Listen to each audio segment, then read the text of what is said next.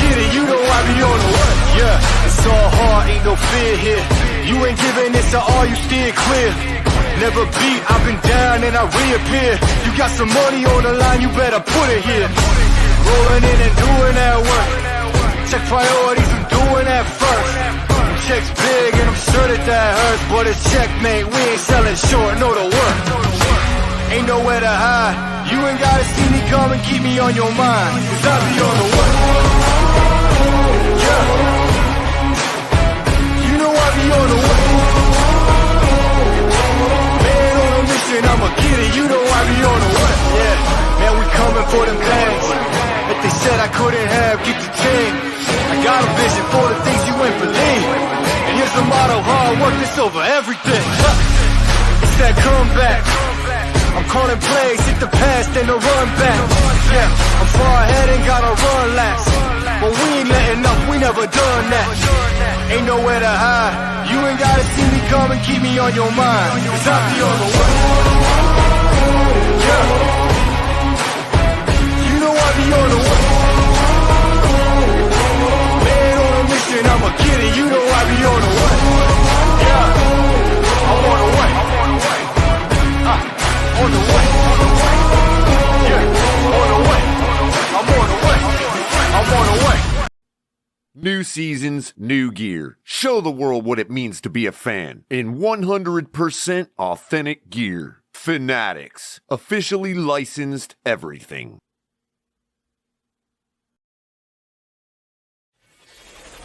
Get ready to dive into a new role of online shopping with the Fins Tailgate. Whether you're a die-hard sports fan or just looking for the latest fashion trends, we've got you covered. With a wide variety of products from your favorite sports teams to stylish accessories and home decor, we're your one-stop shop for all things tailgate. Our easy-to-use website and hassle-free checkout process make shopping with us a breeze. Plus, with frequent sales and discounts, you won't want to shop anywhere else. So come on in and join the party at the Fins Tailgate, your new go-to destination for all things tailgate.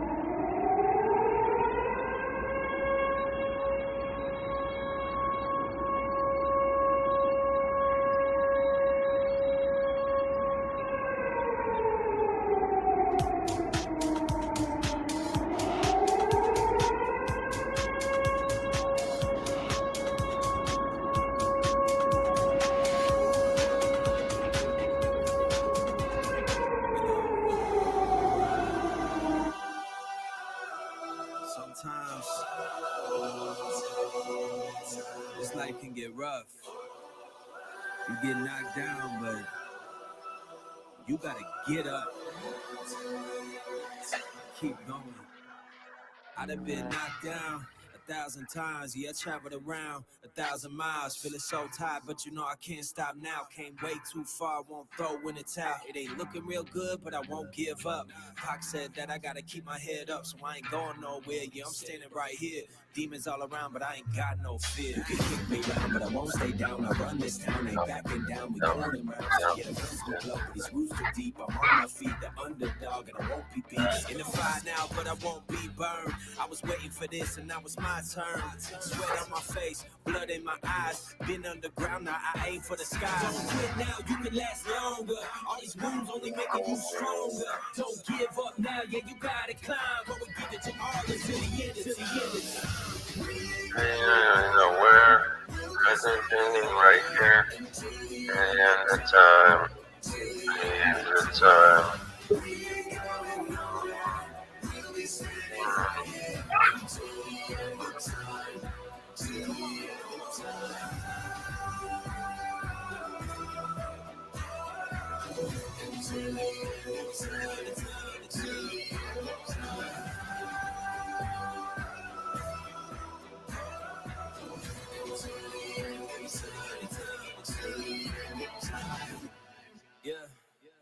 Been through a whole lot, but we overcome. Enemies in our face, but we ain't gonna run. Never drift off course, always stay on mission. Won't slow us down, cause we way too driven. Yet we put in these 10,000 hours. You won't stop us, cause we got the power.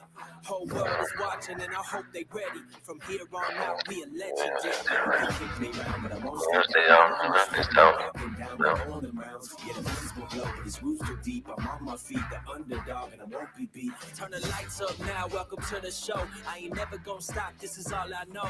My eyes on the prize, until I die. I'm gonna rise, level up to the skies. Yeah, we here now, we were chosen. All the pain brought us to this moment. Watch everything we work for fall in line. We gon' give it all until the end of time. We ain't going nowhere. We'll be standing right here until the end of The time, till the end of time. we ain't going nowhere. We'll be standing right here until the end of time. Till the end of time.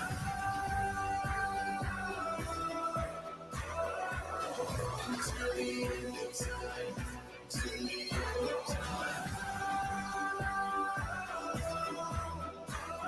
Play with the fire, you get burned. All of my struggles became lessons well learned.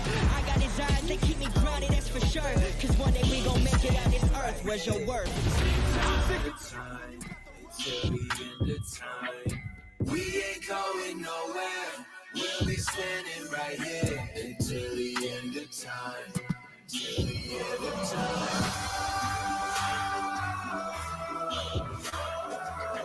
Until the end of time.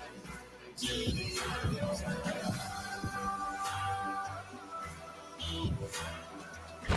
Was silent calm, but now the storm is right on. I'm not the one you can't ignore. I never politic. If I want it, I'ma get mine. Never fake the funk, can't perform for your empire. Snatch him out the throne, make them all fall in line. I let the clock tick. Ladies and gentlemen. You're talking, you got the wrong one. I'm taking your king. Ladies and gentlemen. Boys and girls of all ages, this is Late Night Exhale. We back, baby. We back. Make sure you hit the like button. Make sure you hit subscribe. Turn on your notification bell. This is the Hype Show. I hope that video got the blood flowing. We got a lot to talk about. We're going to be dropping the link early. I got some boys in the back we're going to bring up.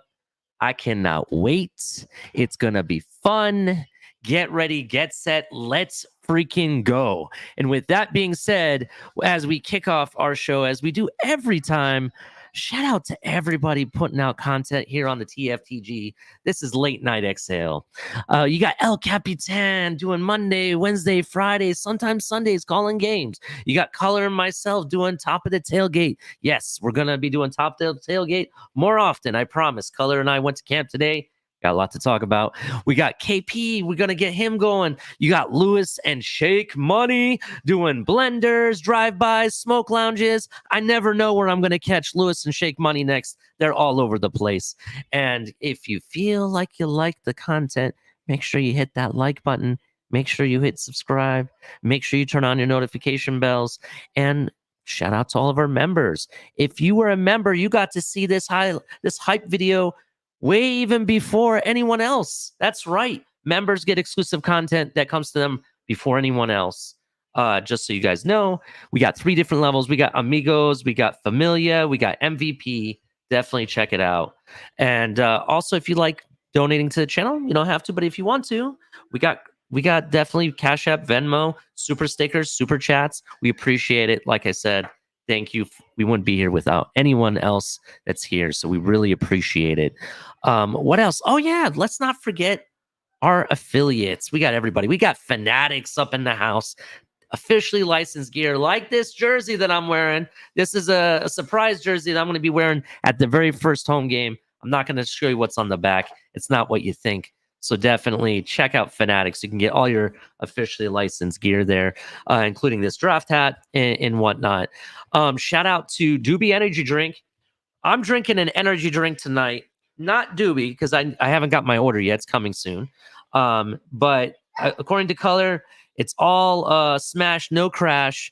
They don't cause the jittering. It actually has a lot more stuff that's more beneficial to the brain and all natural caffeine and whatnot. So definitely check out GB Energy Drink. They have a variety of different flavors. If you want it, you don't take my word for it. Check out Shake Money shows. He does on Saturdays, I believe he does a preview of a different flavor each Saturday. In addition to that, he has a video, like a 4 or 5 minute video of his opening box reveal of it, so he can tell you all about that. Take his word for it. He likes the stuff. And Backroom Collection. You want some awesome canvas artwork? Check out Backroom Collection. They got a lot of different stuff you can get. You can hang that stuff anywhere. If you want to save 10% off your orders for both Backroom Collection and Doobie Energy Drink, use code TFTG at checkouts. So shout out to the affiliates. We really appreciate them. Shout out to my wolf pack. That's right. The wolf pack is back in the house. We're not here to hate. We're here to hype, just so you guys know. But with that ado, I'm going to introduce the people I got in the back. Let me give them some good intro music. That's right. And if you're just joining us, this is not Top of the Tailgate. Oh my God, I almost lost myself. This is Late Night Exhale, episode 2. We're back, baby. Every Saturday, 10 p.m. I'm your host, Ali the Persian, and we'll go hard. We'll go hard with this. So let's actually go hard with some good music. Let's go. Let's go. Gotta go hard. Hard. Go hard. I go the hardest. I bring the pain. Not what you used to. It's all part of the game. Yeah, I just gotta go hard. Everybody, welcome Shake Money and Crypto to the show. What is going on, guys? How you doing? What's going on, fellas? What's going on? What is going on? How is everybody doing tonight? Shake Money with the glow, lights. Yeah. He turned it off from that terrible blue to the great aqua. Yeah, it's always aqua. It's always aqua. That's right. So yeah, man. Crypto, how's it going? How's everything been with you guys? Up in the That's been pretty good. All right, definitely good. Toward the end of my Friday. Yeah. Gotcha. Yeah, that's right. Because you guys work Saturdays too, don't you? Yeah. Yeah, I gotcha. Saturdays Shake and Money. Friday. Yeah, Shake Money. How's it going? How's everything tonight? No, good. Yesterday was my Good. Friday. Yeah, everything was Friday. You actually had a Friday on the Friday. Yeah. I want to shout out to everybody in the chat. If you're just joining, make sure you hit the like button. Carla Williams, how's it going? Ali in the house and his broken takes. LOL. Yeah, I haven't done a broken take episode in a while, but that's not because I haven't recorded them. I'm just saving them for good times during the season, just to be honest. And then we got some Bills fans up in here. Johnny Utah trying to flood my chat. I'm not gonna let that fly. If people are flooding the chat and spamming, I hope my mods who are up in here will make sure they time those people out. Please, because I don't want that stuff spamming the chat, just so you know. Across the pond, he's a friend of the family. He's all good. He's telling me that it looks like Arsenal is going to play City, it looks like. Yeah, that's going to be a good game. Shout out to the Premier League starting up. Mark K, how's it going? Marino's GOAT, Dolphinier, Duke Tomlinson, how's it going? John Featherland. Banana. That's right. How's it going? Adam Sadowski. Michael K's in the house as usual. Shake Money. You're always here, bro. That Dolphins realtor. How's it going, man? Delusional Patriots fan. I'm gonna take a line that Zach Thomas said today. You guys might be yelling at stuff at us and you might be throwing stuff at us, but you know what? We enjoy doing it. So that's what Zach Thomas had to say today to the rest of the AFC East. I thought it was pretty cool, actually. Pretty funny. Let's see. Jamie Reichard, how's it going? Did I miss anybody? Richard McLean, how's it going? Canes, Dolphins. Big Nick is in the house. And that's about it. If I missed anybody... Oh, Andres Negron, I see you now, bro. I'm sorry. Newfoundland's here, too. If I missed anybody, I apologize. I'm trying to get everybody. All right, so let's get this party started, man. I know today wasn't necessarily the best day for the offense, but we got a fucking defense on our hand. All right. I'm not here to give excuses for stuff that I saw today at camp. What I am here to tell you is that this defense is making it very, very hard for the offense, right? This defense is covering everybody. They're able to, in so far, and I don't think this offense is really going 100% yet, right? When I say that, I mean, I don't think they're running at 100% yet, and I think that they're kind of holding back just a little bit, right? But so far, what I've seen from everybody, not just one or two people on the defense, we're talking about the entire defense, coverage, blanketing everybody. Tyreek can't get open. Waddle can't get open. Cam Smith and Kader Kahu impressing people left and right. You know what I mean? I don't even know who our cornerback 2 is because there's so many guys that performed today. I was like, holy shit. Even believe it or not, the guy who says everyone that says he's toast, Eli Apple, put a big hit on Barrios today coming across the middle. You know what I mean? And he even had some coverage, Javon Holland, I'm thinking he's playing Pro Bowl this year. That's how good he is right now. Even some good stuff from Shake Money's favorite player, Noah. Right? Noah. Yeah, Noah looks good, bro. There's a video I have that I might be playing. Actually, not tonight. I'll be playing it on top of the tailgate. Tune into that. There's a clip that I took myself that I don't know if Noah was lost, but he was definitely there. I will say that. But there's some. He looks good. That's all I'm gonna say. He looks like he got bigger, a little bit bigger too, in my opinion. What else did I see? Christian Wilkins is destroying everybody that they put in front of him, bro. People are saying, well, oh my God, Eichenberg looks terrible. Well, no wonder he looks terrible when you're going up against Christian Wilkins every freaking time. You know what I mean? When you have Christian Wilkins or even a Jalen Phillips, it's like, how do you compete against that? You can't even get a leg in. You know what I mean? I'm just saying, Christian Wilkins is playing at a level that I said he was a sack machine earlier this week, but I told Color on the way back, he's starting to become a sack factory. That's all he does, produce sacks. You know what I mean? At least in the camp so far, right? What else? What else did I see? I saw a lot of double tight end sets. That was interesting. And a lot of running. We ran the ball a lot. It seemed like Mike White handed the ball off a lot in the 11-11 scrimmage of what they had because we had a lightning delay or storm.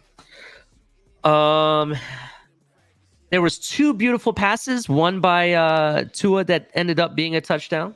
I saw that. The other beautiful pass came by Skyler.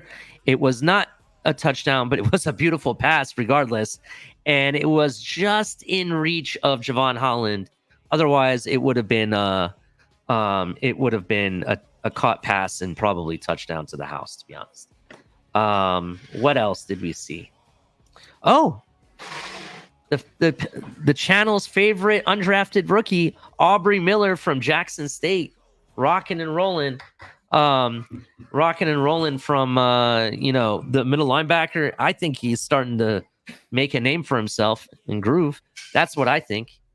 What did you guys hear? Did you guys hear anything else?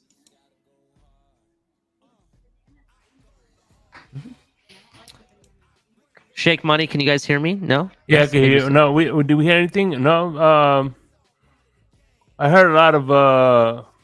I heard Ahmed was running. Hang on, Ali. Sure. Yeah, Shake Money. Ahmed was running. He had some nice runs. So did Gaskin. Gaskin looked pretty good. I didn't see much of A-Chain that from the view that I had.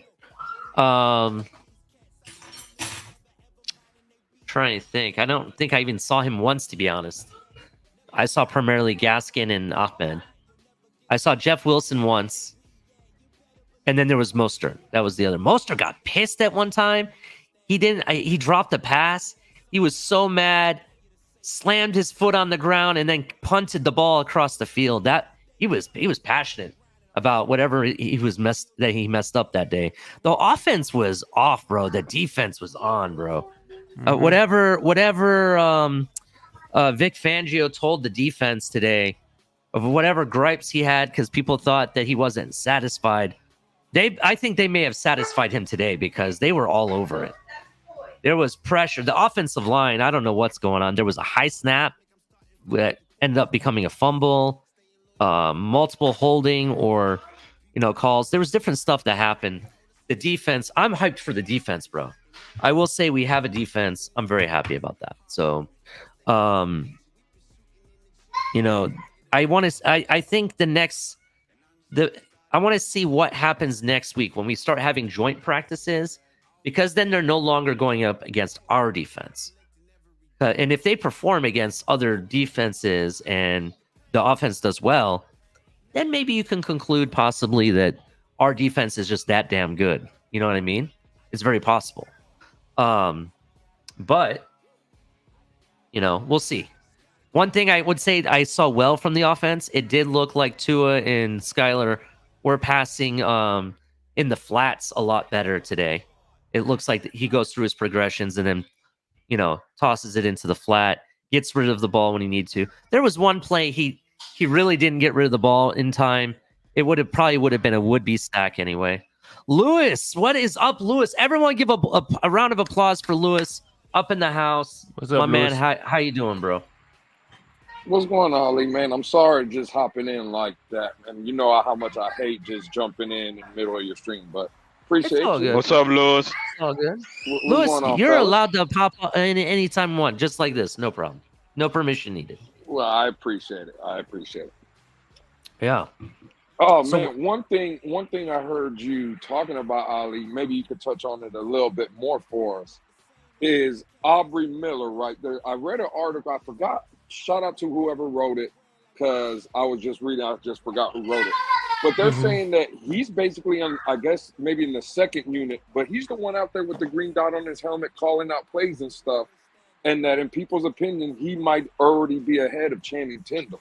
Have you seen, from the days you've been out there watching Aubrey Miller, is he that good that, what's going on with this kid? Bro, just being in the building and already calling plays, that's, in my opinion, that's impressive, bro. Yeah, it's definitely impressive. Here's what I can tell you. The first day, I didn't really see much of both players, Tyndall or Aubrey Miller, right? And that could have been by design. It was their very first practice in public. You know what I mean? Who knows, But the second day, which I went today, I saw Aubrey Miller right off the get-go. And you've seen that photo going around. And you see those arms, right? And I even asked the question in our own private chat, Lewis. I'll admit this. I said, are those arms real or are they photoshopped? You've probably seen my text, right? Absolutely. And I got to see them in real life, and I can tell you they're 100% guaranteed real, authentic, the brand name. No generic arms, bro.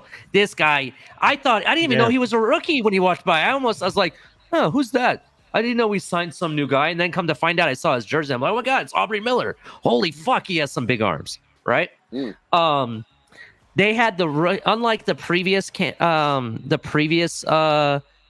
training camp I was there, and from what I saw from videos and stuff, it looked like they brought out all the rookies first and had them stretching on the field and doing some drills and stuff on the side before they brought out the veterans on the field to do their normal warm-ups and everything. I don't know if it was to kind of get them used to the real game situation and, know where to go in the stadium and all that. I don't know if that's what it was, but I got to see him kind of up and close. And the other rookie that impressed me, and I apologize, maybe Shake Money can correct me on how I say his name. Pillai, I think it is, or Pillai, or I'm not sure how to say it. Yeah. Defensive tackle. I believe it's Pillai. Yeah. He's kind of impressed me from the videos I've seen and when I saw him in person. The starting defensive tackles are still, bro, no joke. It's still going to be Wilkins and Siler. Yeah, Raekwon. Wilkins and Scott. Yeah, Raekwon and those are your three defensive tackle guys. They're going to be the starters no matter what. But Pillai is kind of making a move like, hey, he might whoever that fourth guy is might give him a run for the money. He looks good. There's this one guy, I'm not gonna lie, and I know I'm not trying to throw any shade on any player. You know, the fact that he's even here in training camp, shout out to the man, right? But in comparison, and this just tells you how big Siler and even Christian Wilkins is, or Raekwon Davis, right? You see them walking across the field, right? And in front of us, right in front of us, like 25 feet in front of us, right? They're walking right across. And then you see this guy following him right behind Christian Wilkins and Siler, and probably trying to gain knowledge. That's probably why he's hanging out with them or whatever. Right. And he is so freaking short. You've met me in real life, Lewis. It looked like me, except I had arms of a giant. Huge arms, long, lengthy arms, you know, very big. It looked like someone had duplicated Raekwon Davis's arms and put them on me. And the guy's name is Twellman or something like that. This guy looks so short, but had these gigantic arms and colors like, there's no way that's a player. That's probably one of their kids or something and wearing a jersey. And I'm like, no, that guy's not actually here. And I was like, holy crap. But that just shows you how big some of these guys are in comparison. You know what I mean? They're like giants among boys. That's what they look like. What else can I tell you about camp? Well, I know one thing I want to come out and say, Ali, is that, again, I'm man enough to come up not only up here, but on Twitter as well. And I always try to stay 10 toes down, right? And when I'm wrong, I'm wrong. So this is my apology somewhat to Christian Wilkins so far.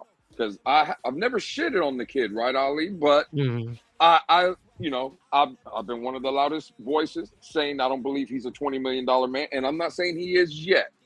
But by all accounts, Ali, and remember all the rumors, maybe Vic Fangio don't want to, maybe he doesn't need a guy like Wilkins. Maybe this, maybe that's with all the conversation. And when you hear Vic Fangio come out, whenever the video was, and he talked about Christian Wilkins, and he's exceeding expectations, even like Vic Fangio's.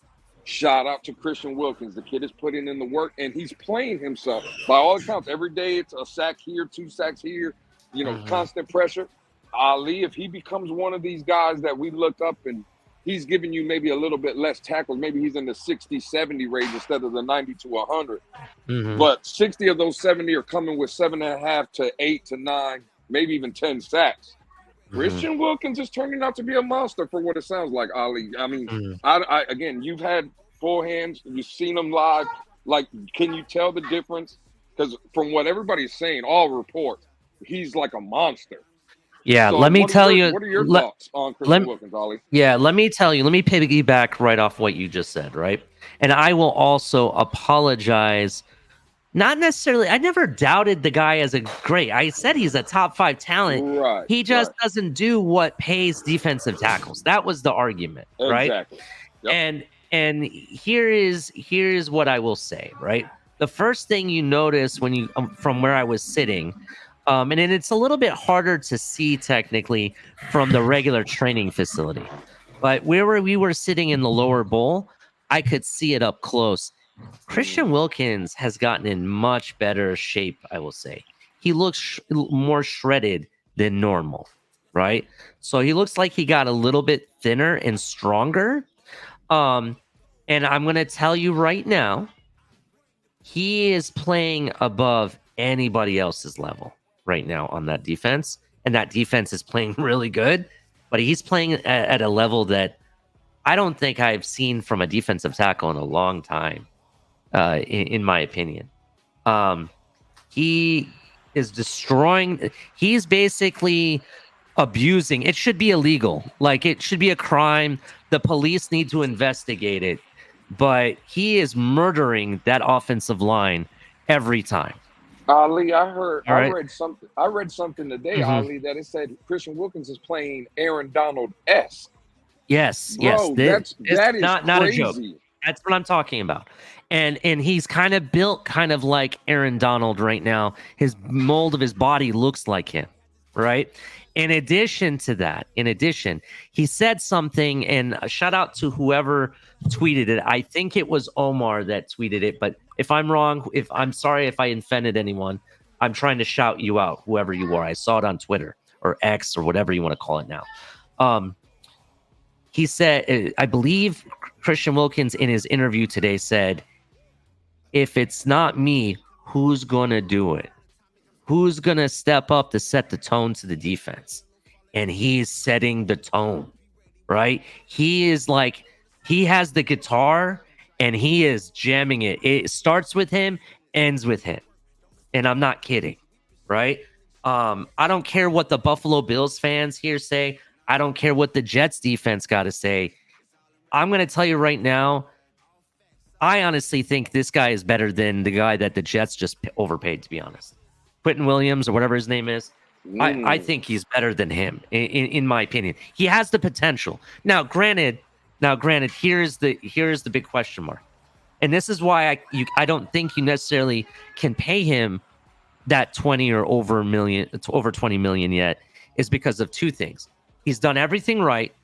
He's done everything right in practice so far, but we need to see it in two different ways. We need to see it against another team. We have joint practices next week, and then we got preseason games coming. We need to see it there. Not so much in the preseason, I'm not too worried, but at least show me in the practices that you can still do it, right? And then in addition to that, going into the season, I want to see that sack factory, as I'm going to say, because that's what he is in the training camp so far. I want to see him now delivering those sacks. Like he just loaded up the truck and now he's out delivering. That's what I want to see. Right? From the factory. Absolutely. Right? When he does that, I will be the first one. I'll hand the check to him personally, bro. Just being honest. Absolutely. So, and I would agree with you, and that's where I'm at too. But see, I see a lot of people in the chat, Dolphins for Life, Q, they're asking, and it's a pretty good question. And again, you're the inside guy right now because you've been at camp. Is the guys like Christian Wilkins, Siler, I mean, everybody for the most part on that D line, for the most part, they said they've been eating.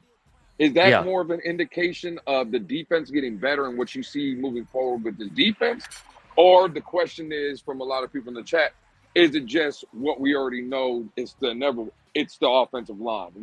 Because again, I think me and you kind of heard good things about the offensive line as well. So can you speak on that? Is it is the defensive line and D line getting better, or is it just a product of our offensive line that still needs some work? I'm going to tell you straight up, in my opinion, it's too hard to tell, and I'll tell you why. How do I put it? I think it was Noah or somebody said it, that Vic Fangio's defenses confuse offenses. And it's so confusing. Even Omar Kelly and beat writers say they don't know what the hell Vic Fangio's doing. They don't see what his scheme is. They can't figure it out. Do you understand what I'm saying? So if that's the case, then no wonder the offensive line at times looks like they're being manhandled. But then there are times where the offense, like 1/3 or 1/2 of the offensive line looks decent, and then the other side doesn't. I will say there's a big question mark at right tackle still. I still believe that. I think we found our left guard in Isaiah Wynn, which we already predicted. That's what I will tell you. Armstead's going to be your left tackle for sure. Connor Williams, if he wants to get paid, he's going to have to play a little bit better. There was a really high snap today that would have been a fumble and maybe even a touchdown for the defense based on where it was. So he needs to get a little bit better. Rob Hunt, it's kind of hard because sometimes I think Rob Hunt is trying to help the right tackle out at the same time. And it's just it's weird. I can't really tell you. Like I see promising stuff in drills and stuff, and even Hayes actually looked decent at one or two drills. But then it turn around when they play 11-11s, the defense is like in the face, or every other play is a sack. You know what I mean? I'm going to tell you straight up. You know how last year we had hard times getting off the field on third down for whatever reason. We think we're getting off, but we threw a penalty or it was like 3rd and 20, and they somehow come up with the 20 yards. You know what I'm talking about, Lewis? It happened like over and over again at the wrong times last season, right? That ain't happening this year. The defense is going to get us off the field on third down. Now, the offensive line, I don't. It's really hard for me to say. I want to say that it's this defense, but then again, I have to see it against a different defense for me to be able to say that consciously or 100%. You know what I mean? Like, I feel good with my answer. You know what I'm saying? Right. So, and then again, you also got to think about it. They've been bringing what's his name slowly. He even complained about it. Armstead was coming back slowly off the pup list. You know, and even though he was off, they had him doing, you know, light drills and stuff like that earlier on in camp. So it's still kind of early. Let me see what we do against Atlanta, and then I'll give you a better synopsis or, you know, thought process. That is definitely fair. If I can transition to a guy real quick on the offensive side of the ball, Ali, and a guy I've been high on, and a lot of people have told me he's coming in here just to play special teams. He's going to be a punt returner in Braxton Berrios. I've been saying since day one, I think I knew he was going to get on the field, right? But I've been screaming for about the last 2-3 weeks now, Ali, maybe even a month. I want Braxton Berrios as my number 3. Every time I look up, there's a report being out, a video being thrown. When he gets the ball in his hands, Ali, it's not only that he's catching everything in sight, he's making plays after the whistle. And I just think, listen, we all know Mike Gesicki's not here no more. We all know how I kind of feel about Durham Smythe. What do they always say in football? The tight end is the best friend of a quarterback, right? It's his outlet on a 3rd and 5, 3rd and 6. A guy that can go in the middle of the field, sit in the zone, and get like a possession receiver, right? Yeah. Is that Braxton Berrios in your opinion, Ali? Are we looking at a real strong case for him to be wide receiver 3? All right. So I'm going to tell you straight up, Braxton Berrios, you know, I was a big hater on this move. I said this guy will be lucky to even make our team. I said there's so many other receivers that I thought we would use over this guy. Remember when I said that when we signed him? And I'm sorry, but he's having an out of body experience. That's the type of what he's doing. He's playing way more better than I thought he would. I thought I would see Chosen as the number 3 and have a bigger role. But I've seen a lot, and I mean a lot, of Braxton Berrios on the first day I went to camp, from the day that all the videos I've seen a shit ton from Braxton Berrios, and I just saw more from Braxton Berrios today. He's being used in all different kind of ways. They've used him even in a fake jet sweep because he's that fast. I've seen him do that Edelman / Wes Welker style wide receiver role, cutting across the middle. I've seen him on deeper routes. I've seen him in intermediate passes. He's been all over. The big question is that which one of these roles is, or which one? How are they going to use him? And I can kind of see him being the outlet possession receiver kind of guy. And what worries me, because you know me and Color, we rooted for Craycraft last year, and even at one time before he got injured, Craycraft was starting to pick up a little role. He was getting more passes. He scored a touchdown in the Ravens game, backed it up against Buffalo, which is very big, to be honest, in my opinion, against Buffalo of all people. And then he got injured, and he kind of disappeared after that, right? Right. With Berrios doing this well, and what I saw from Eazy-E earlier on in the first camp, it's going to be very hard. I think River Craycraft is definitely on the bubble. That's what I agree with that. Really? I agree. And it's not because he's a bad player. The guy still catches the ball. He never takes his eye off the ball and everything. It's just you're seeing a lot more of the other players that in ways that they make this team work, this offense work. Well, You know what I let mean? me ask you. Absolutely, I get it, but let's get into this conversation. Then. How many Sure. wide receivers do you and Crypto believe the Dolphins are carrying this year? Because 7. Oh, okay. I was gonna so say 6, but 7 is okay. I'm okay with 7 too. That's a good number. Okay, well, let's go with 7, and then if we see something, we can move it down to 6 and see how it plays out. Okay, so Reek Waddle, 1 and 2, right? Yeah. Let's say Chosen 3 or Burial, however, but Chosen and Burials are 3 and 4, right? Yeah. Yeah. 5 would be, again, everybody's telling me Cedric Wilson is gone, but let's assume Cedric is here. That's 5. I don't think Easy E would be your 6. He would be your 6. So now, if we're going 7, it would definitely be Craycraft, correct? Like, there's not a way that Braylon Sanders or this guy Freddie Swain or nothing are beating out River Craycraft. No, I wouldn't say Freddie Swain. I wouldn't say Braylon Sanders is a maybe. Braylon Sanders is a maybe. But I don't know. I take River Craycraft at that point before I take Sanders. If he makes it, he's getting the last spot. Let's just put it that way. I'll just give you that. Right. But then again, there's always someone surprising. In the 7th man rotation. We do have God, what's his name? Here is a scenario I'll give you, and I want to know what you guys think of this. We all know they brought in Elijah Higgins to play tight end, right? They list him as a receiver. Well, they list him as a tight end is the question.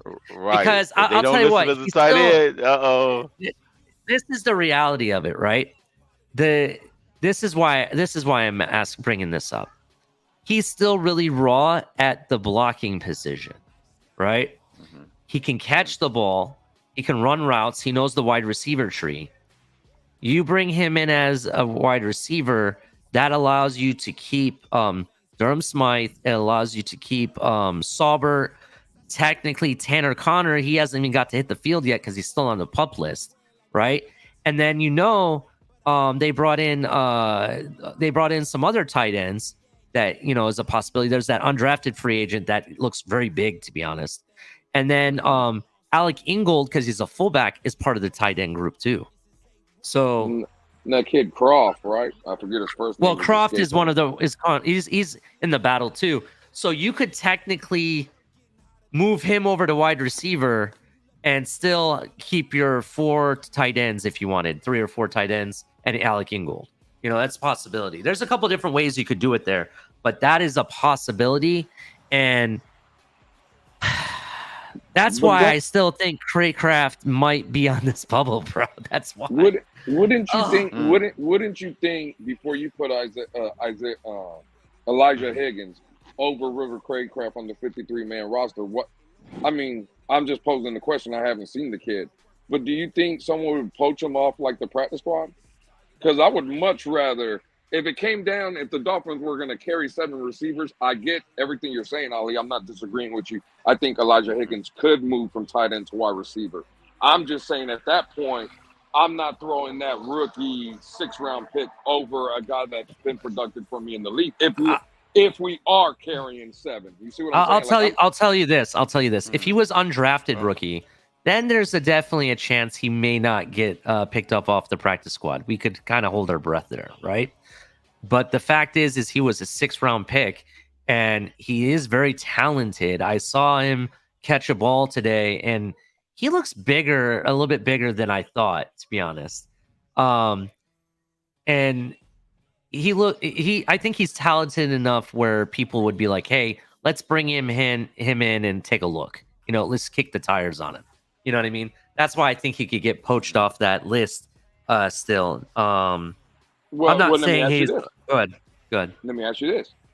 Can you still protect like 2 or 3 guys on the practice squad? Is he let me ask to frame the question this way, Ali. Let's say you did put him on the practice squad, if that was the decision the Dolphins made.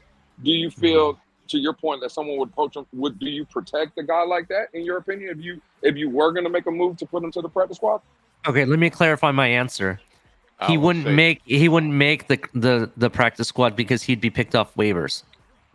Oh, you know what? I did completely forgot there's waiver. You're right. Yeah, You're right. let's put it Okay. that way. All right. You'll definitely have a team like New England. Even the Jets could look at him.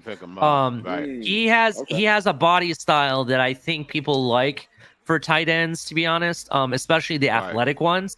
They want to at least see what he looks like. And come on, he's a rookie. You know, it would cost next to nothing to pick him up. That's why I think they would at least pick him up just to look. And then if they don't like him too, they'll drop him off. You know what I mean?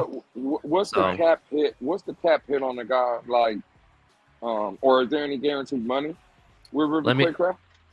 Let me take a look. I think it's very minimal, bro. But let me take a look.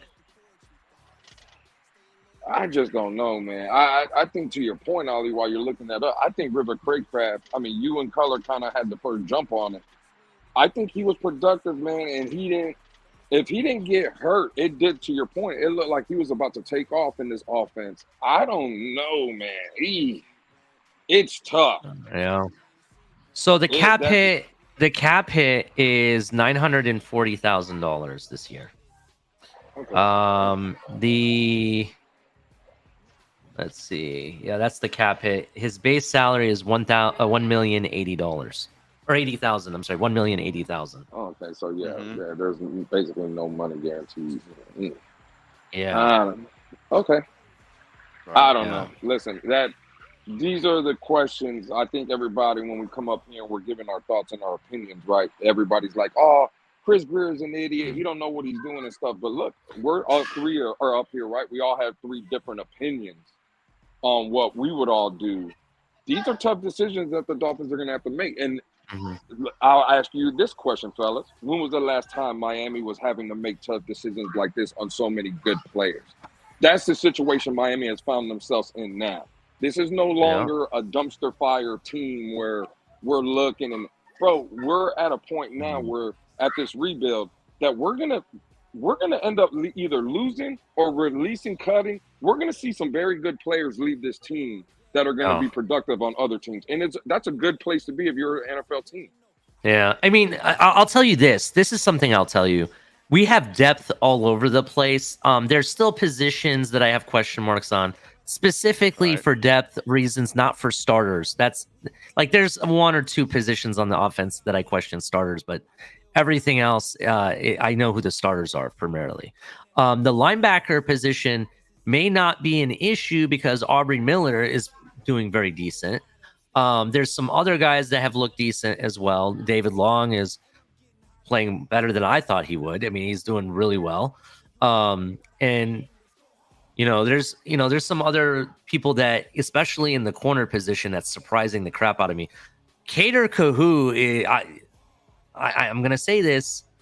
I think he might be playing for a spot on a Pro Bowl team this year. I'm just being honest. He looks that good. Is he the best corner as of right now? I know Xavier's there, but with the age and maybe later status in his career, Ollie, I'll put you on the spot. Is because Jalen Ramsey's not there as of today? Is Kader Kahu the best corner in your opinion on this football team? Do I get a choice of Ramsey in this or no? Well, I'm talking about today. Ramsey not being there. Who is there today? Who is there today? Okay, I'll go with that. As of right now, currently on that's playing, that will be there week one, barring any injury. Is Kader the number one guy? Kader Kahu. How do I put this? It's close, bro. Functionally, it is so close for me because X does so many good things, even when he's not being passed the ball, like the ball's not being passed to his side of the field. He does good stuff, right? Kader Kahu is just dude. You know how like I've said the coverage is blanketing the receivers, dude. He's like blanket shit. Here's a fucking comforter. You know what I mean? He's putting the thick comfort on there. You know what I'm saying? That's what Kader Kahu's doing right now to some receivers, and even Noah looks super good, bro. Everybody just looks good in that secondary. It's hard. Like I said, even Eli Apple popped out today, surprisingly. I don't know if that's a good thing or a bad thing. Remember, It's Noah like always had the I don't physical know. capabilities. He's always Yeah, had I that. mean, I was surprised. I'm gonna say X is just slightly better, but only because of experience at this time. Very slight. It's very slight. Man. Well, Yeah. listen, that's not that. Even Don't if tell you would've Batman came that out- because he's gonna be really mad at me. But I'm sorry, bro. But we actually got some players. Let's just put it that way on that Right. defense. On this defense, we definitely have players. Definitely. Well, see, and that's what I was about to say, Ali. Even if you would have came out and said, in your opinion, Cater is the best right now, you wouldn't have been wrong, bro. And that's what I'm saying. That's what people that maybe have a little negativity, right? And we say the word negativity. Yeah. But I do get, without trolling aside, and see, this is not a 10-person panel where everybody's screaming over each other and we're all just screaming to make points. We're having great dialogue and good conversation. So I'm going to move off the word hate. I'm going to use like the people that have concerns or the people that have the argument of, hey, I need to see it before I believe it, right? I get all that. I'm not going to sit here and call you a hater because you have those feelings. But listen to the conversation that we've been having, Ali and Crypto, right? Brother, we're arguing about 7th wide receiver because the depth is so good there. We're talking about a D-line that has been absolutely dominant in training camp. We're talking about a secondary that a undrafted UDFA from last year is in the conversation of being our best corner now. And we know the players that we have in that secondary. We have Nick Needham coming back, Trill Williams, Brandon Jones, Xavier Howard, Javon. Bro, this team is loaded. So Ali, shout out to the late night exhale, right? This is supposed to be the hype show. Well, let me do a little hyping right now. If you can't, I get all the concerns, but my God, bro, if you're not excited for this football team right here and all the stories and everything we're getting out of training camp, bro, jump off a bridge, bro. Like, dude, like, what do you want me to say? Like this, yeah. We are playoff bound. We are a contender in the AFC, Ali, Crypto. I feel it, bro. You could just feel the energy. And I haven't even been there yet. But you could just feel it, and it's exciting, man. It really is. Yeah, it definitely is exciting, and you know, I want to say Color and even you, Lewis, said how much better can this defense get? To be honest, and I said have faith, bro. I said have faith, and Vic Fangio just stepped in and said, "Hold my beer, Lewis. I'll be right back." And that's what he's done. He's getting players to play above their abilities, right? Noah is taken, in my opinion, based on... when he used that word, I'm surprised he's playing better. Yeah, Noah, like I expected progression. No, he freaking decided to leap over the Atlantic, bro. That's the type of leap that he's taken based on what I've seen. They've said that has his person covered mostly to the point where they don't throw to his side very much. You know what I mean? And I got to see Noah get work with the first teamers. I got to see Aubrey Miller get work with the first teamers. I saw Cam Smith get work with first teamers. And Cam Smith was out there, playing and everything. We thought he was walking gingerly earlier on, and he didn't have his pads on yet. But come to find out, he was wearing one of those exercise bands, those big rubber bands that they were put around their legs and they kind of like stretch with it. You know what I'm talking about? When they're walking, he had one of those on, and the way he was walking, it looked like he was limping. But then he takes it off, and I'm like, oh, that's why. So me and Color were starting to have a heart attack. I was like, please, no, please tell me he's okay. No, not another one. Yeah, I didn't want to see that. We can't. Easy E didn't play at all today. He was not dressed. I think they're being really precautious with him. What else? But yeah, man, we have depth all over the place. My biggest question marks right now are right tackle. To be honest, on the offensive side of the ball, I don't know. I think that's my only question right now. On the offensive side of the ball, I was going to say left guard, but left guard looks like it's going to go to Isaiah Wynn. I think Isaiah Wynn. He's winning. He's getting most of the snaps. Wynn is winning. Let's just put it that way. I know that no cliche to say that, but Wynn is winning right now at that left guard position. No one's challenged him. Everyone said, "Oh, it's gonna be Feeney. Feeney's the cool guy, kind of like Incognito was, right?" Oh no, Feeney. I don't think I've seen it very much of Feeney. Yeah. Yeah, you got to. Yeah. So.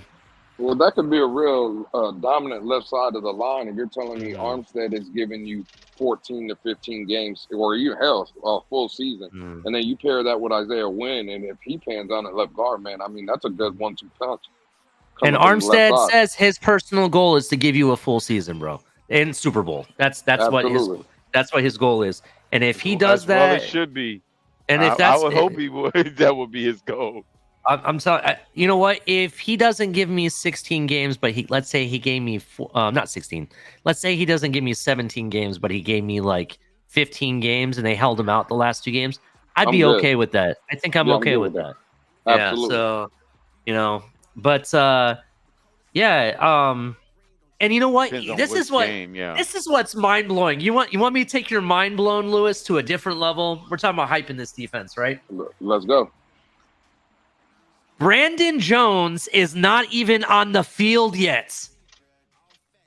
Brandon Jones didn't even have pads on yet today. Right? I agree. He might be there, might be doing some sprints or maybe even stretching or whatever. He came back from what was it, an Achilles or ACL? One of the two. I believe it was Achilles. I believe. Okay. Yeah, because I think it was Nick Needham that had the ACL. And got hurt again. No. He's recovered. But I think they're being like they have him on that pup list or something. Not pup list. No, I think they're just bringing him along like super like easy. I kind of think. I think that's what it really is. But he's not even. I didn't even get to see him on 11-11s or see him on the field yet, bro. I've seen everyone else pop.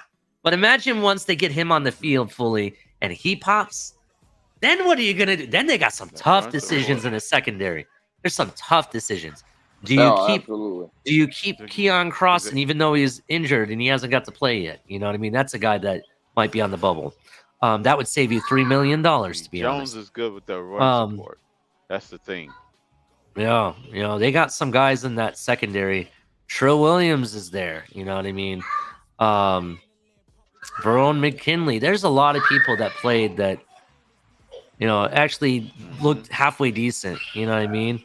Javon Holland's playing for superstardom, bro. Year there was a beautiful pass by Skyler today, and had Javon Holland not got his 1 or 2 fingertips on it, it would have gone straight in the receiver's hands and went straight to touchdown, bro. And I have that on video that I'm going to be playing tomorrow. Me and Color are going to be looking at clips and kind of talking about them. That's what we're going to be doing. Okay. Not tomorrow, but Monday. Good. How is Deshaun Elliott looking? New safety from Detroit. He looked good in the one practice I saw, but I think I can't remember if I saw him today or not. I think he didn't pad up actually today. I don't remember. Did Elijah Campbell play today? I don't remember seeing him pop out to me. He may have been there, but I didn't see him. Okay. So there was names popping out, but there's a lot of people that didn't pop out today still at the same time. It's kind of like Aubrey Miller popped out to me. I saw a few drills of Pelé that he looked really good, so I thought he looked decent. Who else? David Long popped out. He had a nice hit to the running back. Long seems to be always in the running. Whoever the running back is, Long is coming. All right. Oh, that was Lewis. I will demand an apology from you, though. Uh-oh. Yeah, there is something you do need to apologize for. And I'm not gonna ask for an apology letter or a petition for apology signatures. I'm not going to do that to you, Lewis. No receipts. No receipts, Ollie. No receipts. I don't need this for. I don't need to hand the. I don't need these receipts to go hand it to the Miami Dolphins defense. No declarations. Right? I don't need no declarations, but you can privately, just in the back, tell me, hey man, I'm sorry. You can do that for me. All right, that'll work. But I will call you out on this, right? Okay. You yourself said that I don't think that this defense is going to be able to pull off the same type of running game defense as they had last season. You said there would be regression, not progression. I did say that. I'm here to say that I've been fully 100% authorized to say this, and it's absolutely true. You're full of shit. Because this defense is destroying the run as well at the same time.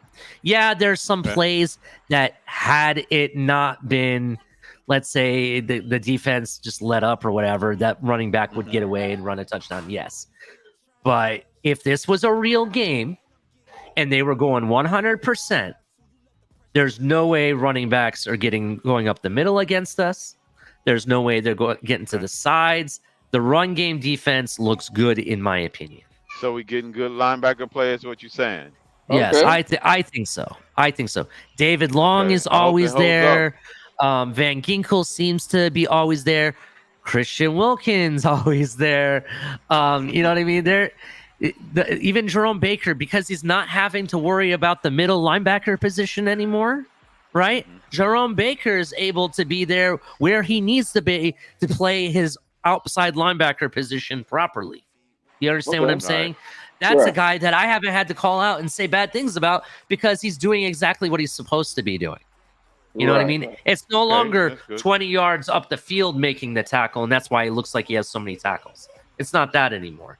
The point of contact is either at the line or like 5 yards behind the line, or right at on the edge, right at the line and right into that out of bounds. That's the point of contacts where I see the running backs getting hit every time. Now there's some where they've had, like they're not going full tackle yet, and because of that, I can't say that Gaskin would have had this nice run, or A-Chain would have had this nice run, or Ahmed would have made this nice run for a touchdown, because they didn't go full tackle, and he still was able to stay in bounds or whatever. In a full tackle situation, you're hitting the hardest.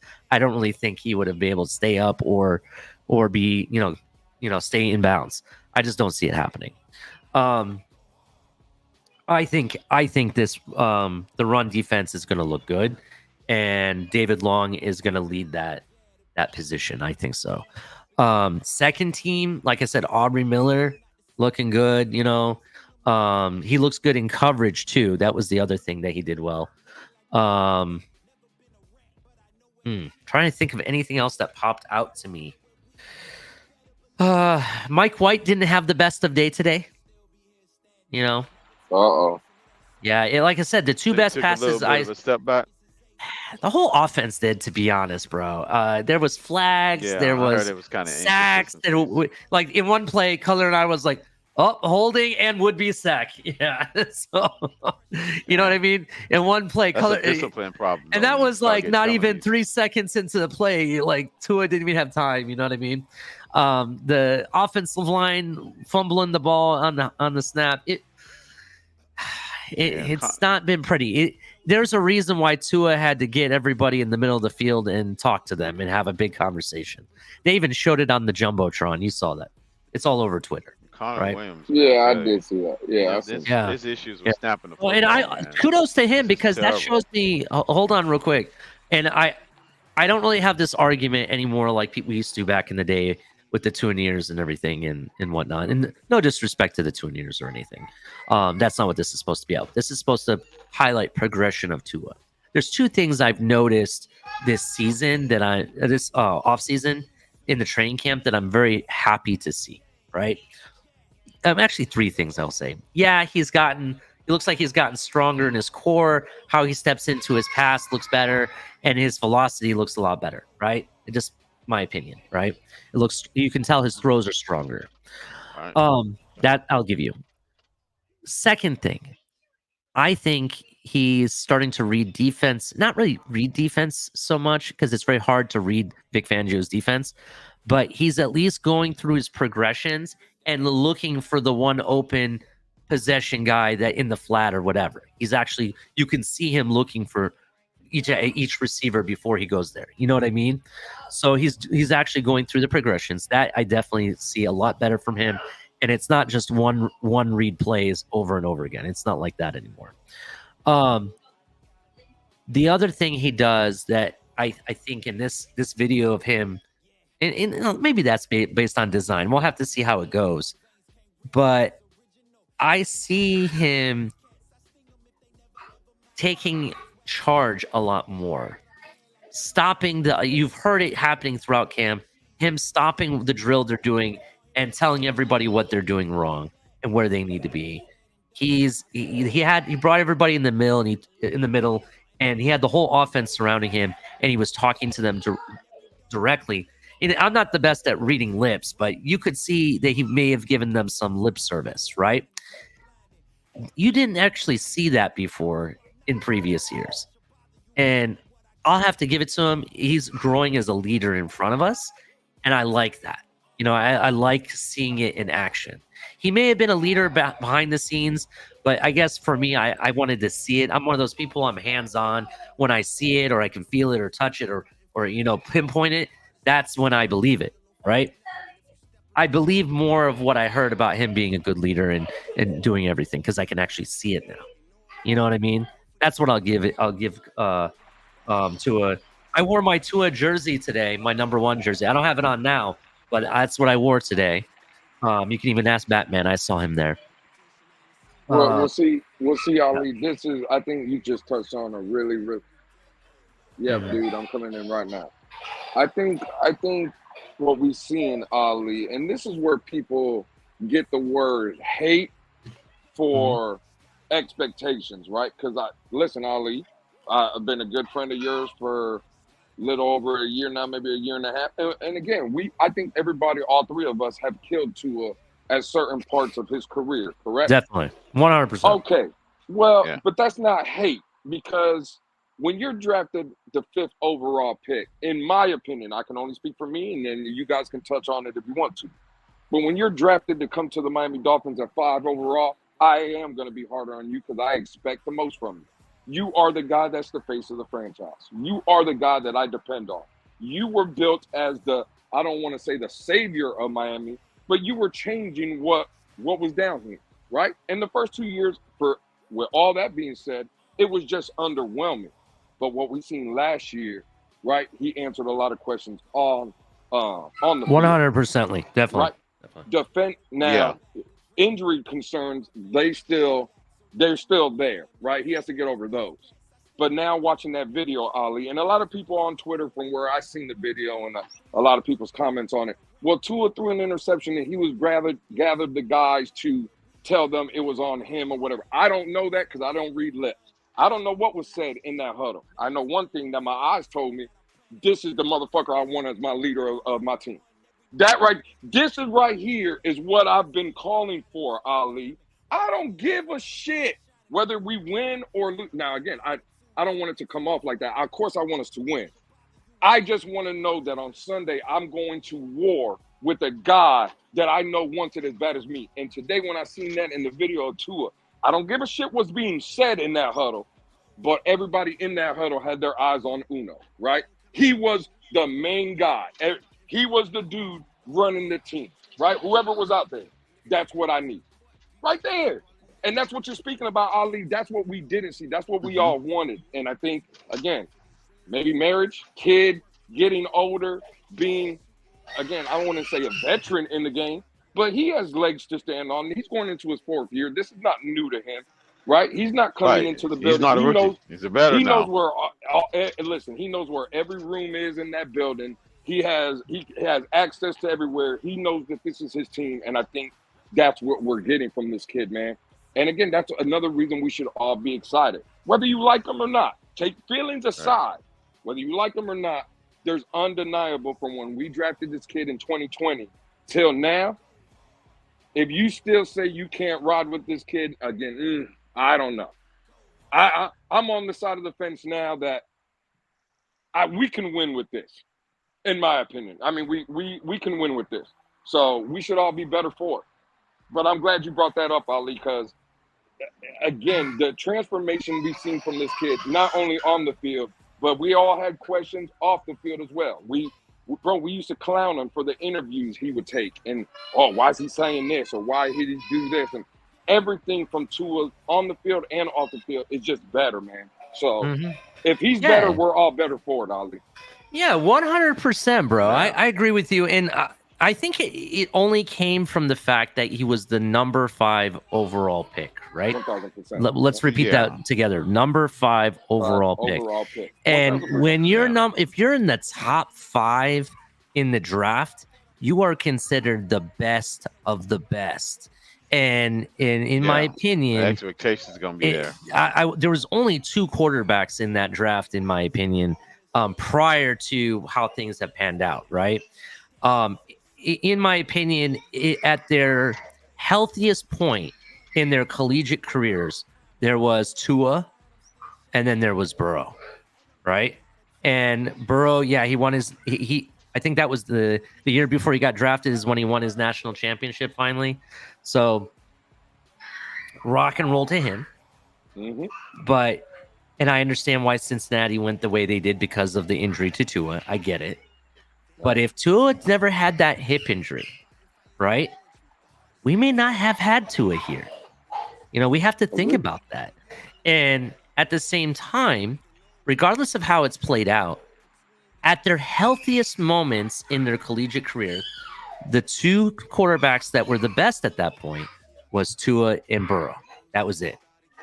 I didn't even think that I can't even remember his name. This is how important he is to me, or how unimportant I should say. The quarterback of the Chargers. I can't even think of his name right now. Herbert. Yes. Herbert. Justin Herbert.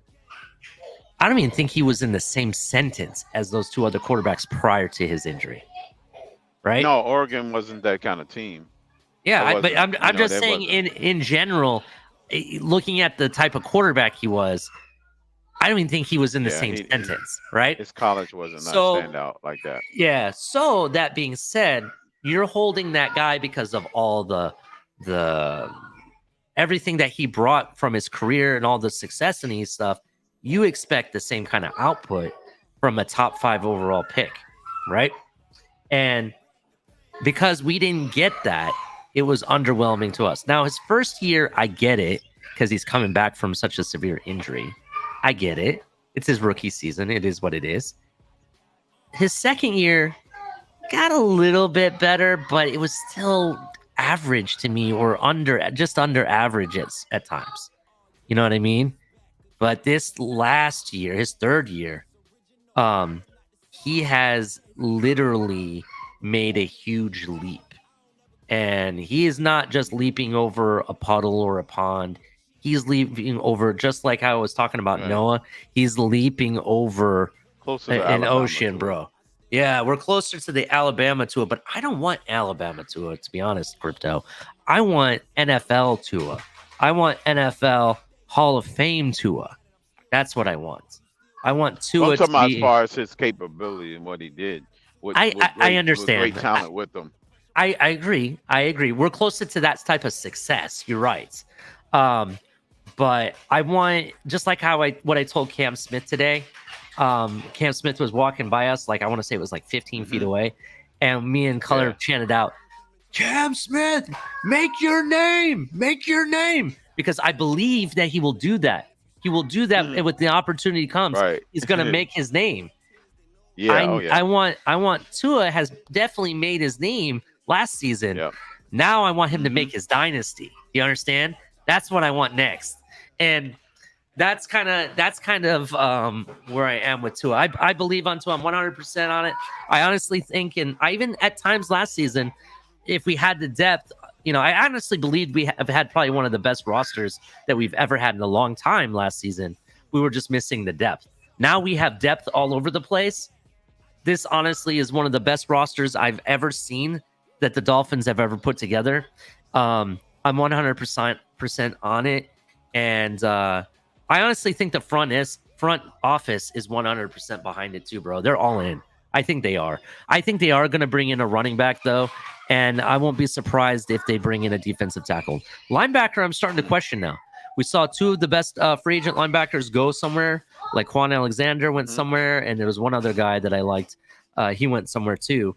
But the fact that Aubrey Miller is playing really well, or at least showing signs that he can make this team. I don't think there's necessarily a need to bring in another middle linebacker yet. Maybe there is, but maybe not. Could be. So I mean, if the main guys are, performing well in all the scrimmages and stuff, maybe not. I don't know. Yeah. So listen. They're gonna have to show up that inside linebacker position. Yeah, definitely. All right. You guys got anything else to talk about before we drop the link and open the floodgates? Any other questions about camp? Nothing. What did you see as far as special teams? Because that was the most future part of our team. That everybody team. Those are like the forgotten part of the team. We got that's the other third that people tend to lose sight of. I think Sanders quite at our best last year. You heard like 1 or 2 days ago Sanders missed a 38-yarder or whatever. I think he took that to heart because I didn't see him miss today. He didn't miss today. He hit like a 48-yarder like back to back. That was nice.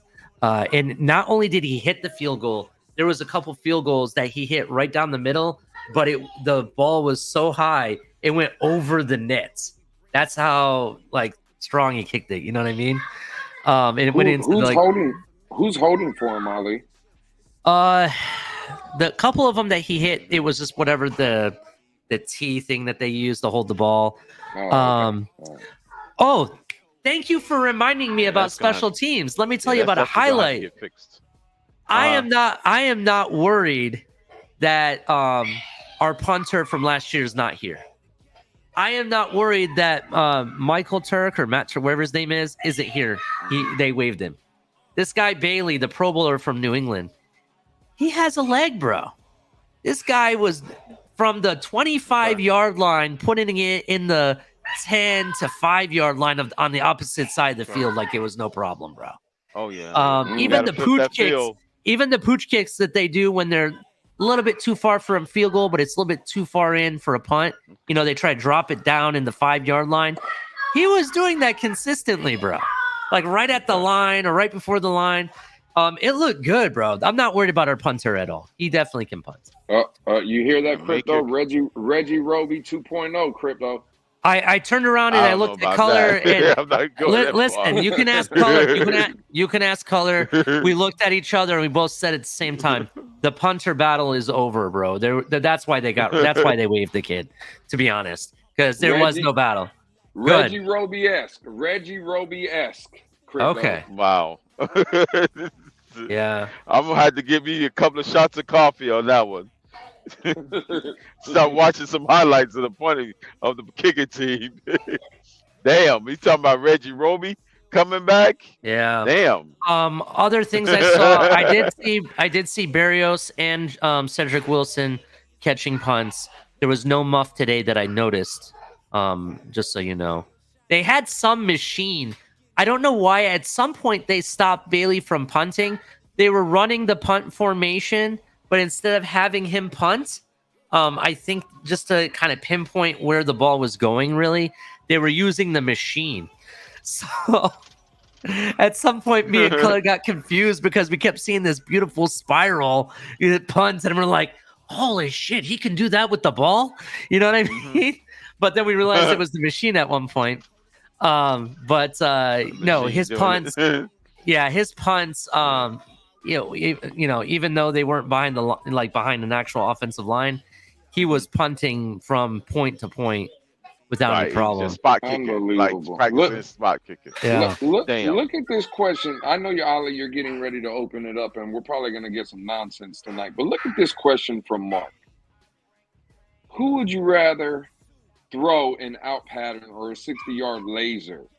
Mahomes, Allen, Herbert, Lawrence, or Tua? Are we still on this narrative, Ali? Can you speak on this a little bit? Because I've heard you and Color and other people have said not only does Tua's body look like it's transformed and it's better, but the arm strength looks like it's coming back and stuff. So can you touch on this, Ali? Again, we all know Tua's not going to have the strongest arm of some of these guys.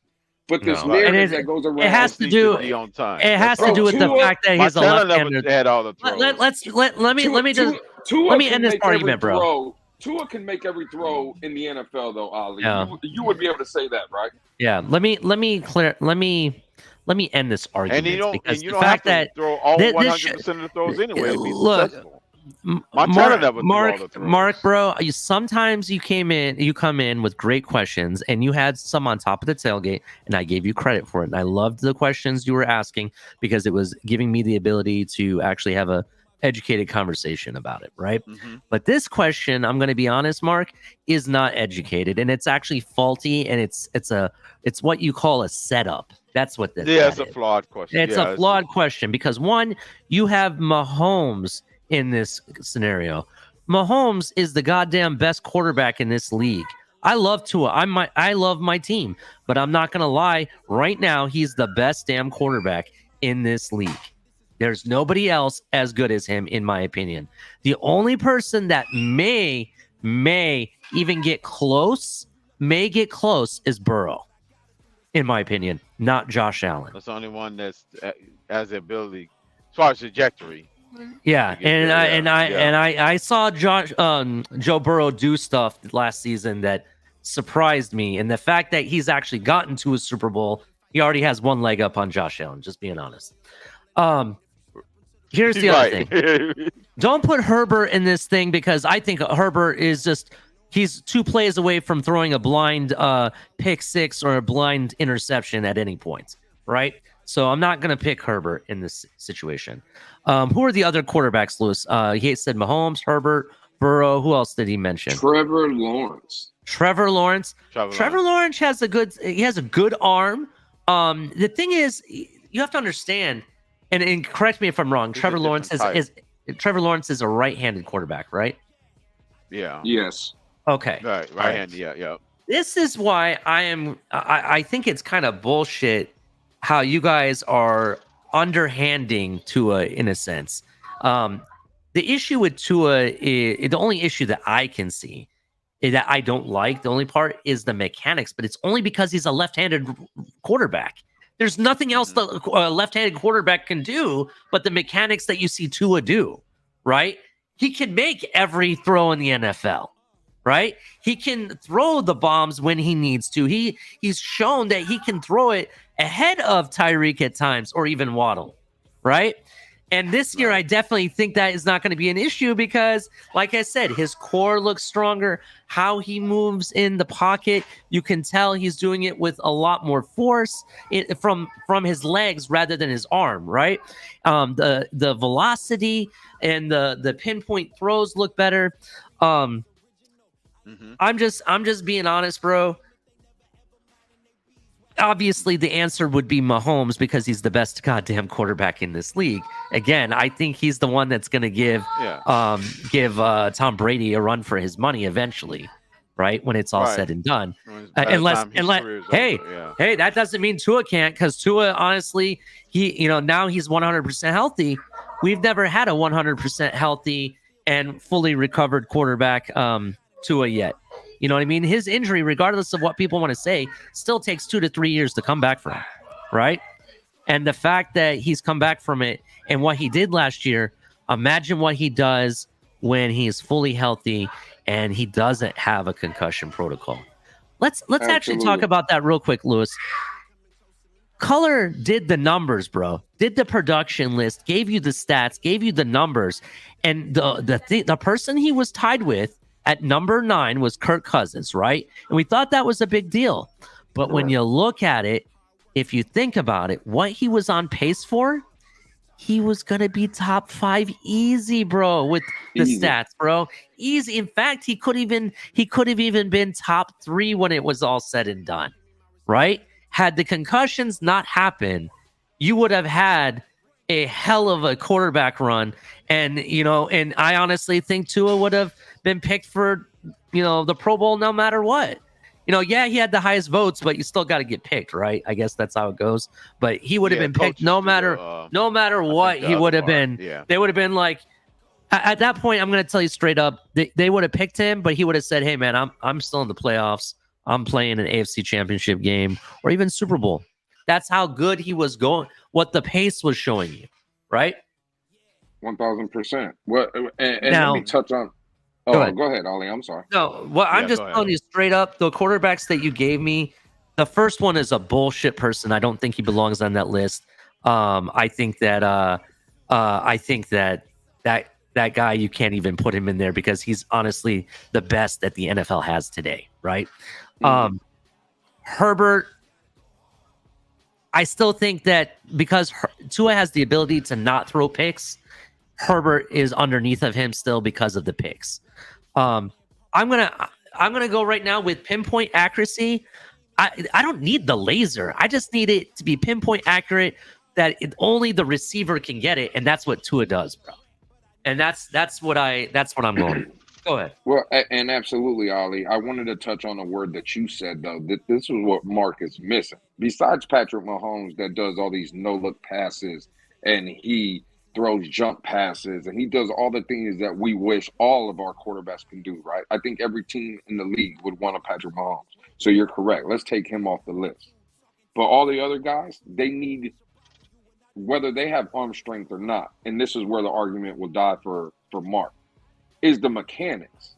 Tua can make every throw in the league when his mechanics are on point, when his motion, the follow through, the rotation of the hip, when the mechanics are on, Tua can make every throw, right?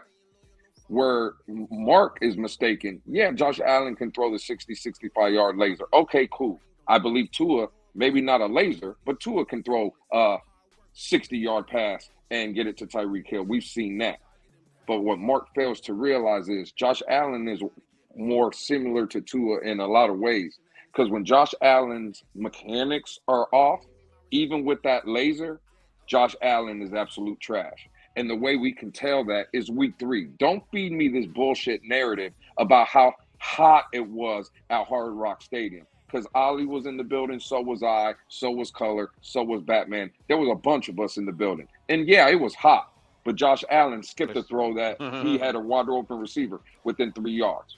You know what? You know what I figured out, Lewis. I don't mean to interrupt you. I apologize, but I just want to say this real quick. During that Buffalo Bills game, yeah, we won the game and we figured out we could beat you guys. And regardless of what you guys want to say about the goddamn Heat or whatever, what I found out at the end of that game that the New England Patriots have more what's the word? Balls or grit. They have more grit than you guys, because you want to know why? Because the game against New England was much more hotter. The temperature was higher and everything in that game compared to what you guys got.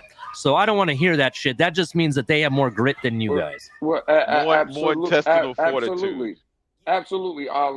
That's the word, Ali. Intestinal fortitude. Carla that's the word. Agreeing with me. Carla says Josh's feet were not set in the right in the right place on that play. Carla agrees with me. See, with that laser arm mark and that guy that can throw the ball 65 yards on a rope, he missed a wide open receiver within 2 yards of him because his mechanics were off. So don't feed me this 60-yard laser bullshit and all these false narratives that you want to run with. Take that shit to somebody that believes you. But over here at the Fins tailgate, we all know that that's bullshit. So we're going to call you out on it. Stop with the cap, Mark. He was working on his slider. He was working on his slider and forkball. He must thought he was playing baseball that day. He showed it out the arm. Sorry, Los, you're good. Go ahead. What happened to that laser arm that he hopped the ball within 2 yards of the receiver? What happened to that laser? Where's that bullet at? Yeah, because they only needed to travel. It only needed to go 15 yards. That was a 15-yard pass. Hold on. 400 yards, Mark. Mark just reminded me about the weather, right? Let's actually talk about that real quick. I saw something on YouTube, and I got to find out who shared it because it was a Dolphin fan that found it. But Josh Allen was on somebody's podcast and being interviewed. He looked like he was sitting on a couch or something.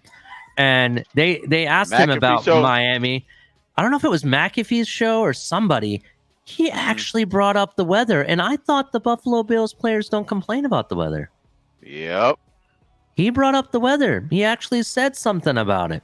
So don't tell me that your players don't care about the weather or don't complain about the weather, because that's bullshit, and we know that too. So, yeah. I believe it was Michael K. or Mark, one of the two, that said that players don't say nothing. So, yeah, Mark, Right. we will see what's going to happen on week 4. I believe Miami goes into Buffalo and beats y'all week 4. That's what I believe. Yes. and it's not just us that believe that. The media believes that now, Lewis. I can't tell you how many times I turn on NFL and they're doing their predictions, and they have us sweeping Buffalo. Yes, they do. So we'll see what happens. You're right. You're absolutely correct. We'll definitely see what happens. Anything else, gentlemen, before we drop this link and we get all the crazies and the chaos? And for Saturday me, night. I don't know about for me, don't. But Ali, I do want to thank you for this hour and 30 minutes. I think this conversation has been absolutely pure gold, and I have enjoyed it. So I appreciate it. Definitely, here. I Lewis. appreciate it, Ali. And definitely crypto, definitely. So I appreciate you guys, and thank you for joining. We're going to drop the link here. We'll start getting the chaos going. You know, this is Late Night Exhale. There's no game tomorrow for me, so we'll probably be here. It'll be a good long show compared to last week's. But yeah, come on up. Let's have a conversation. Yeah. The next scrimmage game is Monday, right? I believe Tuesday? so. Monday or Tuesday. We got Atlanta in the house, right? Yeah, Atlanta being in the building. We have Atlanta in the house. We'll have a handful I heard- of rookies next week, man. I heard gotta you, beat up on those rookies over there. You're going to be at the game, so I'll definitely see you there. I'll be sitting in my seats, but I heard you and Color and Batman and everybody are going to be there. Yeah, I was approached. I guess Vince. Shout out to Vince. Listen. Vince never comes up on the panel, but he's always listening. So shout out to Vince. Yeah, I believe he's giving Color his ticket, and Batman was gracious enough to have an extra ticket for me. So we will all be in the building, and Ali, I can't wait to see you Friday night, man. Definitely, Friday 100%. night the game. That's cool. Yeah. We gotta pop B. John Robinson in the neck. Definitely. Hey, and shout out to J.R. Black, man. I think J.R. Black would agree with me, Ali, about the first hour and 30 minutes. He says, God damn it, Ali. Man, great takes. So shout out to J.R. Black, man. Yeah, definitely. I'm trying to go through to see if I missed any donations or super stickers or anything. Give me a second here. Yeah. I dropped the link, so you guys come on up, man. Don't be afraid.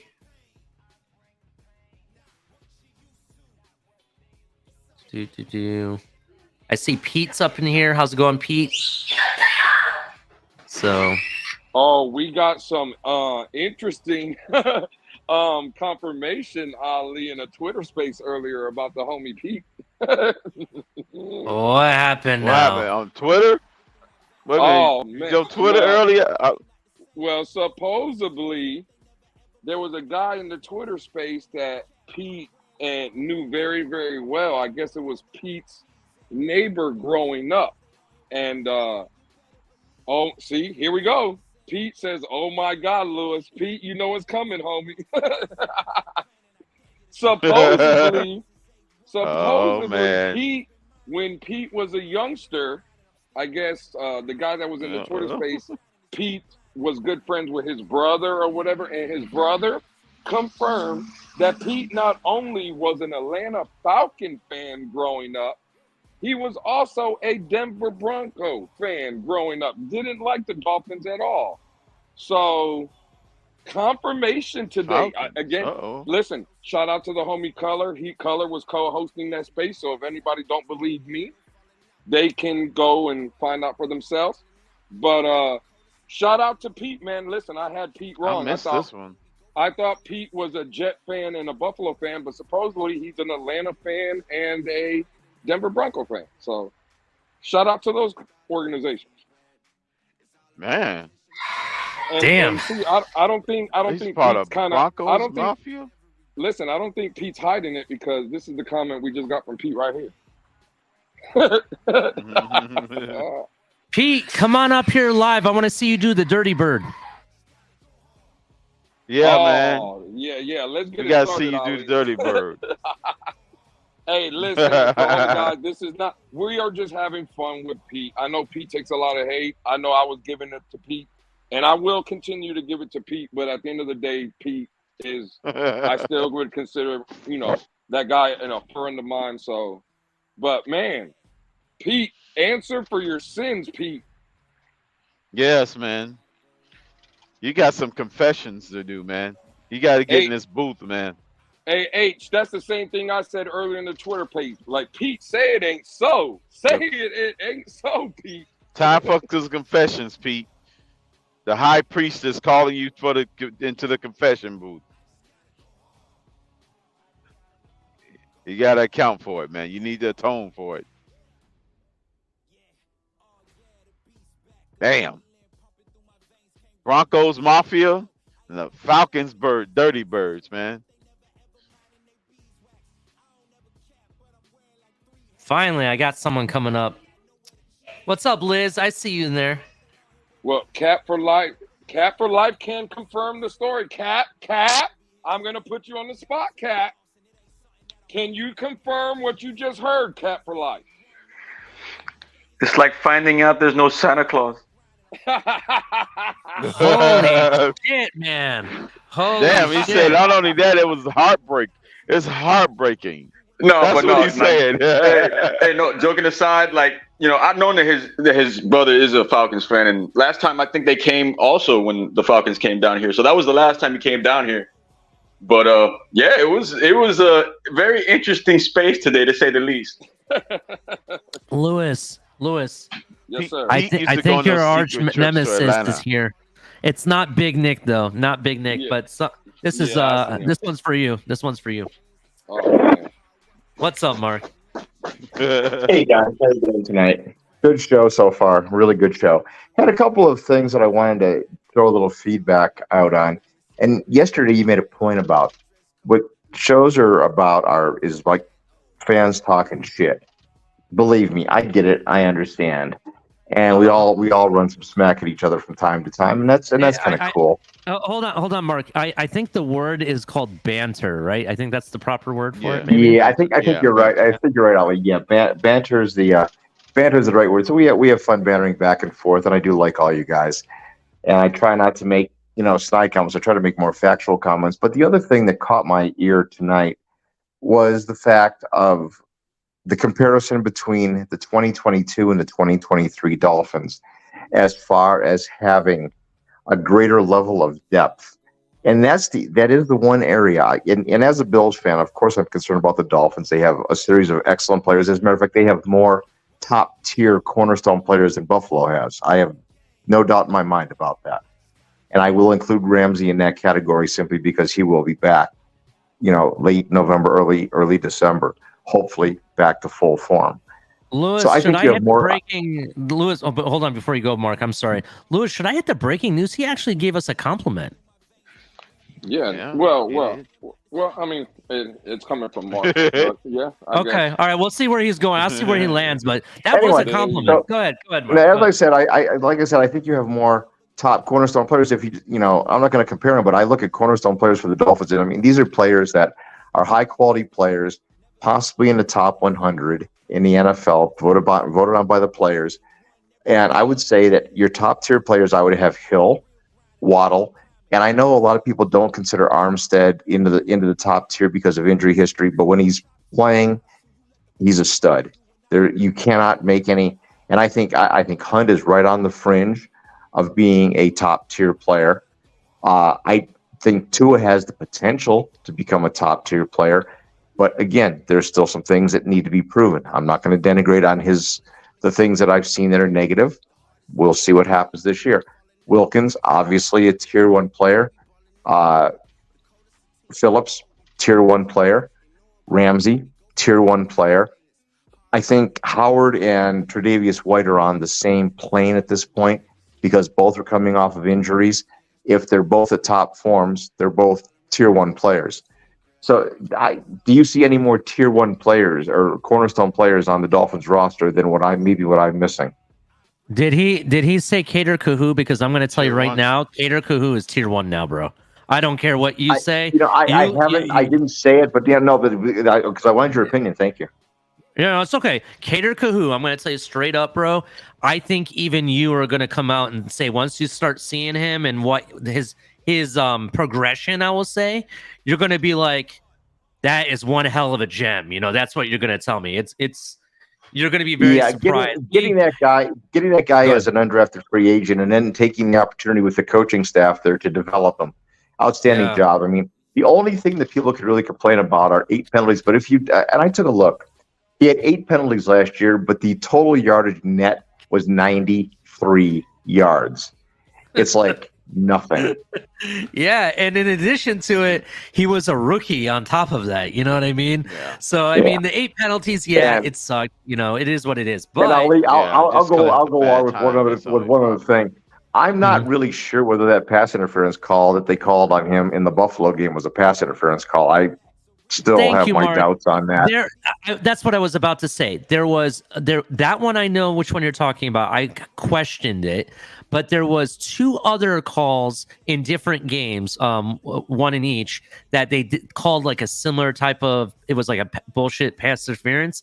One of them, he barely even touched the guy. It almost looks like he put his hand up to kind of get ready to tackle him when he caught the ball, but he barely even got to even get within an inch of him, and they called it pass interference. It was bullshit. So, and when you really look at it in context, I saw a lot worse from Sauce Gardner. Believe me, they weren't called. And really the difference was, in my opinion, is that one guy is the number 4 pick in the draft, and he's in New York, and the other guy is an undrafted free agent from a small school playing for the Dolphins. But please don't tell me that, Sauce Gardner is all, the world in a bag of chips, because I watched him hold, I watched him pass interfere, I watched him do everything in the planet, and they never called it. Yeah. So, I really like Cater. I think he's a quality player. I think he should be, to be honest with you, I think he's going to be the guy that replaces Howard, because, we know we all have to get rid of players because of money, and it's kind of the way it goes. Well, and he's 2 years younger. Yeah, let me stop you there, though. All right, because there's another guy, and you asked about depth, so this is part of our depth pieces, and this is why I'm not worried about Ramsey being out right this moment. Okay, and just so you know, before we even continue, Ramsey has been spotted along the sidelines, not even using his crutches anymore. He's walking on his own, no problem. That's great news. That is. Yeah, definitely great news. Now, I know there's still a long way to come back from it. I do definitely understand that. He says he's going to beat the record by a month. But it's not an ACL. It's a torn meniscus, and that heals. If he's got a fast healing power, you might see him back early November. I'm hoping for the best, but let's just say December is when he comes back, and that's when you start your playoff push, and it's not a problem. Why I'm not worried is a man who we drafted in the 2nd round this year. His name is Cam Smith, if you didn't know. And Cam Smith, totally know him. from day one, from the day that I got to see him in the first day of public camp this week, this guy has been amazing. He gives me that gut feeling that he's going to be something special. Pass breakup after pass break. Hold on, real quick. And I'll let me just land, and I'll let you interject, bro. Sure. I saw pass breakup after pass breakup, blanketing any receiver they put in front of him. Even when Tyreek was in front of him, he had that guy covered left and right. Had the ball been actually thrown to Tyreek, like in the proper way, because it was a bad pass, to be honest, to Tyreek. I don't even think Tyreek could have caught it because he was all over Tyreek. Right? That's just my opinion. And even other people that, have gone to camp just like me on YouTube, on their respective channels, have reported every day this week, this guy is getting 2 to 3 pass breakups like it's his job, like it's a machine, bro. And the way he moves on the field, how he makes his adjustments and transitions from one side of the field to the other, doesn't matter who it is. The guy looks good. He's playing like a veteran, and he's only a rookie, Mark. Do you see where I'm going with that? I'm not saying he's the number one guy yet. For you, though. But go ahead. I have a question. One of the reports on Cam Smith coming out of college was that he was a bit handsy. Now, you've been to training camp and watched. What's your opinion on that? Because I haven't seen him at training camp, so you would know better than I would. Well, I can tell you. Maybe we'll get the benefit of the doubt, like Sauce Gardner did. Maybe he establish his aggression early. He'll get the benefit of the whistle, like Gardner. Y'all say Gardner did. That's definitely true. And in just not privately, because I made it public. I think when it's all said and done, this kid could be even better in the end of it than Sauce Gardner. Just so you know, Mark. That's what I feel. I think he has the talent and the abilities to do that. Do you understand what I'm saying? Yeah, now, I think Sauce Gardner he's got that big thing because he's tall. I think Smith is 5'11" and a half or something. I think he's right at 6 foot or something like that. But anyway, maybe a little bit taller actually. But anyway, long story short, I think the only thing that he needs to really and it's the stuff that we can't see because we can't actually put our hands on it. I think it's just the smart stuff, like actually being smart about the game and learning the game and the defense and all that part. I think that's the only part of the game that I think he needs the most work with. But here's what you were asking. Going back to what you asked. You asked the question. Oh my God, I just lost. I had it for a second, and I was about to tell you. We were talking about cornerstone players. No. The question that you just asked about him about. I was asking about at college. He said he was gonna. They said he was a bit handsy, but I don't know. I haven't seen him in practice, so I don't know. We had referees at our last two practices that I've been. That one yesterday and then one today, and I wasn't at the one yesterday, but he didn't have a flag thrown on him at all for pass interference, right? Yeah, so there you go. There. And then addition, the other thing that I have read is that. I'm sorry. That's good. In addition, I personally did not see any reason to call a flag in the stuff that I've seen him, prior to that practice either.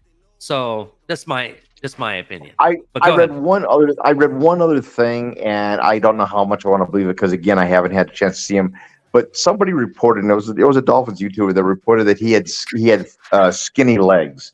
So I don't know about that either.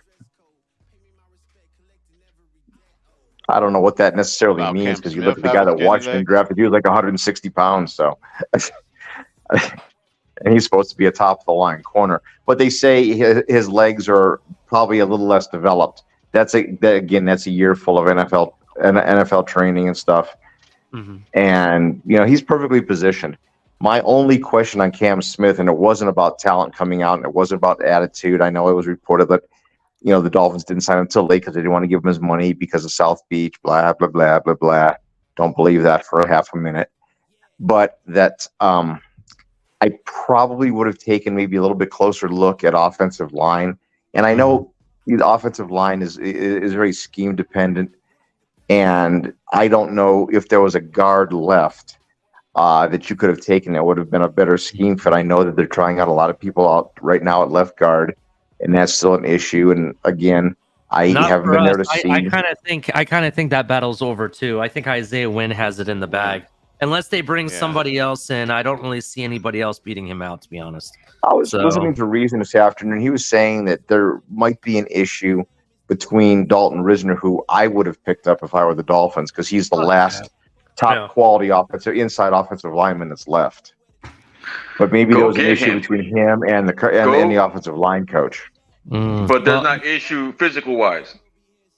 I'm not. With Dalton Risner, I didn't watch that many Denver games, so I can't give you an honest opinion on it. I don't know if there's an issue between him and Butch Berry. I don't know if there is.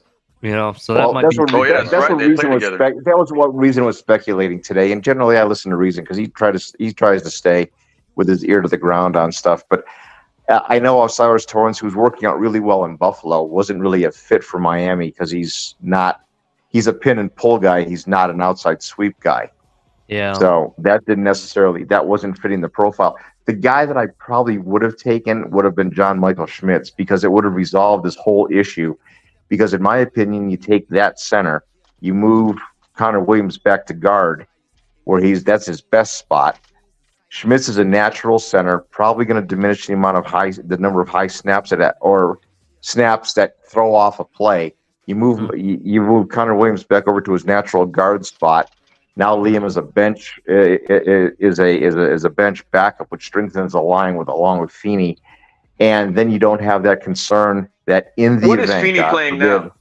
Feeney's what? Backup center? Guard. I think a little bit of center. If I've read the reports correctly. But Isaiah Wynn, from played my all positions of the line. Yeah, he played on every position on the line. Yeah, my concern with Wynn is not that he can't play guard, but it's the injury concern with Armstead. If he's out the same average of like 6 games, now you have to move Wynn over from left guard to left tackle. Let's. I want to stop something right here, Mark, real quick. First of all, to address your concern about Cam Smith, I'm not worried about how thin Cam Smith may be or whatever. He's a rookie. All right, let the guy grow. He's got time let to him. fill out into his He body. got time to fill out into his pads. Okay, let the guy be. Right. Yeah. All I'm going to say is the guy is super athletic. He keeps his eye on the ball, even when he's going for the interception. The guy never stops looking at the ball, bro. I mean, that's what I love about him. To be honest, there's a whole bunch of things. That's a huge difference, for example, between he and Noah, because Noah has a problem with recognizing the ball in the air. I don't think Cam Smith has that problem from what I've seen. Yeah, from what I've seen, I don't think he has that problem either. But that's just me. And to be honest, I think Noah is a different player this year. I think he took a leap, and you're going to see something surprising from him, to be honest. Because it's so far, I will say he has looked impressive in camp. In fact, he had an interception today. So rock and roll to Noah. Yeah, so definitely good there. We shall see. Here's something I want you to stop talking about. Not that I'm not saying you don't know about things, and that's not what I'm trying to say. And I'm with all sincere, I'm saying this. Let's stop talking about the injury concerns of Armstead. What did Armstead do this year that he didn't do last year? He went and got He's done the same thing every year. It's just a history of missing 6.4 games a year. That's problematic for me. I understand it's problematic for you, but what he did this year is he went. And even though he didn't want to do it, he even admitted himself, he went and got the surgery he needed, got everything cleaned up in his knee that he needed. That was the issue, right? That was bothering him. That's how I hope.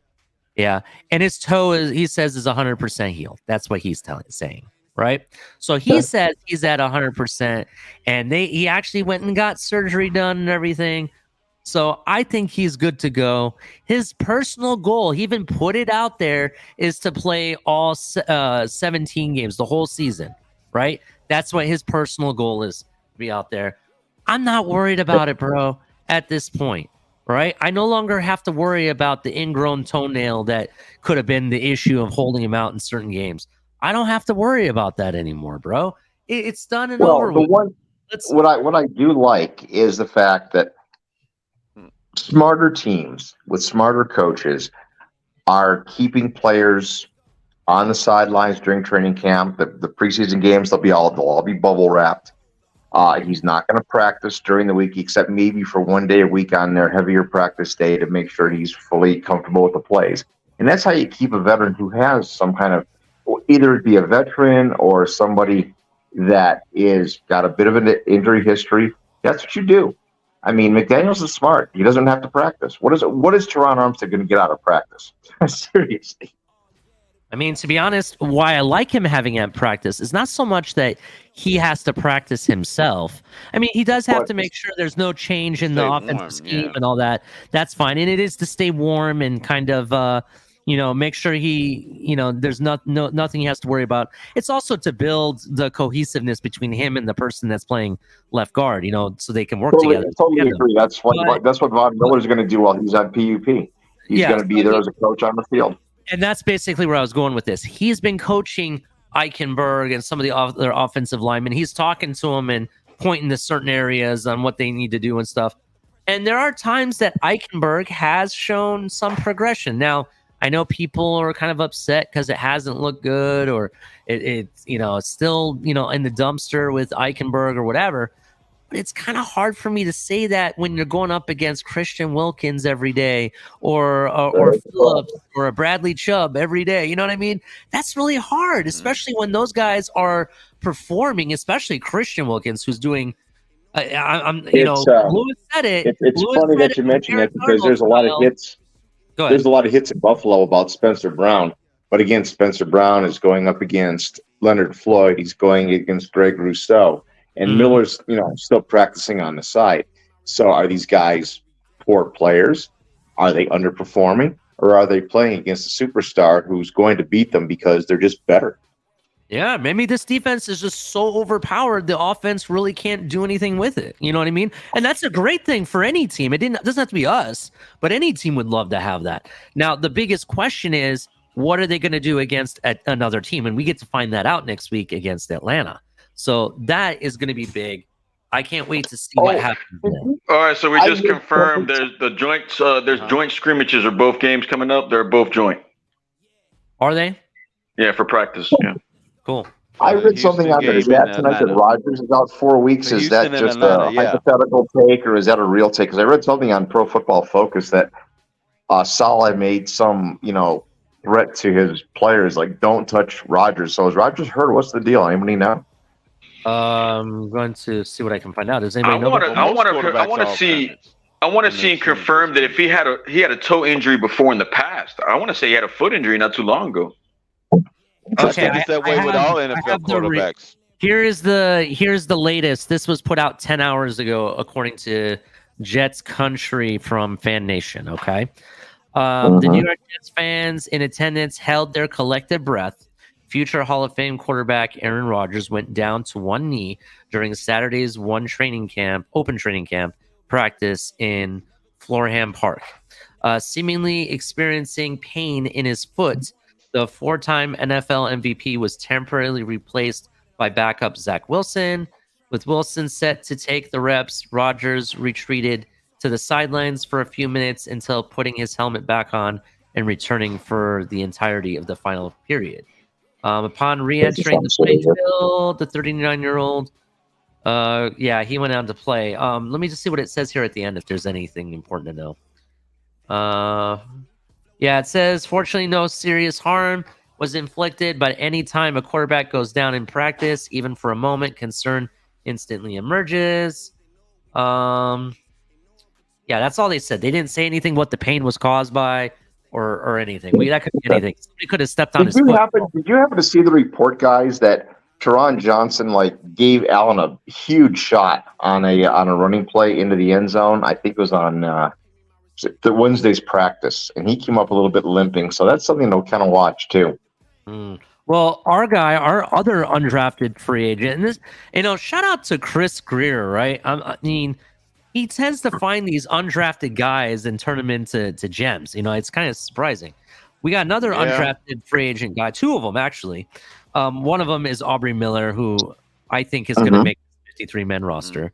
And if you ever get to see him in real life, Mark, I want to say he has godly arms. These guys, big arms, he's got them pythons when you see his Coco. picture, when you see his picture, you're gonna think that they're fake or it's Photoshop. I got to see. Yeah, I'm gonna look him up. Don't you guys have a corner that is really, really, really good looking too? As a free agent, I don't know. I don't know if there was a corner or a safety that you guys had that's just been kicking some tail in training camp. Oh, the safety is not bad. No, he might be talking about. Hold on, he might be talking about. No. There's a free agent undrafted. He was with us last year. No. Yeah, no, Campbell was. Wait. Hold on. There was somebody this year. Yeah, it's this year. Let me tell you. There's a guy that we got from Oregon. We had Elijah Campbell for a while. There's a guy from Oregon that we got that has played with Javon Holland and McKinley. And I can't think of his name off the top of my head. If you know it, put it in the chat.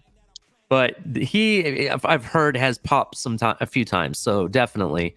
I've heard that too. So he's just a guy to kind of keep a watch on. And what is your? And this will be the last question. Then I'm going to enjoy the rest of the show. And first, I want to thank you for taking my call tonight. What is your opinion on Higgins so far? He's raw, bro. I can definitely see the receiving talent. It's the blocking part I want to say that I need to see more of. I think he needs to keep, working at it. I saw him in some drills and he looks like he's very athletic and that he's the guy that I speculate. And this is just only speculation and hypothetical, right? Because we have a lot of players, on this team we kind of want to keep at certain positions, and you know they're picked up off of waivers if you cut them. I was saying that there's a hypothetical situation that they could technically list him as a receiver and still keep him, and have someone else in the tight end room that they don't want to lose as well. You know what I mean? That's a possibility.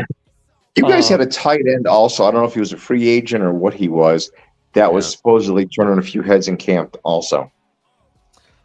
I don't remember the name off the top of my head. Hill. I think that's Hill. Julian Hill, I think his name is. Okay. That's the guy. Shout out to Mr. Paul. He put it out in chat earlier. That guy's very big. So he's a guy that's out there that looks decent.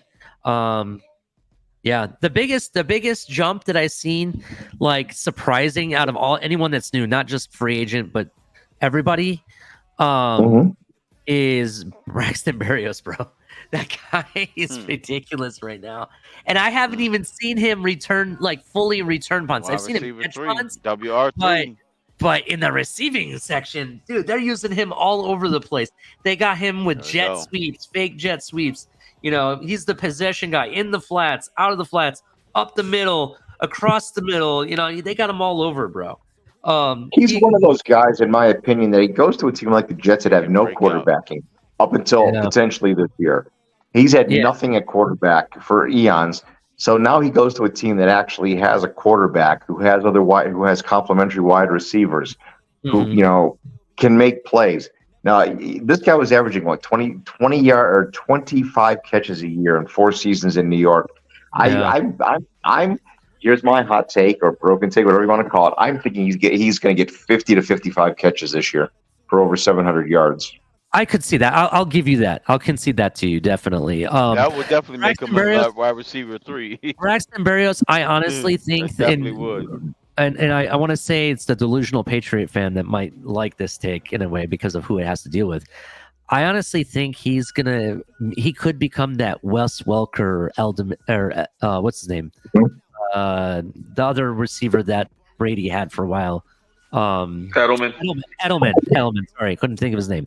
Edelman. He could be that style of receiver for us. Where he runs out up in the middle 10 yards, you throw him the ball and he runs it for another 10. I could see that happening over and over again.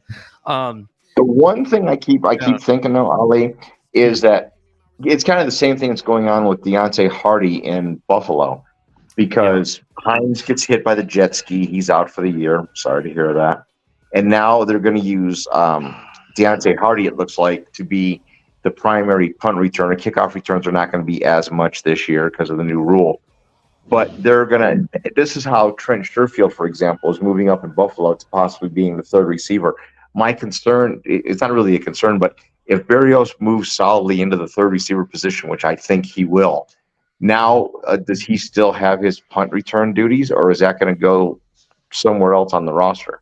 Well, the two guys that I can say that they've been working out a lot with punt returns I saw was Cedric Wilson the first day, and then I've seen video from some of the other days, but today I saw it was Cedric Wilson and Berrios.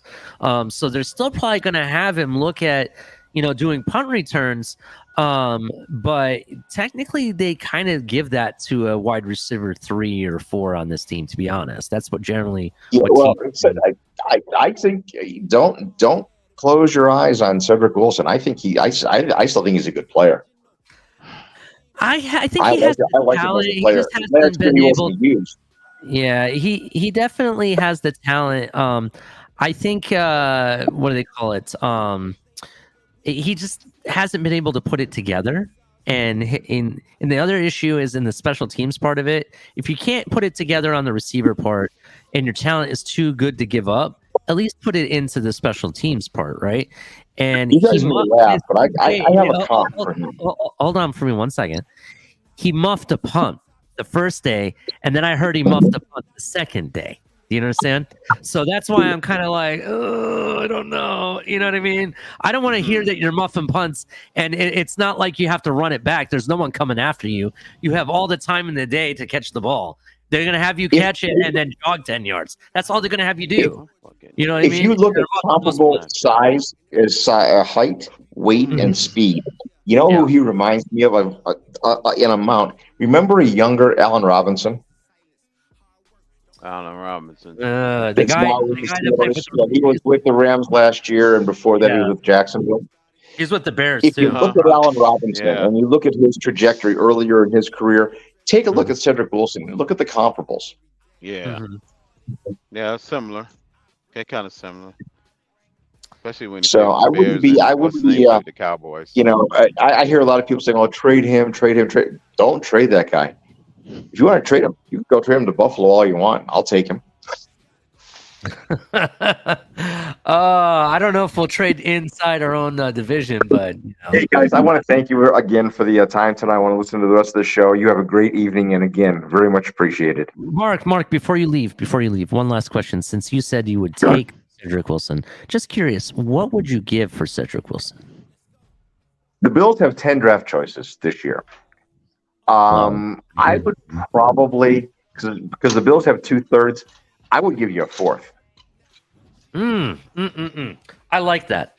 That's where I have him kind of divided. 4th. I could see a 4th. 3rd or 4th. I'm saying minimum 3rd.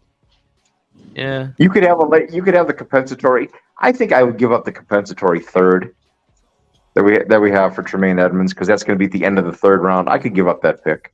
J.R. Black says it's sold. He'll take it now. I just gotta go send a message to Brandon Bean, and then he can laugh at me and reject me. That's true. All right. Well, thank you very much, Mark. Appreciate you coming up here. You're welcome, guys. Have a great night. Yeah. Definitely. All right, man. Bye-bye. Definitely. All right. Come on, everybody. Come on up. I see Dolphins realtor up in here. You know, we got an open panel. It's me and Crypto holding it down. I appreciate you hanging out with me, Crypto. I think Color no problem, man. After the activities today. If you didn't know, the stadium was in the stadium. Yeah, the stadium was pretty filled for the most part. They had it from one corner of the end zone all the way around, and this is the lower bowl, all the way around to the home side, all the way around to the other end zone, and it stopped right at the first goalpost of the other end zone, and it was filled all the way to the top in the lower bowl. So I want to say that's good. Like, I would say definitely about 5,000 people, maybe 5,000. A little bit more. You know, okay. They even had people that purchased the. It's like first come, first serve seating. Like all you need is just tickets to the event, and you just the only seats that I don't think you could, but there was people that purchased it, but you can tell it was like a VIP experience. They had those VIP seats that are cushioned and kind of like a lazy boy with. Well, they had it sectioned off, but there was people sitting in them. They had it looked like they had some private entrance for it or something.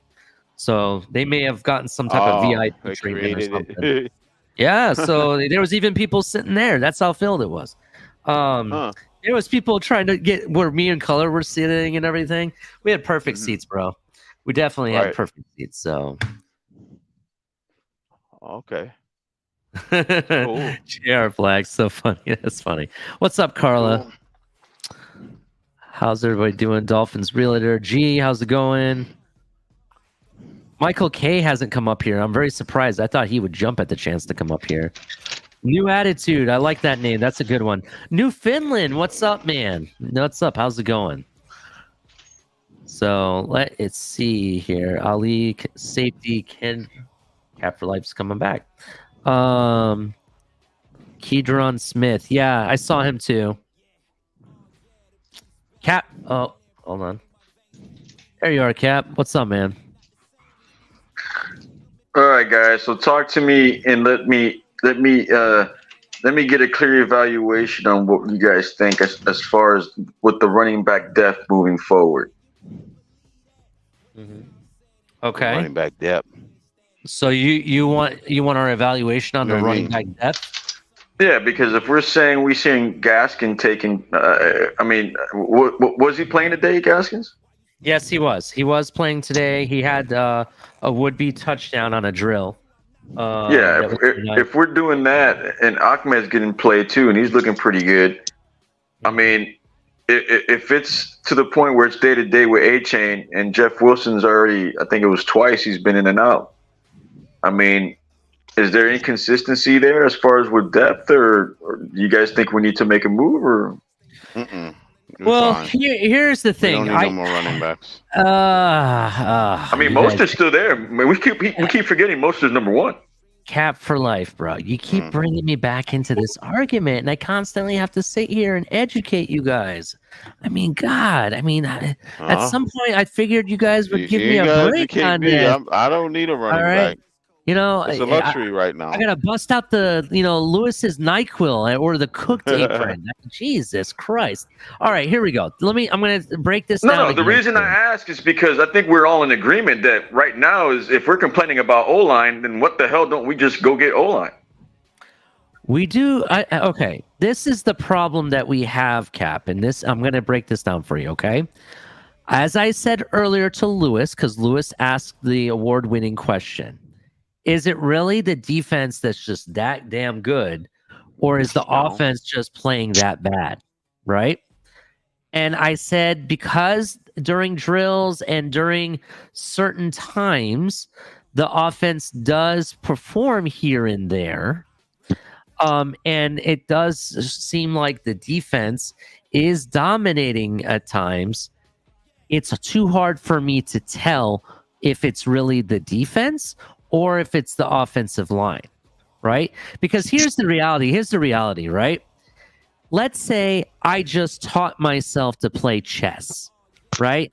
And I'm a shitty chess player because I've never played before. I've only played 2 or 3 times, and I keep getting my butt kicked because I don't really know what I'm doing or what strategy to play, right? But you have another guy that I'm going up against that's a award-winning multi-champion chess player. What do you think is going to happen every single time I play this guy in a day? I'm going to get my ass kicked, right? Because I don't know what I'm doing. I don't have the education or the experience or the training that player had, right? And I keep getting my ass kicked.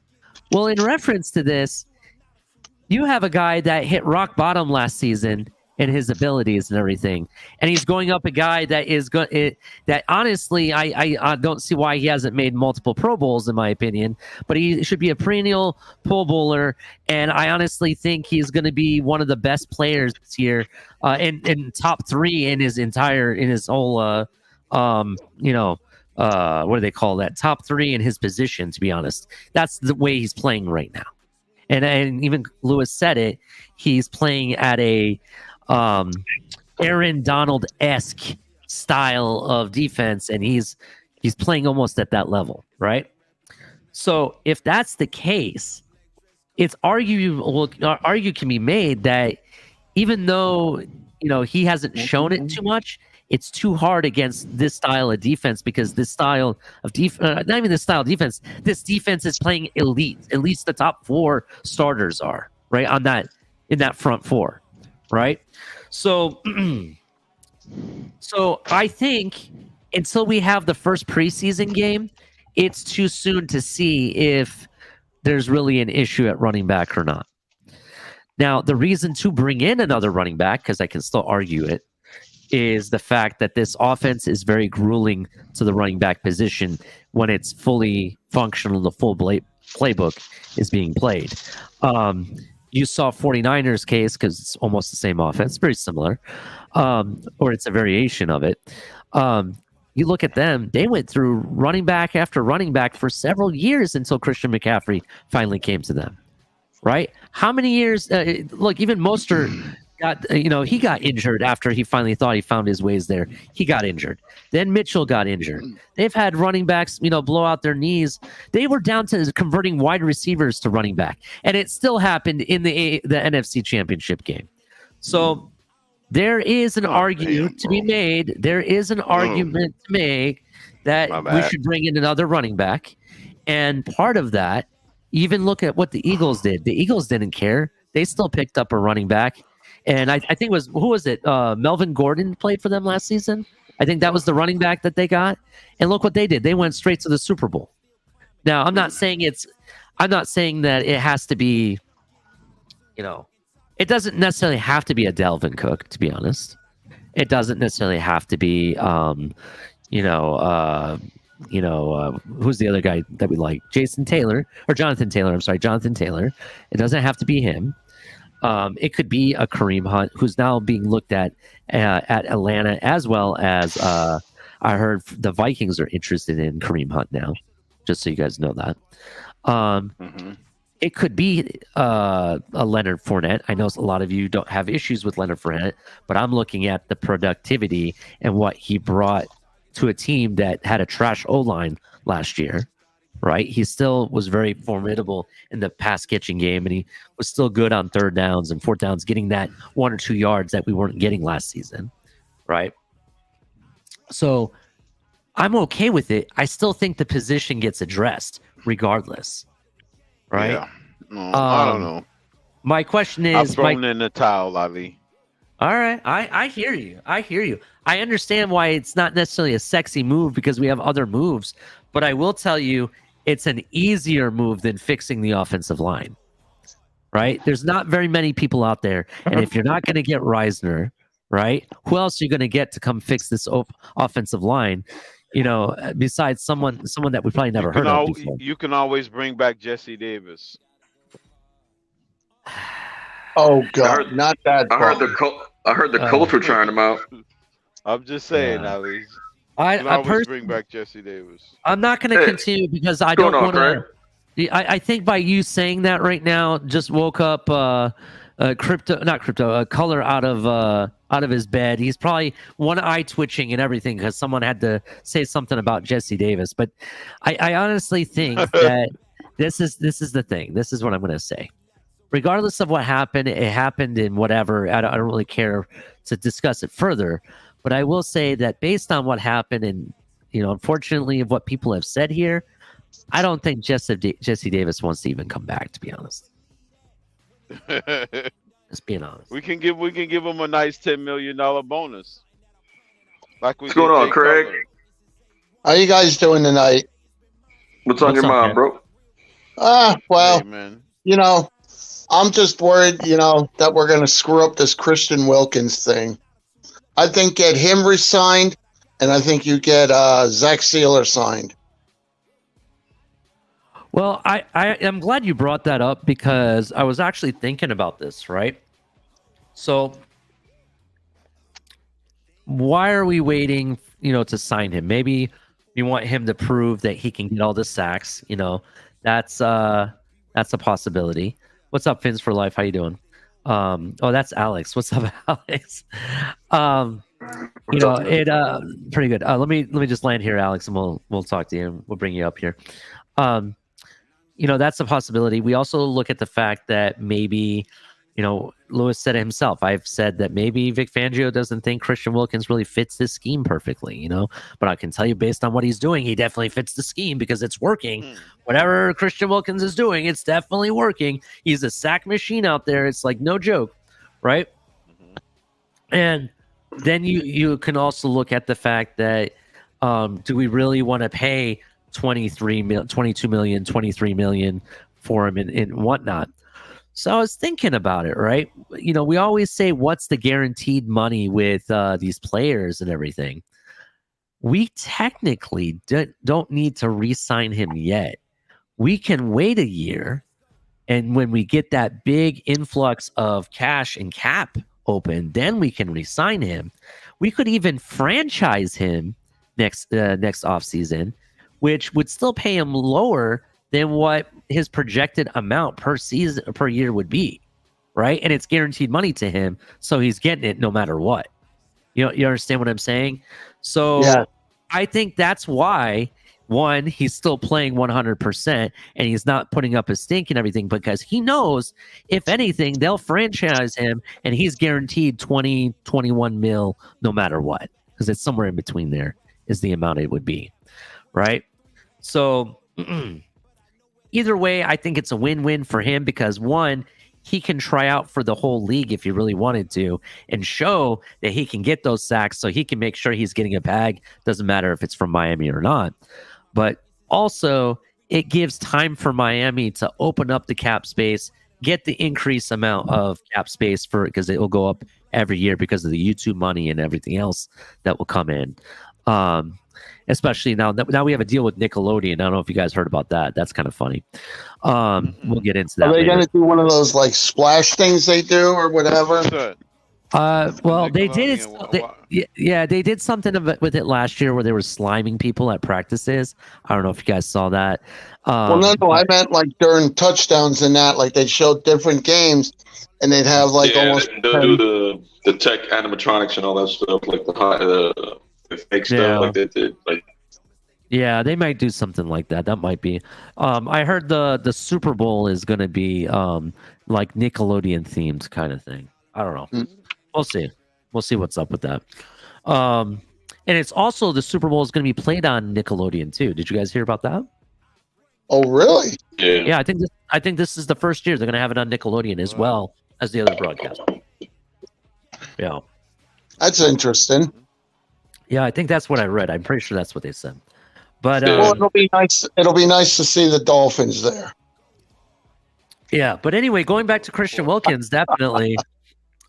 Is that I honestly think we could franchise him 2 years in a row and still kind of be okay with what we got. You know what I mean? And he'll be okay because it's guaranteed money. Yeah, but would he want to play under 2 years of franchise? That's the thing. Well, if that would equate to 21 million almost next year, that's just under 21 million, I believe. And then the next year, the cap goes up a little bit more. So that's going to guarantee him at least 40-something million in those 2 years alone. You know what I mean? So, and if you really want to say that, yeah, I want 22, 23 million a year, that's almost giving it to you, you know? But I honestly think that they could still do that just to hold the rights to him and still re-sign him to a long-term deal. But when they have the cap and when they're ready to, because they'll see the big picture of everything. You know what I mean? I think that's kind of where it's at. They were apprehensive at first of resigning because the difference between him and all these other guys is they were getting the sacks. Yeah, he was getting pressures, but he wasn't getting the sacks. And now in practice, he's showing he's getting the sacks. Now we need to see it in a real game, real live event, so we can start adding the stacks, the stats with stacks. Then I think we're good. You know what I mean? That's where I think we're at with Christian Wilkins. So I really like him. He's a hard-working player, whether it be practice or games. And I'll tell you what, this year I think he will help the sack. Even if he doesn't get a lot of sacks, he'll help guys like Chubb. He'll help guys like Phillips, even Andrew Van Ginkel. He can be that guy where maybe they have to block him with two guys, and that's fine. That's going to leave one-on-one with somebody else, and that's where a guy like a Chubb or Phillips can maybe do it one-on-one. You know what I mean? Absolutely. I absolutely agree with you. And here's the other part that, you know, we got to think about. There are other people we still have to pay on this team. We still have Connor Williams who wants a better deal. And honestly, I think he deserves it. He was arguably a really good center last season. And, you know, I think this season he'll be just as good. So we got to figure that out. Rob Hunt needs to be paid. Javon Holland needs to be paid. Who else? Zach Seiler. I'm going to go out and say this right here, right now. If Miami has to at least re-sign one of these defensive tackles, it's either Christian Wilkins, Zach Seiler, and Roquan Davis, or just Christian Wilkins by himself, or whatever. You know, they need to sign at least one of them. If they don't, it's a failure. Just being honest. Yeah. What's up, Dolphins Realtor? What's up, Alex? How you guys doing? What's going on, man? What's going on, guys? Give me your guys' thoughts. Gentlemen. What's up? What's up, Cap? 1 second. Ali, how's everybody doing? Very good, man. Very good. How have you been, bro? I'm good. I got over there one time over this week at training camp, and it was a down day for the offense for sure. But I have been noticing improvements in this Fangio defense for sure, man. I mean, based on what I see, I'm like, Cam Smith is a dog. Cater Kohu is locking it down. X isn't like back to full form, but he's getting picks, so that's nice. The defensive front is ridiculous. Yep. Now, I do see. I saw Cap and Ali. You guys both were over there, at least once this week, right? I was on the first day and today with Color. Yeah, and we went Tuesday. And Cap for Life and Color and El Capitan were Tuesday, right? That was Tuesday. Yeah. So you know I'm redundant, man. I focus on things. I don't know if I've asked you this, but did you notice that he was pretty much only? Well, I'm talking about Tua. Was pretty much only focused on throwing outside.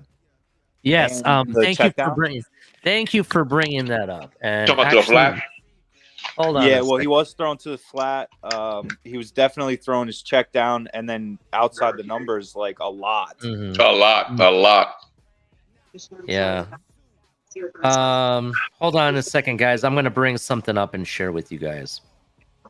I was saving this for Monday, which I'll still probably talk about it a little bit more thorough with Color on Monday on top of the tailgate, but I'm going to show you guys some video. Ali, real quick, before you do that's why everybody needs to stop getting bent out of shape, on what happened today, out in the scrimmage. Listen, it is what it is. The offense had a bad thing. I'm not worried.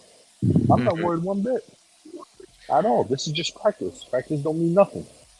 Yeah, I would have to agree with you. Now, if this was like the third preseason week or the third game week, you know what I'm talking about, and it still looks this bad, then I'd be kind of concerned, right? But this is the first week of open practices. They've had 8 days only, you know what I mean?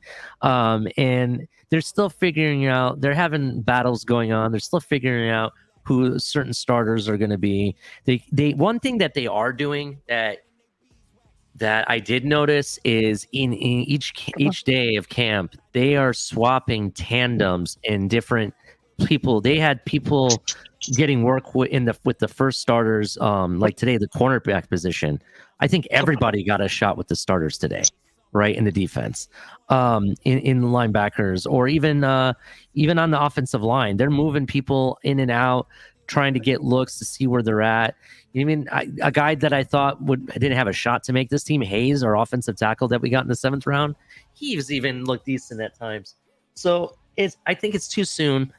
Like I said, it's too hard for me to say, is it the defense that's the problem for this offense and that's why they look like crap, or are they really playing that bad? We can't tell.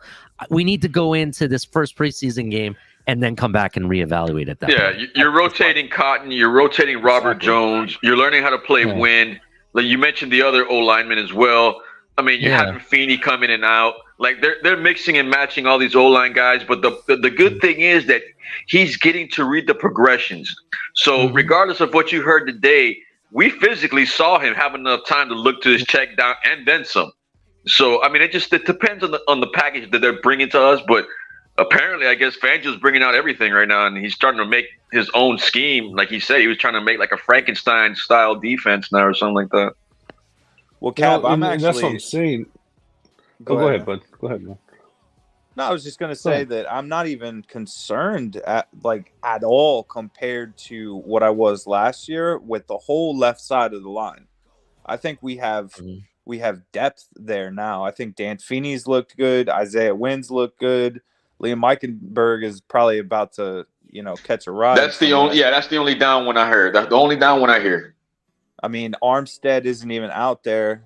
And then you got Robert Hunt. And I think Dan Feeney has been swinging to the right tackle or right guard position as well. The only thing that I'm concerned about is Austin Jackson. Can he improve? I think he's looked okay. And then who's behind him?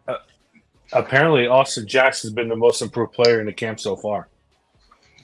That's what everybody's been saying. I've been hearing mixed reviews, man. Yeah, I'm kind of mixed on Austin Jackson. I'll tell you who the most improved is Noah. Yeah, Noah. On the defense, on the offensive side, it's Austin Jackson. On the offensive side? It's Austin Jackson. I've heard Noah fits very well in the Vic Fangio scheme. Instead of trying to play a man-to-man, more of that zone stuff, and maybe that's what he fits in better. That's 100%. Yeah, Yeah, he's playing really good press too. He's playing and press. I tell you one thing. I love what I saw from Tua today. Is out there ripping the offense a new one out there. I love what I see. That shows how much he's grown as a player and as a leader. You know, I think Tua is really gonna. If he stays healthy, I think this guy is gonna shut up a lot of his critics. Yes, well, you got to understand too, man. Like I would do the same thing if I know my contract's on the line. You know what I mean? Like you have to protect this guy. Absolutely. Yeah, I think he's going to have a breakout year. I have no concern about Tua whatsoever. I have no concern about that. Well, I mean, I just hope nobody gives me the O-line excuse mid-season because I'm tired of it. Yeah, I understand. Cap, buckle up. It's coming. Yeah, Crypto, you're right. How y'all doing tonight? Pretty good. I'm I'm pulling up a video that I'm going nobody to should show have you any guys. concerns whatsoever. If you have concerns, I don't know what to tell you because you guys need to stop with the concerns and the whole world is falling apart. You know, like come on, man, it's practice. This is only a week into practice. Calm down. What concerns are you hearing, Alex? Because I'm curious to find out. Like, what are you hearing? The offense was bad today. The defense has been shredding the offense. This and that. Two looks like crap. You know, like so. What you're hearing it from more than one person? Is that what you're saying? Yeah. You know. Yes. If you want to think about it, this was the type of defense Tua struggled against last year. He's only going to get better against it. Mm-hmm. You got to give him time. That's true. This is a defense. You guys have to remember, this is a defense they have never seen before. Right? No, they have. They have. They played against the Chargers, which is an understudy, and they played the same defense where he struggled. Okay. And San Fran plays the same type. Hold on. First of all, Todd. Can we? First of all, Vic Fangio hasn't been with the 49ers for a hot minute, right? Yeah, but Ronaldo Hill is. Yeah, I understand that. And the defense may be similar. But let me put it in this way. I work for a pharmacy, right?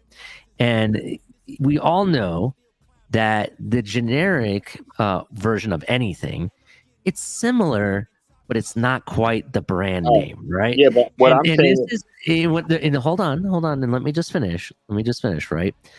This defense that we're playing, even Vic Fangio himself said that he has new schemes drawn up, right? Right. They haven't seen it before. Boyer, they've seen it over and over again for the whole year. So they knew what Boyer was bringing. That's what I'm talking about. Go ahead. Hey, I'll give you that last part. But who's the head coach of the Chargers? Staley. Dan Staley, who is a disciple of the Chargers. Ronaldo Hill was their defensive coordinator. No, he was their passing game coordinator. Yeah, passing game coordinator. Passing game coordinator. Ronaldo Hill. He was their DC. Ronaldo Hill played for us, didn't he? Didn't he play for us? He was the DC, yeah. Defensive coordinator. He was the DC, I think. Coordinator. He took a lesser position to come to us. Yeah. So, well, what I'm saying is both of them have worked under Fangio for a while. So they both run us very, very similar, and that's where Tua struggled the most. Right now, he's still getting used to. I did not know that. Right now, he's getting used to the too high safety look, which is where he had his flaws.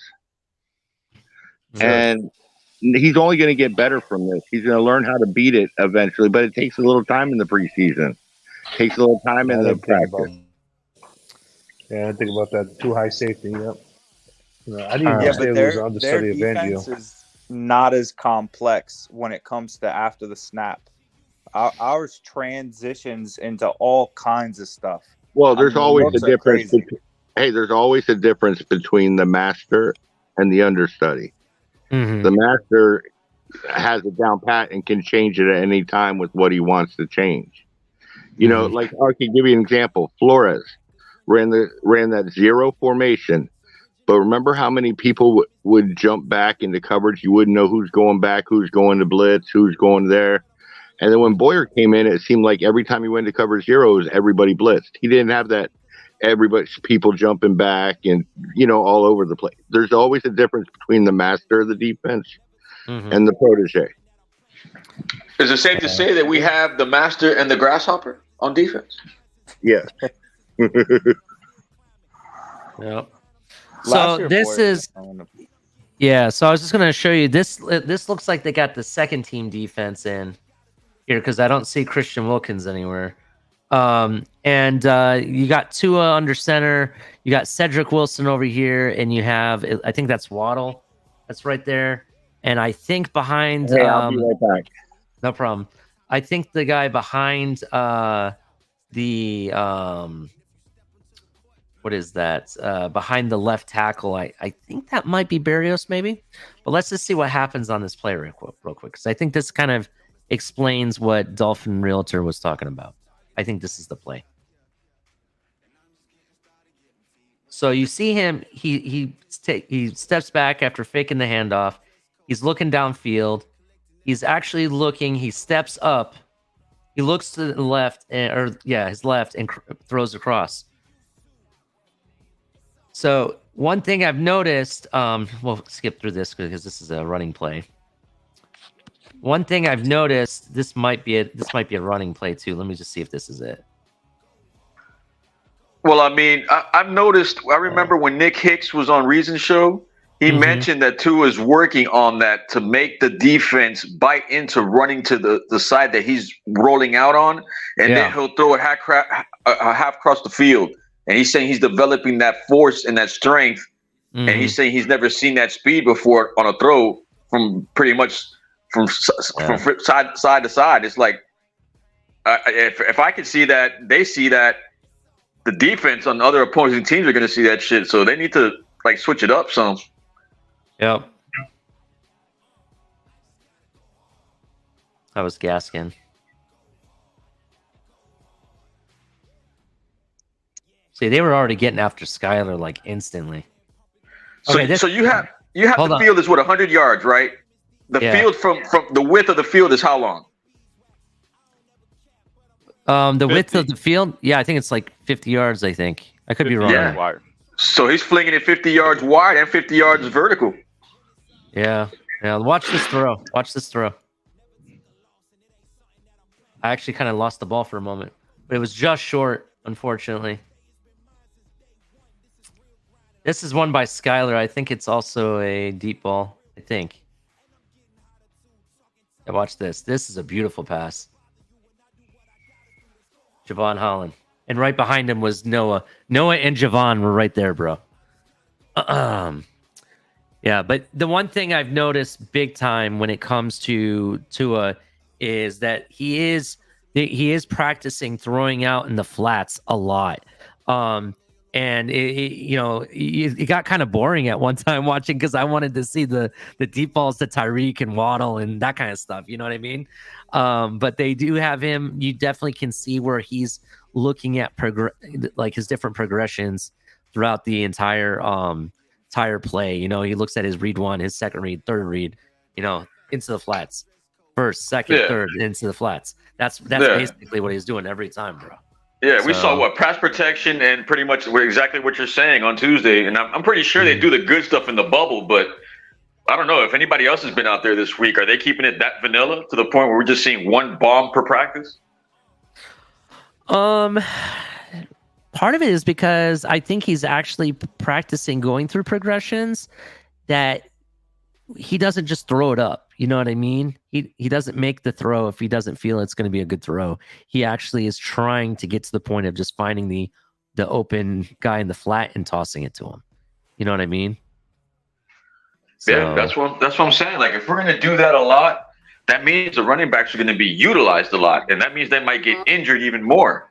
And that's why I keep thinking that another running back in this system is going to be beneficial, bro. That's why I think we have to bring somebody in. It doesn't have to be. I mean, I understand why Dalvin Cook would be a luxury, and especially Jonathan Taylor would be a luxury. I get it. That would be a guy for the future too. So that's why I'd rather have Jonathan Taylor personally. But ultimately, I think we need to address the position and at least get one more guy in. What's up, Q? I have questions for you, Q. What's going on? Q! What's up, my friend?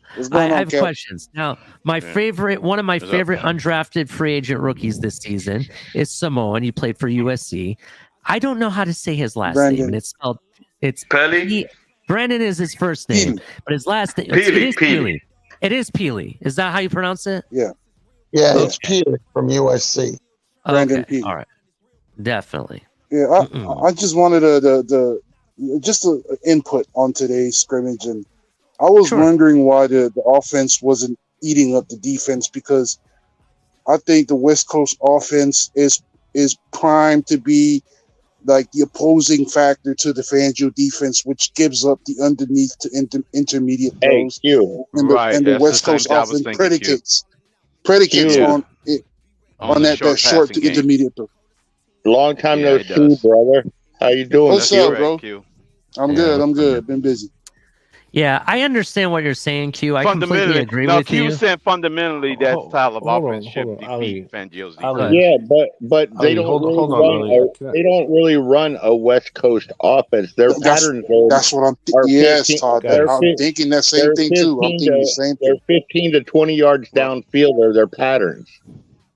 It looks to me it's more like an Eric Coryell offense. Traditional. Right. Yeah, not a traditional West Coast like the Bill Walsh. Right. Well, I honestly don't think that we're seeing the whole offense at all. I think that you're. Yeah, that's what I'm saying. It's very vanilla, right? Yeah, I agree. I'll tell you why. I will tell you why I believe that Dolphins realtor, and I think you're 100%.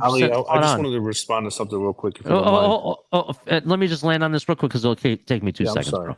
That's the problem. No problem. Real quick, I think he's absolutely correct, because every time they go in the bubble, I get all this information where I hear Tua throwing 95-yard touchdowns, or Skylar Thompson had a 50-plus yarder to Waddle, no problem. Where was that in practice? You understand what I'm saying? But they do it in the bubble all the time. What's the difference? Remember last preseason, it didn't look like we were going to have much of an offense. Then we came into the regular season, we see all these passes downfield. Oh yeah, that's definitely. Go ahead, Alex. I beg to differ, Todd. I beg to differ, because I think this camp, this season, this off season is way different as the previous seasons, because the offense has been lighting up the training camps previous seasons. This one is different. The defense has been standing up right now. Hey, can somebody pull up Tyreek Hill's video the other day? His interview. I'll see if I can find that. I'll find it. He said something very key in Stacks real quick. Okay, hold on real quick. For the video you need me to pull, is it the one from Good Morning Football or the one that interview after practice? Which one are we looking for? Yeah, after practice, I think it was. Yeah, this is the presser. Okay, all right. While I look that up, give Alex the floor. He wants to address something. Yeah. So Stacks wants to sit there and say that that Tua didn't need to rip the offense. He needed to look in the mirror. Buddy, how do you know he wasn't also talking about himself too in that showing? You're dang right he needs to chew up the offense. He's the captain of that offense. It's what leaders do. That offense. That's what leaders do, bud. Have you ever chewed up if you played football, have you ever chewed up your own team if they don't do good as well as you do? Like, come on, bro. Like we all know that you don't like him, that you don't like Tua, so just come out and admit that you don't like him. Who are you talking about? What are you talking about? Somebody in the chat. It's in the chat. It's in chat. It's such a big what he's referencing is today Tua brought everybody in the middle that was in the offense or whatever, and basically unloaded and gave lip service. Well, I agree. As a leader, you should do that. And he was probably talking about himself. He was probably using the word "we" a lot. We need to get better. We need to fucking fix our offensive problems. I need to do this, and you need to do that. That's what captains do. That's what leaders do. You know what? That's exactly it. Because I don't see him ever going in there saying, "You all need to do this. I'm doing everything perfect." I don't see that. No. Well, did you see what Robert Jones said about that? What do you say? He said that Tua just basically lined everybody up and said, we need to bring intensity every single play. It's not just some plays, it's every single play. And he's 100% right. I think Tua is really growing up. You should give him a shout out for doing that. That's what we've been waiting for. the one takeaway I could take away from the scrimmage today was defense was consistent. Offense had some bright spots here and there, but they weren't consistent. I have a bad feeling. I don't like this. What? I have a feeling Wilkins is going to price himself out this year. Holy shit. He is disrupting on every play. But Todd, I don't know if you were listening a few moments ago. I was talking about that. No, I just got back from being even if he prices himself out, technically Miami still has 2 more years where they could franchise him at the lesser I agree amount. with that. I agree with that, but the long-term deal thing is going to be out the window, I think.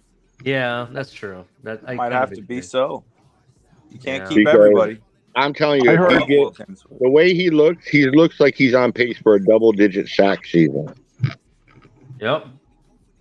I've heard Bradley Chubb a number of times. If he gets double-digit sacks.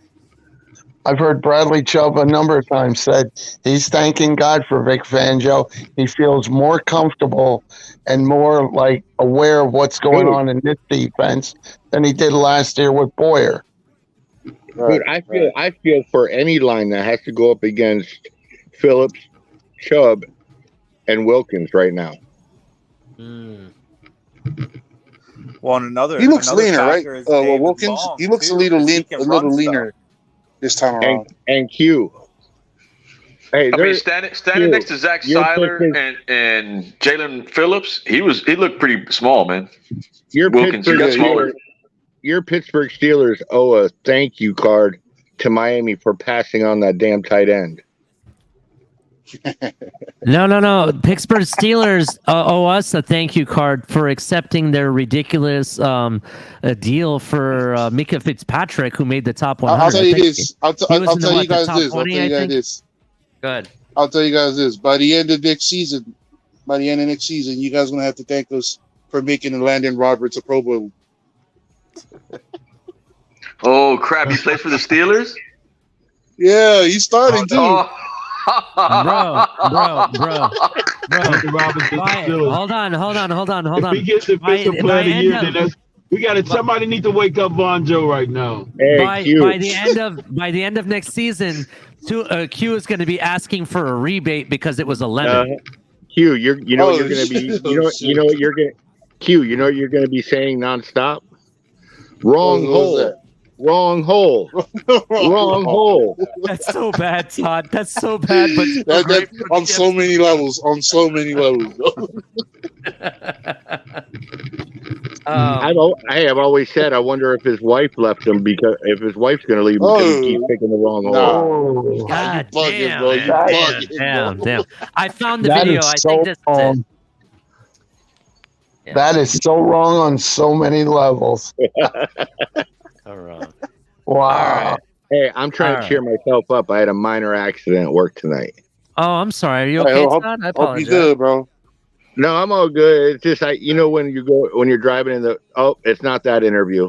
It's the one where you got the general, Todd. Oh, it's the one where he's sitting down. Oh, okay. It's the Yeah, he says something very key in that interview. The one where he's sitting down like 2 days ago, it was posted. He's wearing like green, like the aqua. Okay. Oh, he's sitting down. He's sitting down with Spielman. Okay.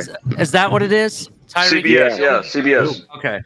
Hey, but no, when you're driving in the dark and there's that median Rick in the Spielman. middle when you go to turn in front of it, and I just caught the right tire on it, and it let off the airbags.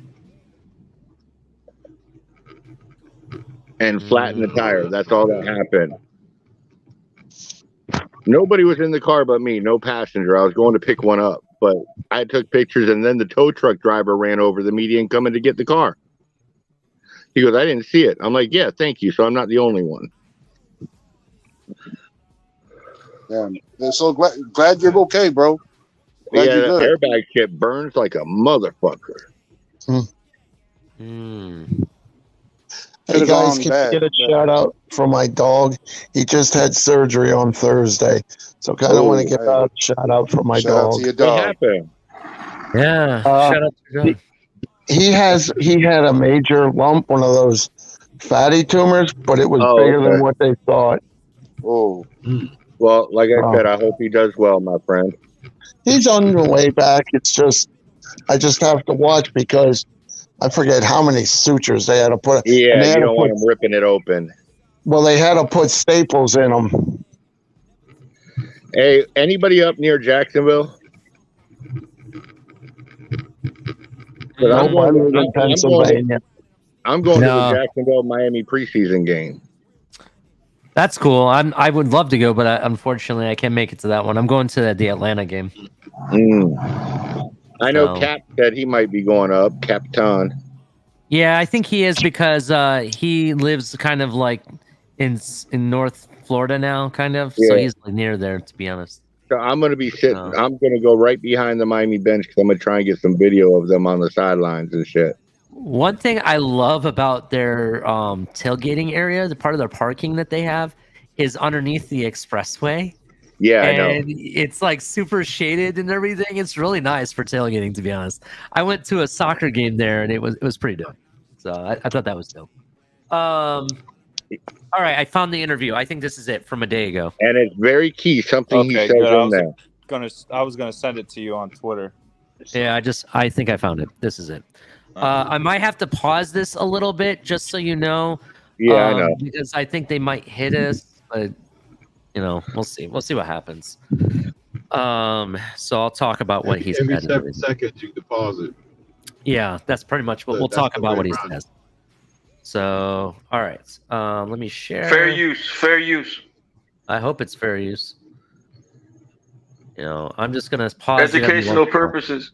Yeah, educational purposes. Here we go. To keep the trolls quiet.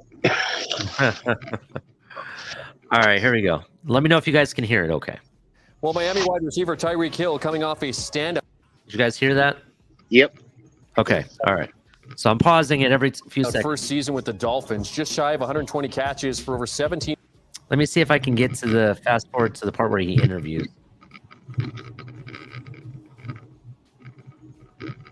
Okay, here we go.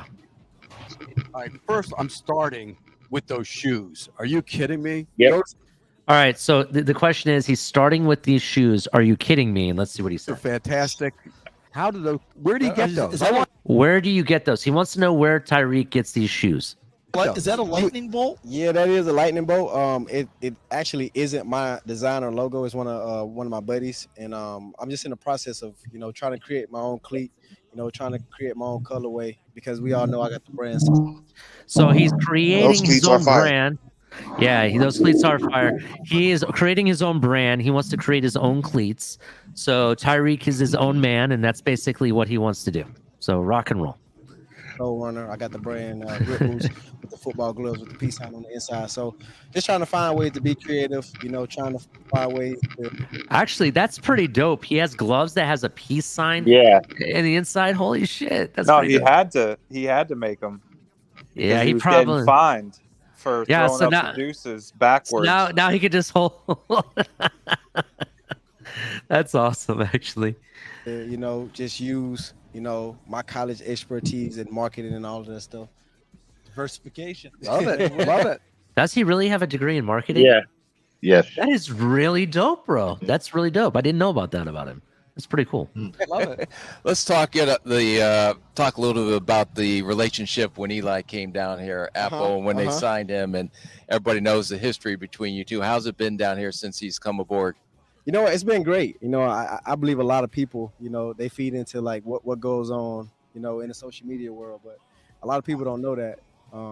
Me and Eli, we have no beef at all, and I believe our head coach and GM, they actually were shocked when they called me. It was like, hey, Reek, we about to sign a guy you may not like.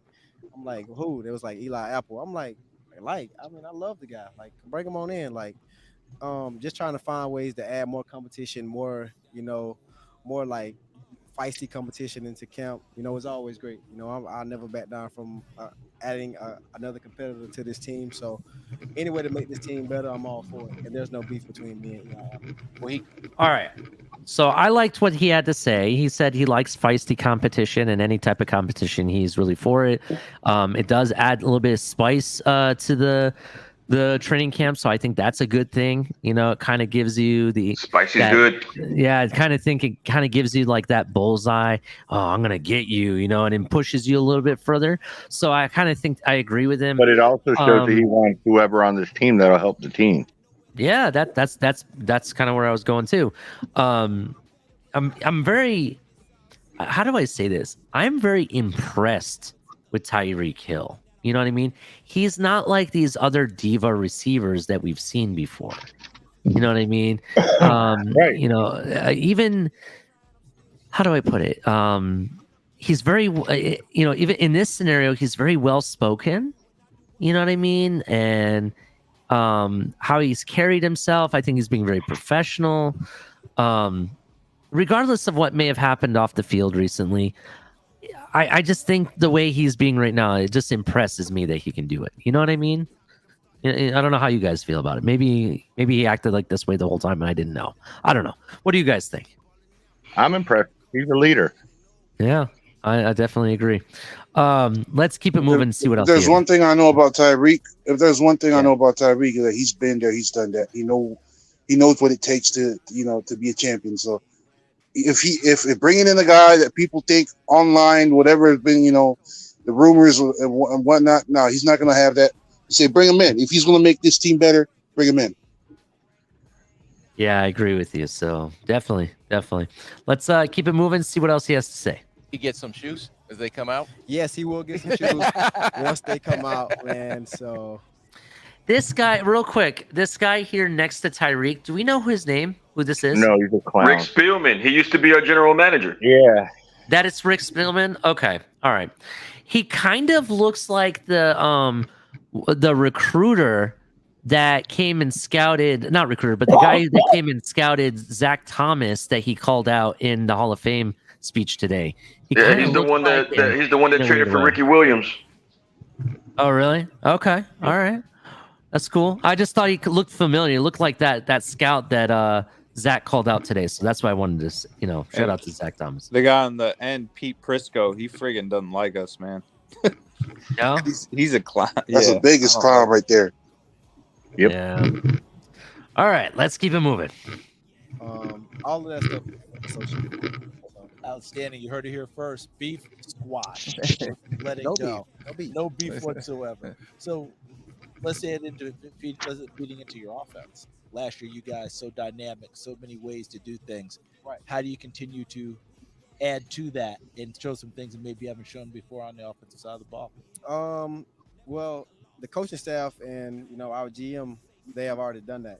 You can see that the weapons that they brought in, they obviously believe in what we already got here in me, J-Dub, Cedric Wilson. But when you bring in Braxton Berrios, Chosen Anderson, and then you add in those other guys who they drafted, Braylon and E, and quite a few more other guys, it just shows that the sky's the limit for this offense. And obviously, we want to be the best offense in the league, but it's going to take dedication to what we do out here at training camp, and what we do out here in all of these practices, and that's what we're doing now. You can see. That's really good. Like they're showing that what they're doing and the dedication and everything. What do you guys think about what he's saying? Hey, we'll see come season, because I think a lot of it's behind closed doors what they're doing. I think so too. I think that a lot of it's behind there, especially the stuff that they've been really working on that they don't want anyone to know about. Definitely. Even the defense. I mean, I'm not going to lie. I know we've been saying the defense looks so good and dominant, bro. But even that defense at times looks so vanilla at times. Yep. And I kind of wonder, like, dude, is this defense going to, like, really take off behind closed doors? I have a feeling this defense can be top 5. I agree. I will say at least, at very least. All right. I'm going to go better. I think top 3. Okay. I can see that. All right. Let's keep going. The chemistry from J-Dub and Tua today, like they was clicking like left and right. So it's going to be special. Tyreek, you raved about Tua last year. Now that you're a year later, how much better is he than he was a year ago? Well, physically, I can say, he's looking a lot more sharper. But I'm starting to see that confidence. Where a lot of people was going crazy about when he was back at Bama. And this guy was vocal. This guy was much more of a leader in the locker room. And now I'm getting to see that the more playful side of Tua, and this is the side of Tua that we all want, because when he's playing at that level, when he's able to be comfortable in this offense, franchise quarterback,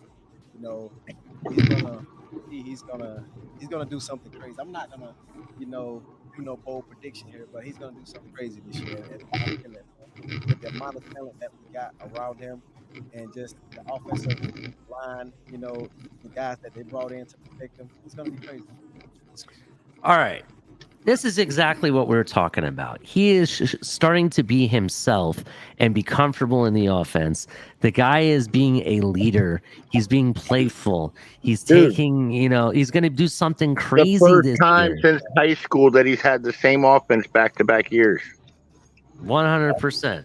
And it's the first time that he's had the same offensive coordinator back-to-back years. It's the first time we've had a lot of things back-to-back years. So, I agree with you 100%. I agree with what Tyreek is saying. He's going to do something special. He's going to, do something that is very crazy this year. I can kind of see it. We kind of saw it last season when he was healthy. And had it been for those concussions, we could have went the whole season to see it. His numbers were second only to Mahomes when he was healthy last year, and it was barely second. Yeah, even the Color Color actually specifically, he created a production, a list and ranked quarterbacks as the most productive quarterbacks in the league, and it was based off of various different stats that he chose. And even though Tua was tied for 9th with Kirk Cousins, the big difference was he didn't play the full season. So had he played the full season with the pace that the stats were moving, he could have definitely found himself in the top 5 or even the top 3. It's very possible. It is very possible. I agree with you, Todd, 100%. The guy showed us he made a huge leap compared to year 2. He definitely made the leap. The question is now kind of funny when the coaching staff builds an offense around you. That's what we should have been. A little bit. Can I make a bold prediction? Go for it. I think our defense is going to be the best defense in the league. And I think it's because our offense is going to put points on the board, and then we have such a defensive front with all that pressure. Yeah. And then all of the confusion in the backfield, it's going to cause a lot of mistakes. Mm-hmm. And so there's going to be a lot of picks. There's going to be a lot of sacks. And I think our defense a lot of short fields for the offense. Mm-hmm. That's quite the bold statement to say that. I'm going to back up. I'm going to back up the bold statement, but I'm not going to take the same statement. But I'm going to back it up with something. Defenses that only thing offense need to do is play patient against them. We playing against a lot of patient, smart quarterbacks on schedule. Yeah. Here's where I'm going to go with this, right? I do agree. We are going to have one of the best. Actually, I like the take, but I'm not going to take the same take. I'm going to take a little bit different take, but it's not going to change your take because yours could be true, right? I'm going to go with that. I am going to say that this defense is going to put fear in the eyes of Aaron Rodgers. Aaron Rodgers doesn't. Hold on, real quick, Todd. Aaron Rodgers has not had, besides kind of what he did to us, really, he doesn't generally do very well against the AFC East at all. Specifically, Buffalo Bills. He got smoked really bad by Buffalo, and I want to say the Jets too, but I could be wrong about that. But I honestly think that when we were at 100% full, healthy, even when Ramsey's back, he's going to be scared shitless because without Ramsey, if these corners are blanketing Waddle and Tyreek, imagine what they could do to guys that are not as fast. Guys like Garrett Wilson or guys like Laser or whatever his name is, Lazar or whatever, or old man Randall Cobb. You know what I mean? Imagine what these defenders could do to people like that, right? Imagine what this front four could do to an offensive line that is not really that great, and it's kind of damaged goods, kind of like the front line of the Jets. You know what I mean? I don't think that. I think they're going to be afraid. Go ahead. You know what's scary to me? We're not going to jump to number one overall. I'm going to be realistic. Hold up. But you know what's scary to me? Fangio has made Noah look like a serviceable corner. Especially not with the same personnel. We literally got the same personnel we had last year. Absent freaking the guy we picked up from Detroit and freaking Ramsey. We're literally the same personnel. No, we got David Long. He's helping. We'll have him show up for a full season, hopefully. David Long is not a world beater. But here's the thing. Yes, we have David Long, but when we're talking about corners, I know Fangio is good, but he's no Buddy Ryan or freaking Rex Ryan. Oh yeah, he is. He created. I think he is, bro. I think he's better than Rex Ryan, or I don't want to say better than Buddy Ryan, but I think he's better than Rex. He's not better than. Didn't he coach with Rex? They both have created a defense that the league is starting to copy. And it was him under Rex who really he was running Rex Ryan's defense in Baltimore. Rex was in charge of that defense. I understand, but you look, he has become his own person. He started a defense that the NFL 3/4 of the defenses are doing a form of his defense. Yeah, but that goes in eras though. People do the same thing that Buddy Ryan did. Exactly. Throughout the 80s and 90s with the 46 zone. But here's the thing. That defense was good for that era. Just like what he's doing is good for this era. And it can work in this era if you got the personnel and the defensive backs in the backfield. It's not just the 46 zone can only work in the 80s and 90s. It can work now. The 80s and 90s was more of a running balanced offense. Now it's more of a pass happy. That's why you see exactly. If you got a front four that can collapse an offensive line, and you got anybody that can blitz from the secondary and cause havoc, it'll wreak havoc on offenses now. Yeah, all you need is the pass rush. That's it. If you got a pass rush that the Chicago Bears had, where Richard Denton, all those guys, and Steve McMichael that could destroy an offensive line, then you can work today. It'll murder offenses today if you had an offensive front four like the Bears had. Who runs that that defense nowadays? Because nobody focused other than the Eagles similarity that want to use their front four to destroy an offensive line. I'm saying there's a team that actually uses a form of his defense still. Tampa 2 is almost like that type of a defense. Yeah, well, Beta, they run a similar version. That's what I'm saying. It's a hybrid version. If you, the key is the front four. If you got a monster front four, then you can run it. You can get away with it. All four guys got to be willing to play as physical as they did. If you had that ability, then you can run it easily. You can get away with it. Crypto, can I ask you, do you think that the Jets have a better defense than us? But they can't have a better pass as far rush. As overall depth, as far as talent of line by line, but schematically they probably not. But as far as personnel, line by line, they do. I would say they would have a better pass rush than us, but I mean, but they were ranked, I think, number 3 in defense overall, right? Yeah, but they also play more backup quarterbacks than any team last year. They don't have to rely on blitzing either. I don't know I don't know the numbers on how many times they actually blitzed somebody. They don't blitz a lot either. Well, but they were top 5, right? Can I just the top 3? No, I'm talking about they don't blitz. No, they don't blitz a lot. No, I'm talking about in general, defensively. The Jets were what, top 5 or top 3? I know New England was top 3. About the ranking. Yeah, you're right, the ranking. But yeah, as far as blitzing, I don't know if they don't blitz a lot at all. They rely on just regular pass rush. To me, I think they have a good defense, but on the other side of the ball, they have a 32nd ranked offense. So they didn't put up points. Yeah, they do have a 30. Didn't really have to do much. Now, hey guys. No, that means their defense is most likely on the field all the time because of the inept offense. Hey, Crypto, remember in our fan base we were saying Yeah, but They you played got a lot of minutes. Remember that 1 year crypto we had a big run and everybody's saying, "Oh yeah, we played against soft offenses with backup quarterbacks." Mm-hmm. But that was only for maybe 3 or 4 games. But that's what the Jets did like 8 times last year. No, they didn't. They played a lot of good teams with wide receivers. No, they played a lot of backup quarterbacks. Listen, let me give you the true numbers on the Jets' pass defense. They held Justin Jefferson for under 60 yards. They held Jamar Chase for under 40 yards. They held Tyreek and Waddle to their worst performances of the year. Granted, they had a different backup, but the Vikings had their starting quarterback throwing to Jefferson, and Joe Burrow was playing in that game that the Jets played with Jamar Chase. Oh, and Josh Allen too, right?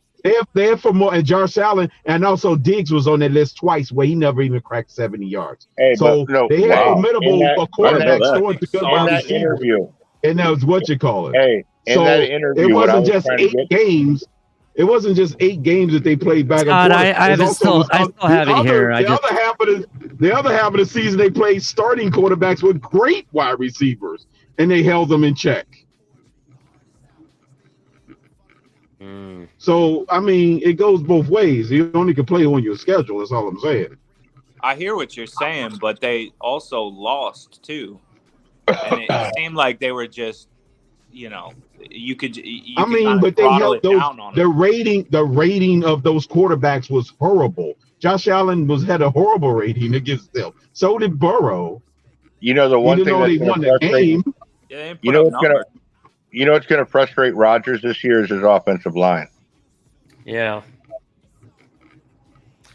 I think so, and I don't think they necessarily have the weapons that some of the other quarterbacks in this league have as well. They have one good. They should have never got rid of the one receiver they got rid of. What's his name? Elijah Moore. Yeah, they should have kept him. I think he was a better younger prospect, especially when you compare it to Randall Cobb, that hasn't even done anything. First off, you pay him.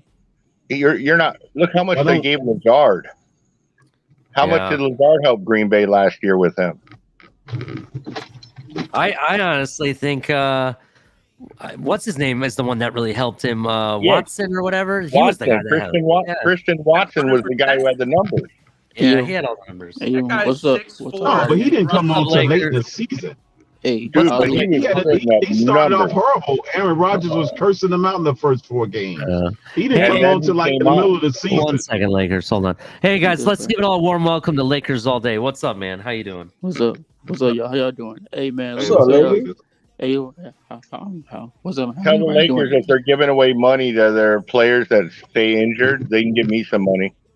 Hey, guess what, man? If we keep on, like we might do the same thing with Tua. You feel me? So listen, it's whatever right now. But I'm happy about my Lakers. But now we're talking about football. I went to practice today. To scrimmage. Yeah, I was there. And I'm sorry, y'all boys, but it's the same old Tua, man. There's nothing new, nothing different from this man.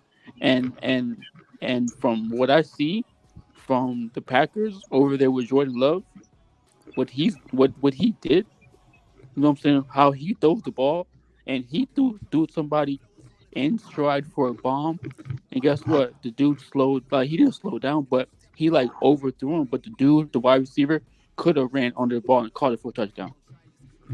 Well, hold on. Hey, remember what you said about Tua?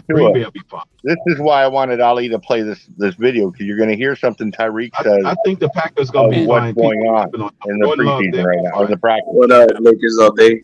And hey, good, you know what? What's up, man? How you doing? You know what? And I feel Jordan like, Love, I see the Packers winning 9 games or 10 games. Hey, man, Jordan Love is really a good dude. I mean, I like him. I wanted him for the Dolphins because, you know what I'm saying, I saw his talent and I saw what he can do.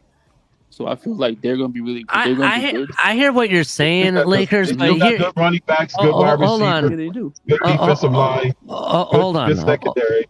They'll be hold on, Crypto. Hold on for me 1 second, okay? Mm-hmm. I hear what you're saying, Lakers. I definitely do. My only pushback is there's been conflicting reports about Jordan Love, because there's some people that says, yeah, the guys can play. There's no problem. We don't have to worry about Aaron Rodgers. But then there's reports from people we trust that said this guy is garbage, bro, that he's complete trash. So I don't know who to believe. Those are that's the haters. And that's my thing. Because some of it's from trusted people. I don't know who to believe. I gotta wait till I see it in a preseason. Yeah, I hear mixed stuff about Jordan Love too. Yeah, but I've seen enough. He went toe to toe on a Monday night against Patrick Mahomes when Aaron Rodgers didn't play in that game. So that was good enough for me to see, to know he got the potential. Yeah, he's got talent for sure. He got talent. Ollie, you want to hear something funny? Go ahead. I actually might be under contract tomorrow with Jair Alexander's aunt. Oh wow, cool. That's cool. And she was talking to me, man, and she was like, none of them believe in Jordan Love over there. Yeah, that's kind of crazy, bro. Yeah, that's what my sentiment is from some of the Packer fans I know, to be honest. So I don't know. You know what I'm saying? I can't really. That's just Green Bay. I know people in Wisconsin. Yeah. I'm from Chicago. Yeah, that's just how they're like I feel like they're like stuck on Brett Favre. They're a bunch of unsatisfied brats until they see it get proven. Till you prove it to them on the field. Yeah, that's all it is. But then again, I like Brett Favre and Aaron Rodgers until they find. Yeah, but then again, I don't think Jordan Love is going anywhere. I think the Packers are really. In my opinion, I think they're high on him. Yeah, I feel like. But yeah, that's just a bunch of bitter old Packer cheese. They traded up like they are in Wisconsin.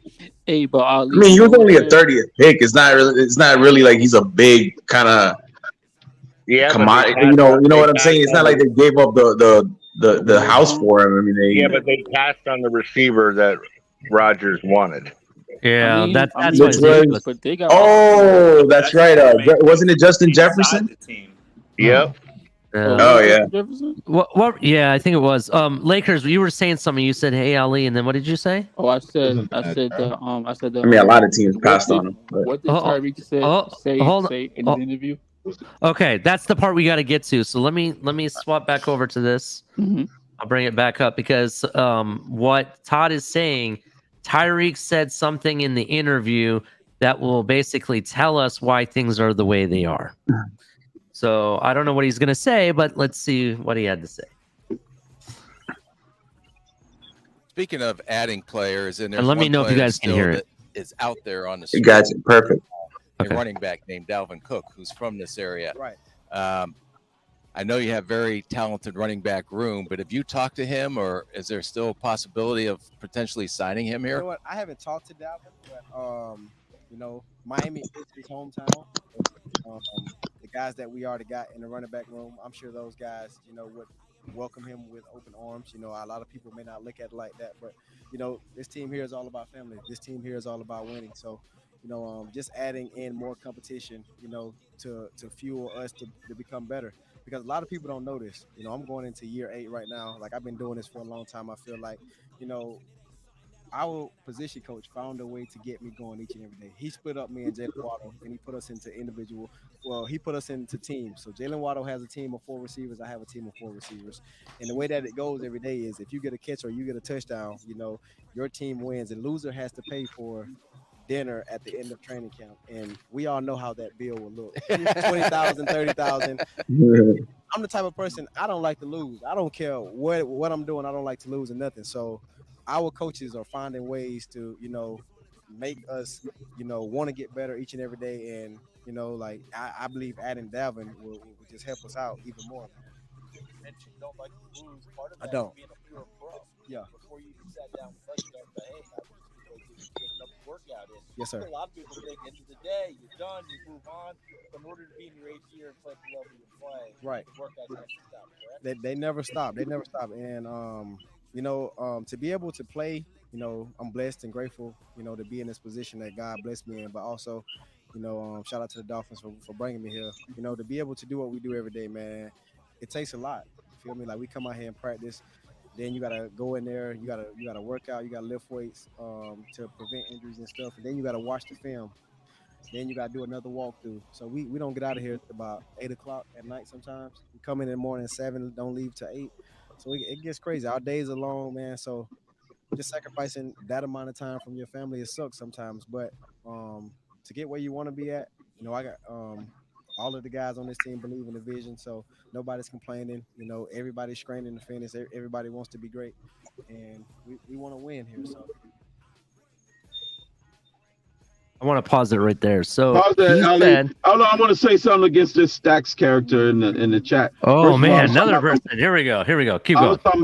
I'm talking about the freaking guy, the wide receivers, the litany of great wide receivers that the Jets secondary had to compete against. I wasn't talking about Joe Burrow's personal. I'm talking about the receivers, the number one wide receivers they had to play against. That would be well. Jamar Chase or T. Higgins. Jamar Chase in the 2 games versus the Jets only had 61 yards, 2 touchdowns, and 9 total catches in 2 games. How did he play them twice? In the 2 games he played against them, 9 catches for 61 yards, basically 30 yards per game. When did they play him twice?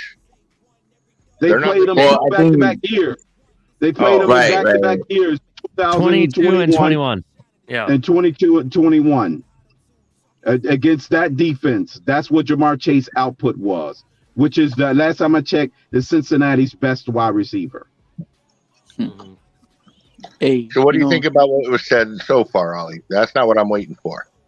So basically, based on what he said, is that they have them in wide receiver groups, right? Each one has certain wide receivers attached.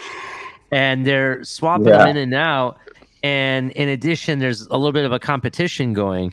So because of that, it's to motivate them, but also you're right. I said Burrow and Allen by name. I'm saying those were starting quarterbacks, which mean they wasn't playing against only chump quarterbacks.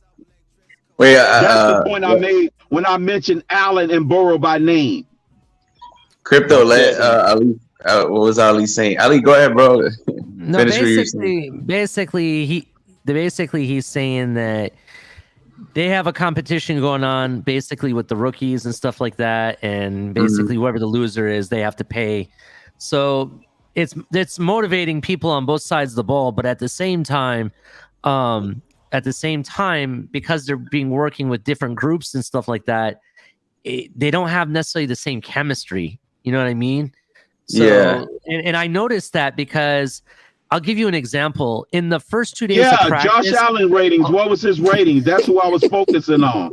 Josh Allen's ratings. Crypto, hold on, bro. I know you want to argue, but hold on.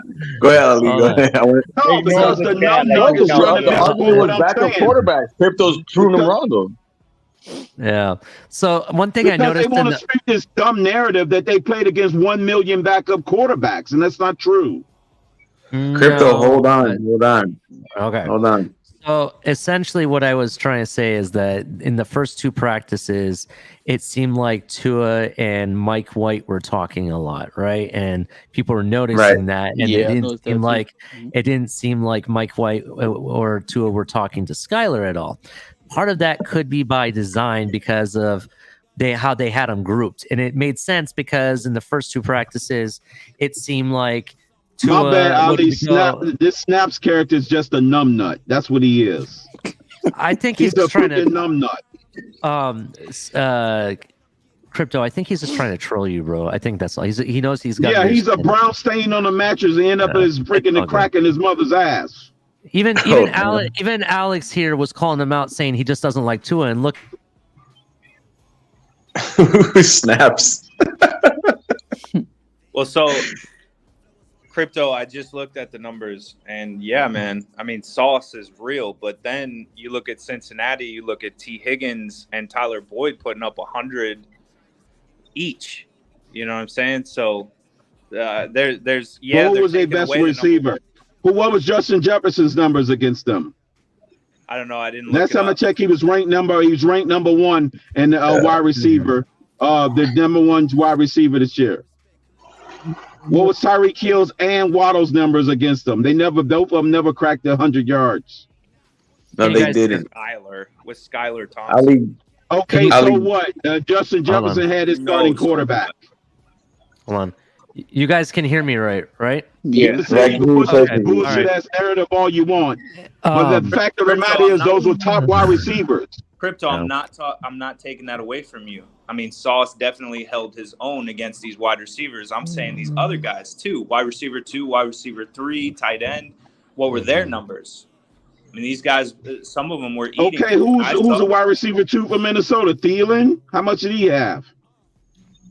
I don't know. I mean, we can look it up. What do you guys? What do you guys argue about? Anyways, I lost track. How many 300-yard games did any of those quarterbacks have 300-yard games? How many backup quarterbacks did the Jets lose to beat? Yeah, those wide receivers have had 200 yards combined, but that was probably their ceiling. How many 300-yard games did they give up against them?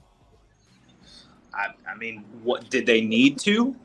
That's my point. Did they even? The point is they didn't have to. The fact of the matter is, when they played against elite wide receivers like freaking Stephon Diggs and all these other elite wide receivers, they didn't fare too well. When they number one cornerback shut them down.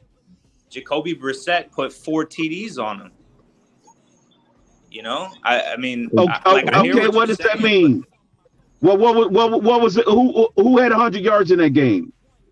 I don't know. I mean, I'm on my phone. It's really difficult. But TDR again, like as dominant as certain secondaries can be. Hold on, Crypto. Hold on. Touchdowns against us. Jared Goff threw a bunch of touchdowns against us. So what? I mean, the Jets. Listen, the Jets secondary. Like real quick. The Jets secondary. I mean, as dominant as they can be, they're allowed to have bad games like that.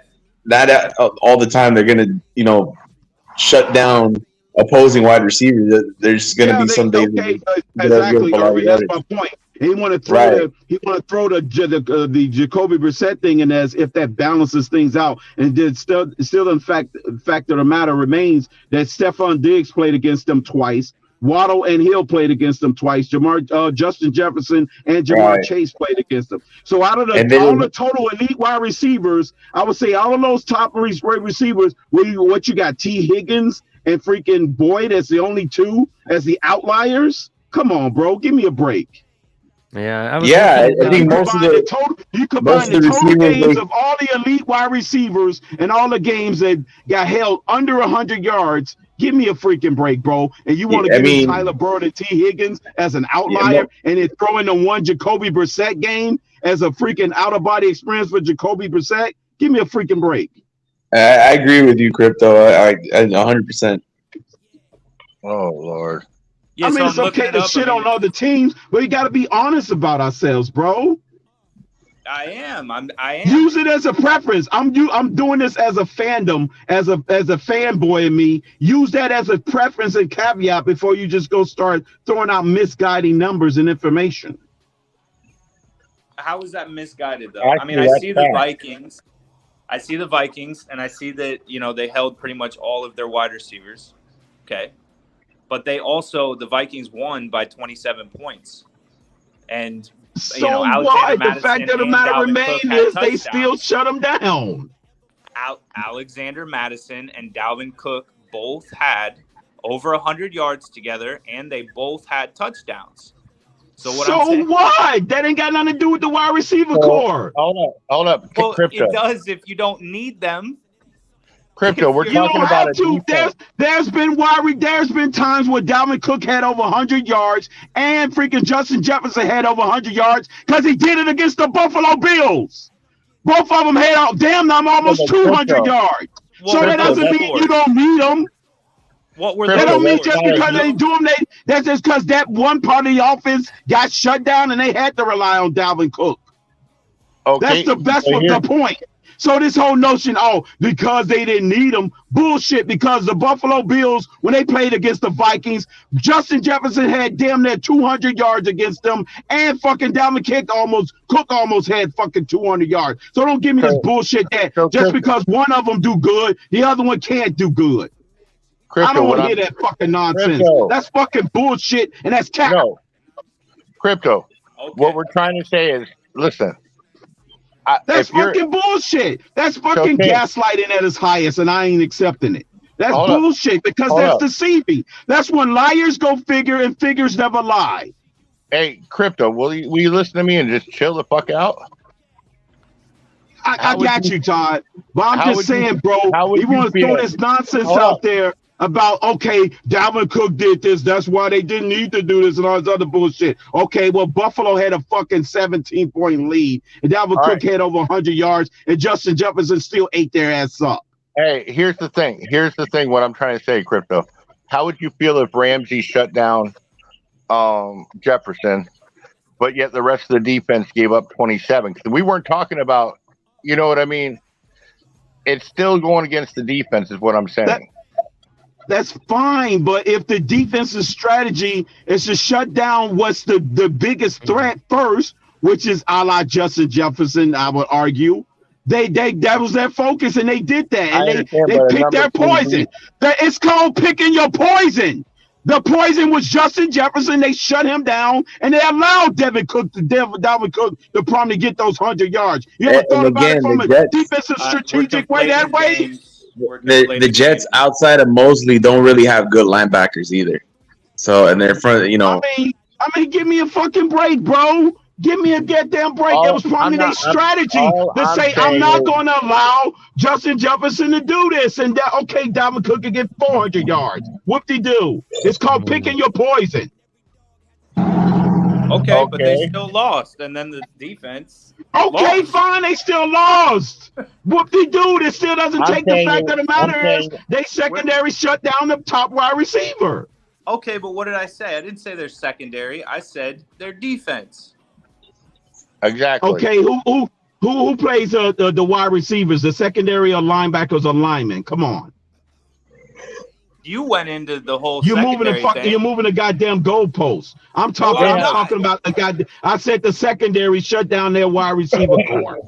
Crypto, you said you moved to the secondary, and I said Sauce Gardner is okay. They secondary did what they had to do. Yeah, and then the Bengals came, one and member they said, of the secondary they're getting shut down. So what are we? Okay, you could put that caveat on there. One member did Tyler Boyd, but you know. Overall, you throw these outliers with Tyler Higgins and freaking Boyd, T. Higgins and Boyd was an outlier to the freaking performance that they had overall collectively against Diggs and against our wide receivers and against freaking Justin Jefferson. Give me a break.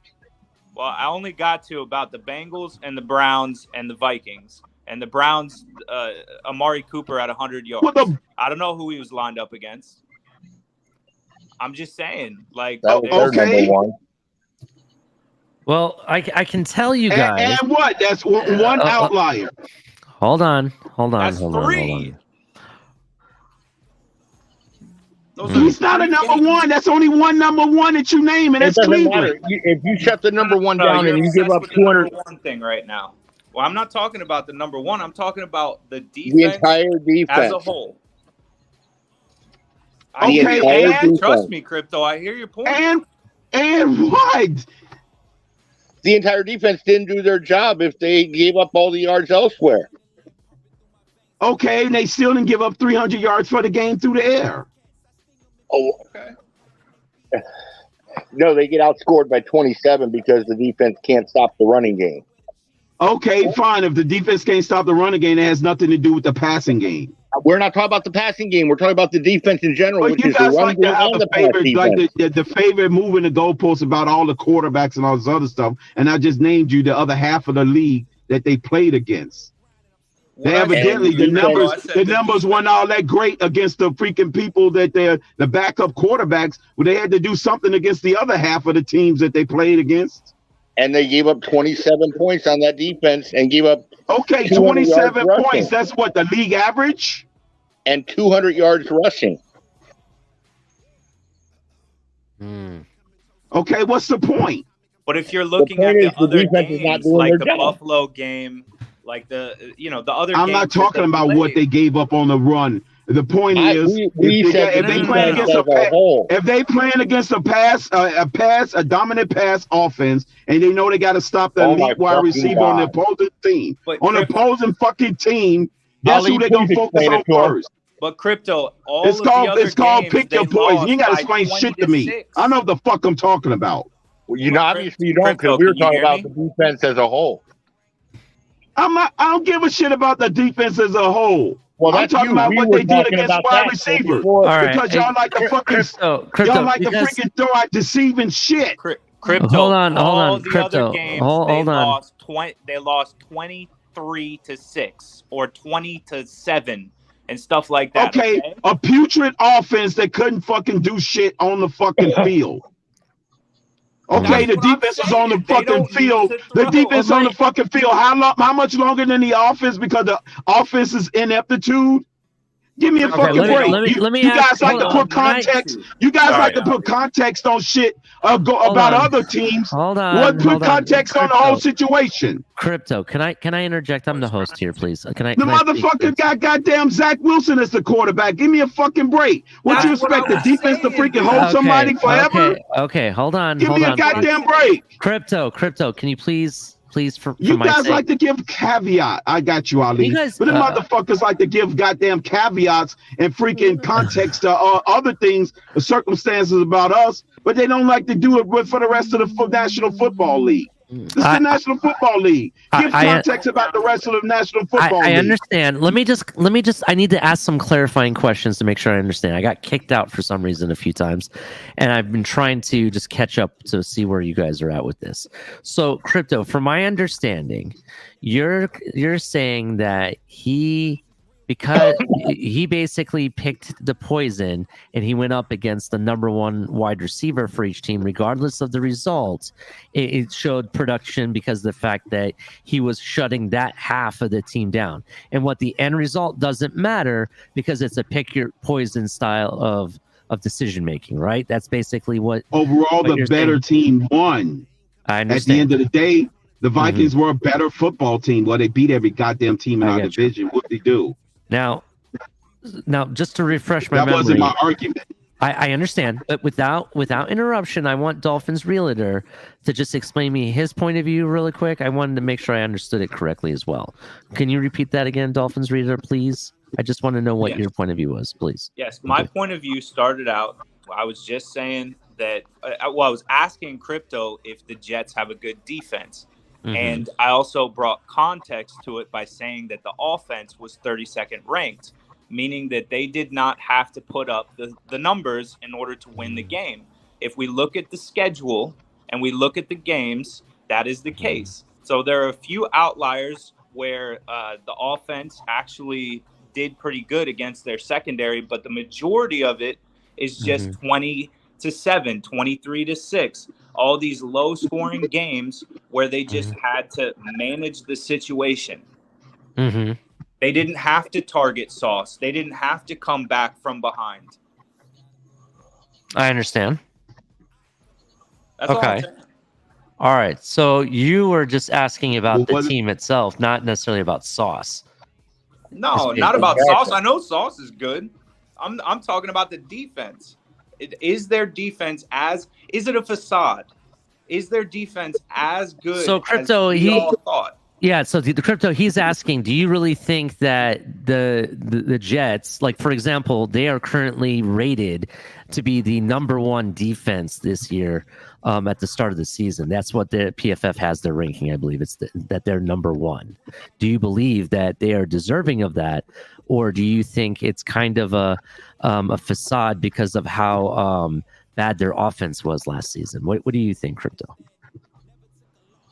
If anything, I would say it's a testament that their defense was able to get a high ranking. They was given the amount of mileage they had to put on the field because of the ineptitude on offense.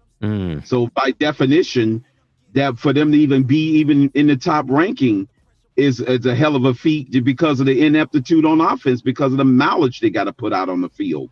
Normally defenses can't keep up and keep that kind of a ranking if you freaking constantly on the field because the offense has got 50 million 3-and-outs. So no, I don't think it's a facade. Okay, so I think it's legit because the fact of the matter, they had the endurance to even keep up with the kind of rating because normally you will bend so much that you will break and then your numbers will start fall apart because your offense is constantly putting you on the field and putting you in bad situations and putting you in predicaments where you can't defend. So just to make sure I if your offense is constantly fumbling the ball and turning on the ball and punting the ball away, and you constantly is on the short field and you're back up against the wall, eventually a lot of yards are going to be accumulated against you. Crypto, if you would have brought that argument up, I would have actually said that is a good point. But listen, a great defense does not pick their poison. They shut everything down. Okay, but that can be a matter of opinion, though. That could be that there's okay. No, it depends on the kind of offenses you're going against. If you got an offense that's very well balanced, then you have to pick your poison. You pick the greatest remember strength. a couple years ago, the Rams had a great defense.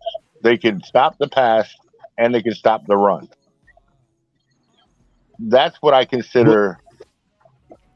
When you have the front four that can stop the run and get the pass rush, and of course they have the MVP on there.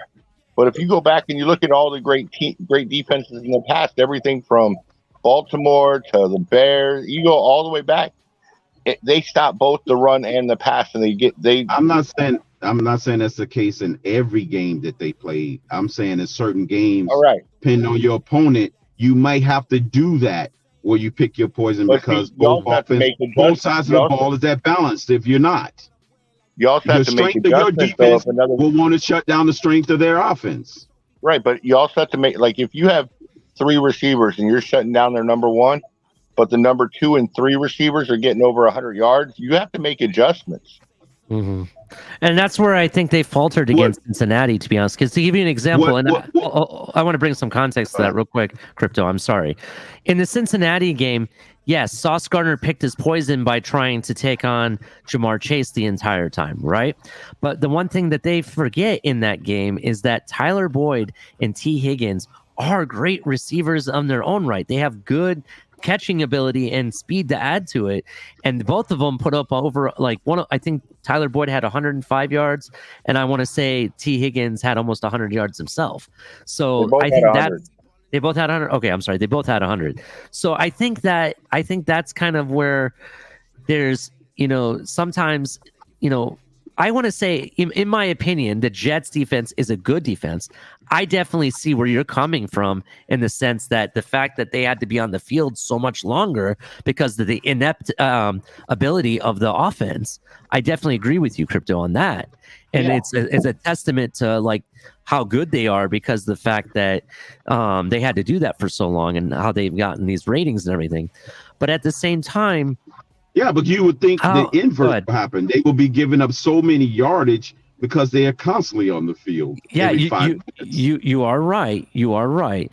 But the other part of it, they will be giving up a hell of a lot more touchdowns as well because the average field of possession is probably near midfield for the opponent. Yeah, and I know not a lot of people take this into account, but it does account. A small percentage of it, I would say, counts for this. They were still playing a third place schedule too.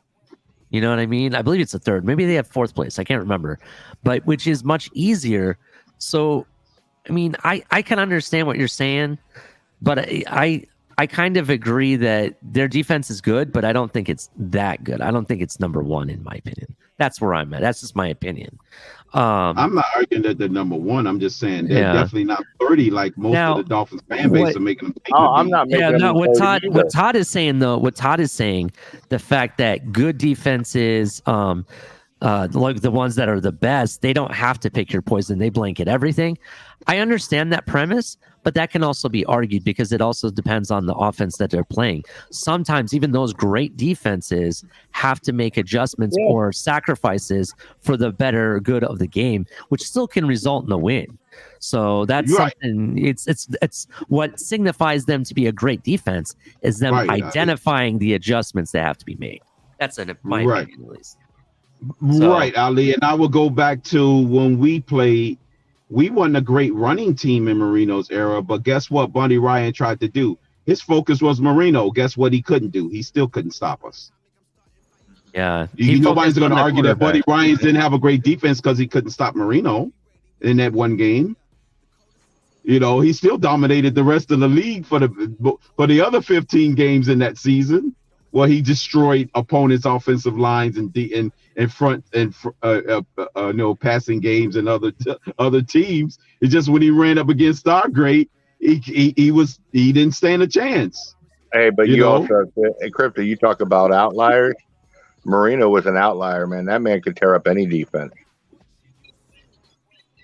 Yeah, that's what I'm saying. No one said Buddy Ryan was not good because he couldn't stop Marino. No, but hey, here's the thing though. Against Cleveland, I wouldn't want to give up 4 touchdown passes to him. You know what I mean?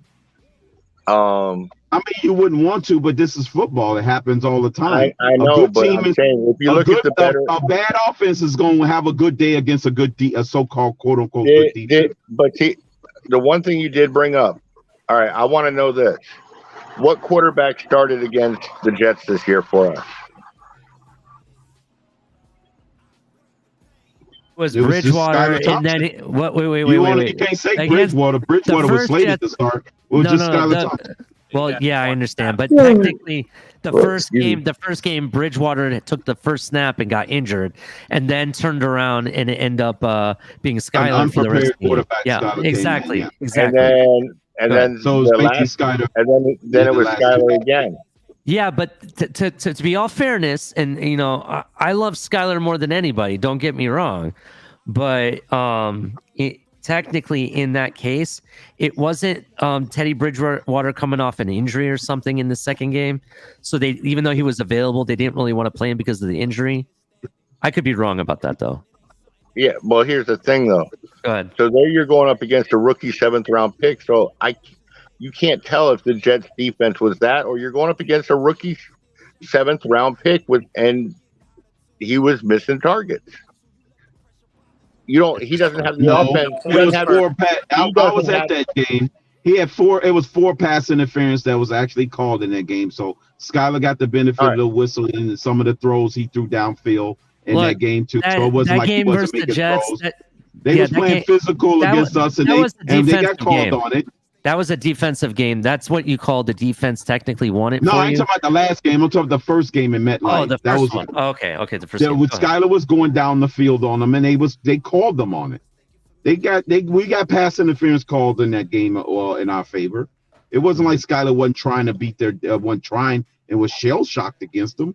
He threw down the field against them, and he got some calls in his favor to go for him. I understand, but flagged them their secondary, so it wasn't like just because it was a 7th round pick. But eventually, when they played him a second time, they didn't beat him. I understand he was still throwing downfield and all, but he still didn't have command of the offense, and he still wasn't well versed in the NFL at the time. Is what I'm trying to say.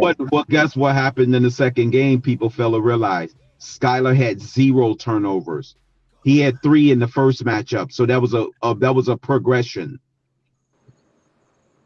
Yeah, but he missed a lot of downfield throws too. It doesn't matter. He led us to a win by not turning over the ball. Sometimes the absence of not playing horrible sometimes is good enough to win. No, I'm giving props to him. Don't get me wrong, but I'm saying that's not a good measuring stick for a Jet defense. Is what I'm saying.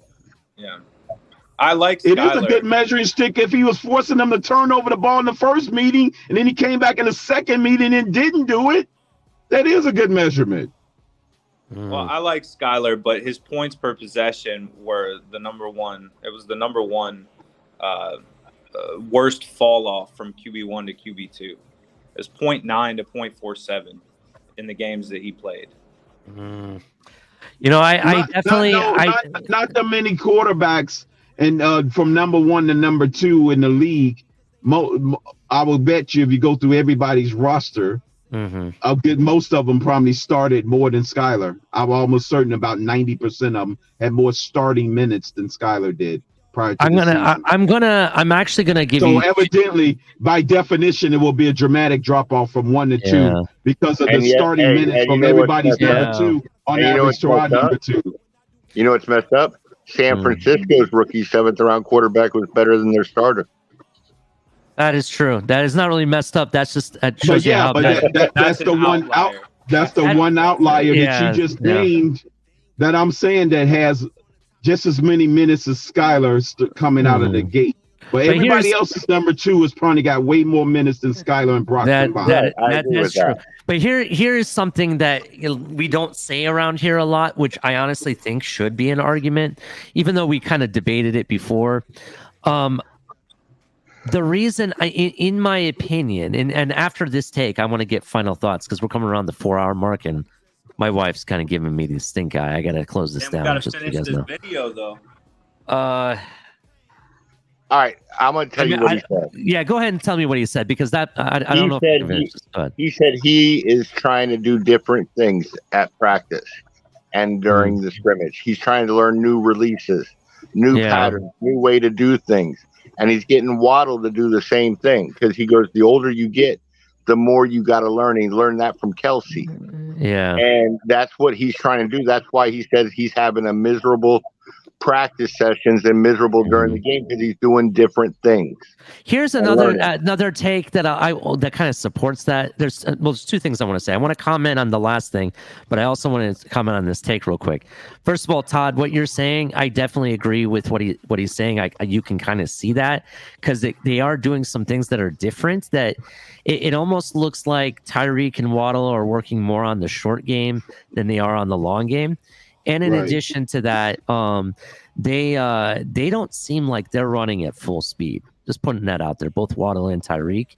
I don't see them running at full speed, whereas the other guys on the team, which are trying to play for spots, are running much faster, but they're still being covered. Right. Exactly.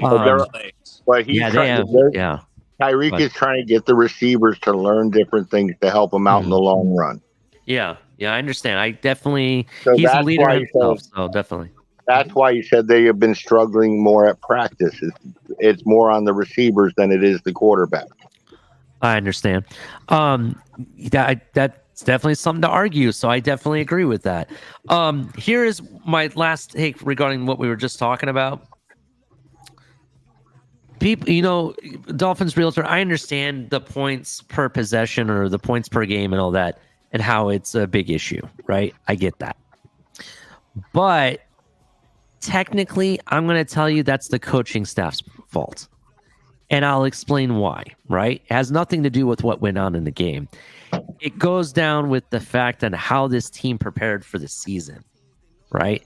They prepared with the sole mission to make their starting quarterback look like the franchise quarterback that we think he is, right? He sat down with hundreds of hours of videotape showing all the great things that he's done in his career and everything, and did nothing to do but try to build his confidence up. They went and got him the best receivers. They went and got him the best left tackle, the best center. We have the best right guard here. Everything that he absolutely needed, they gave it to him, right? God, he worked out like crazy with Tyreek and Waddle and the starting receivers and everything, no problem, right? Who was on the back burner technically was Teddy Bridgewater and Skylar. If you looked, their timing and chemistry with Tyreek and Hill were like in the sewer, bro. And Waddle. It was in Waddle. I'm sorry. That's what I meant to say. Tyreek and Waddle and even to Gesicki, it seems like it was in the sewer. They didn't have the chemistry. And then what did your coach do? Your coach openly admitted in his presser that your backup quarterbacks did not get enough time with the starters at all. They got maybe 20% versus the 60% that went to. That's not a good thing. That's not a good thing at all. That's the signs of a rookie coaching staff. That's what that is. Right. They didn't come in prepared. But hold on, Todd, because this is where you're gonna love, because I know where you're going. This offseason is different. They have them set up in a way that they're constantly overlapping each quarterback with some different receivers. So by the time, what they're basically doing is playing Ring Around the Rosie or a merry-go-round. Everybody gets to play with everybody. That's what's basically happening. At some point, you've played with that receiver or this tight end or this offensive line at some point. And that's what they're doing different versus last year. So this year, regardless of what happens, and I know Tua's going to be able to play the whole season. I have the faith, but I'm going to knock on wood anyway, right? Yeah, he's going to miss the last game because he's going to be resting. Yeah, we'll give them the last game because it's gonna be resting, and we're gonna already be in the playoffs. We're gonna fucking win. Yeah, baby. Doesn't matter. But basically, what I'm saying is, when they do have to come in, we're not gonna see a sleepy Teddy Bridgewater, because that's what I felt he was. I felt he was sleepy at first, especially in that one series versus the Buffalo Bills. I still can't get it out of my mind. The guy just didn't seem like he cared, bro. He wasn't hyped up or like. I don't know. He just looked like he was sleepy, just in my opinion. I don't know. He's like flat, right? Yeah, he was very flat. And you know, some of his passes were flat. And I was starting to think about this. I was like, what the hell's going on? And then we found out that they didn't get very much time with the starters. And that made me think, it's like, well, why not? Shouldn't you be prepared for this? At least the second, the QB2 should have that time with the starters. And you find out they didn't. So that made me kind of really concerned about the coaching staff. But I've already can see that they've grown from that. But did you hear my big take for this year? What's your big take? My big take is I think Tua could, with the turnovers and the short fields, he could take Dan Marino's touchdown record away from him. I don't know about that. I don't know about that. I have faith in Tua being the Tua of old, or the Alabama Tua, as they say. I'll go with it. But I mean, Dan the Marino, man. They call him the man for the reason. Oh yeah, bro. I agree. You know, it's Dan the man. Everybody. Hey Todd, you said something about Cleveland beating or getting those touchdowns against the Jets is not formidable. Did you know that this year was the first time Joe Burrow has ever beaten the Browns in his whole entire career? You do realize that same Browns team. All right. Well, hey, listen to this though. The thing is, if Marino was playing nowadays, the record would be untouchable. Yeah, that is absolutely true. I definitely agree with that. Rules? And you know, here's not really a hot take. It's actually a fact, bro. The most famous name in all of football that everybody knows when it comes to a quarterback, everybody knows Tom Brady. But the moment you mention Dan Marino, that's like one of the most famous names. Everybody knows Marino, bro. Up in this beach. Yeah, everybody loves Dan Marino except Ray Finkel. That's true. Laces out, Dan. Laces out. Yeah. But anyway, that's my take for tonight. I mean, to be honest, I've said it out loud. I think this team can go 14-3 or 13-4. It's very possible. There's only 2 games that I'm worried about that I know are going to be tough, and I kind of had them as losses just because against who they are. And those are the one in Germany. One of them's in Germany. It's against the Super Bowl winner and the Super Bowl runner-up. Those are the only 2 games I'm worried about. Everybody else that you look at our schedule, I definitely know you are. Probably the Philadelphia game. That's the one you're going to, right? Right. Make sure they treat you well there. I don't want to hear about these Philly fans who are crazy that mess with you, Color. I don't want to hear that they stole your hot dogs. Please tell me they don't do that. But no, they're not gonna do that. But basically, what I'm saying is that Philly games for the Sixers and the. I have enough confidence that I don't fear any team that we play this season, except those 2 games that I just mentioned. I'm kind of concerned about because I fear Philly more than I do I fear Philly more than Kansas City. I fear both. I kind of fear both because Kansas City has one thing that no other team has, and that's a juggernaut at quarterback. And he is the best quarterback in this league. I just have to admit. Yeah, not only that, Travis Kelce, bro. Philly team is a nightmare to cover. That's true. That's true. They're harder to prepare for. That Philly team is more well-rounded, is what I'm trying to say. Defense and offense. I hear you, Todd. Yeah, they have a more well-rounded team this year, so we'll see what happens. Let's go around the room. I want to start with Dolphins Realtor for this final takes. What do you got for us, Dolphins Realtor? Thank you for hanging out with us. Definitely. Yeah, man. Thanks for having me. I'm saying 15-2 is our ceiling. I like it. I love the confidence. Thank you so much. Yeah, definitely agree with that. Anything else you got for us? Nothing much, man. No, I definitely agree with Crypto's point. Just going back to that real quick, which is the time of possession and all that. The only thing that I would have to say is when I look at the other schedule, the other games, they're basically walking into the fourth quarter with 20 points on the Jets. So that's my thing is like, are they really like having to go all out against them? I don't think so. And then Sauce Gardner, he was targeted 39 times for a reason. That's pretty damn low. He's a good corner, but we're going to see. And they're not the only one. I mean, honestly, I think the Jets are formidable. I think the Bills might have gotten a little bit better with Dalton Kincaid and gotten a little bit worse with their defense.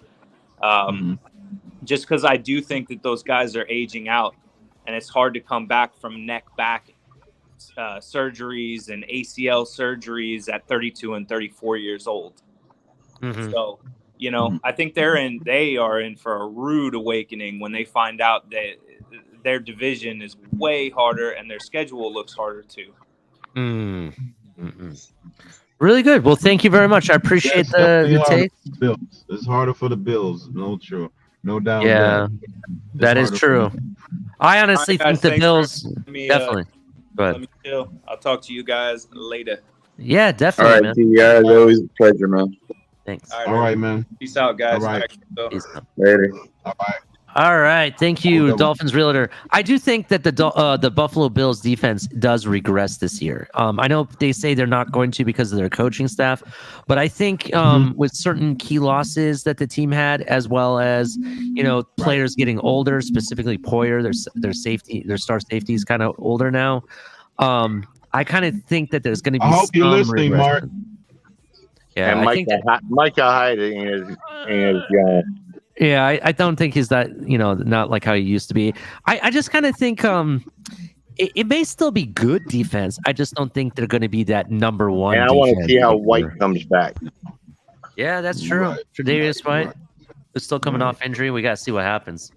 And I still think they have Michael K. You're listening. Michael, yeah, I still think they have a question mark at who their number 2 corner is. I know they think they have depth, but I don't know. I heard Zaire Elam or whatever his name is a possibility, but I don't think he's proven enough to be the unanimous number 2. That's just my opinion. But let's keep it moving. Todd, what are your final thoughts? What do you got for us? First off, I want to thank you for having the show. Definitely. It was a great show. I respect everybody up here on this panel. Y'all are awesome. Even Crypto when we get to arguing. Yeah.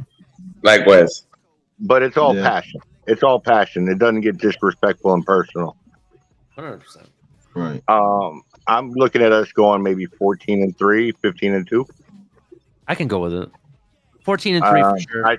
I think we're beating Kansas City this year because we've almost beat them in the past. And see, that's the thing. Crypto, the big difference between our defense and the Jets defense is we have corners on both sides that can lock down. Okay, and especially when it comes to crunch. I'm hoping that do pan out. I mean, I'm not arguing. Especially when it comes to crunch time in December, when we bring back Ramsey, if he's not back by November. So, all right, y'all have a good night. Right. It was a pleasure speaking with y'all. Thanks, Todd. Right. Appreciate it. Yeah. Thank you very much. Same. All right.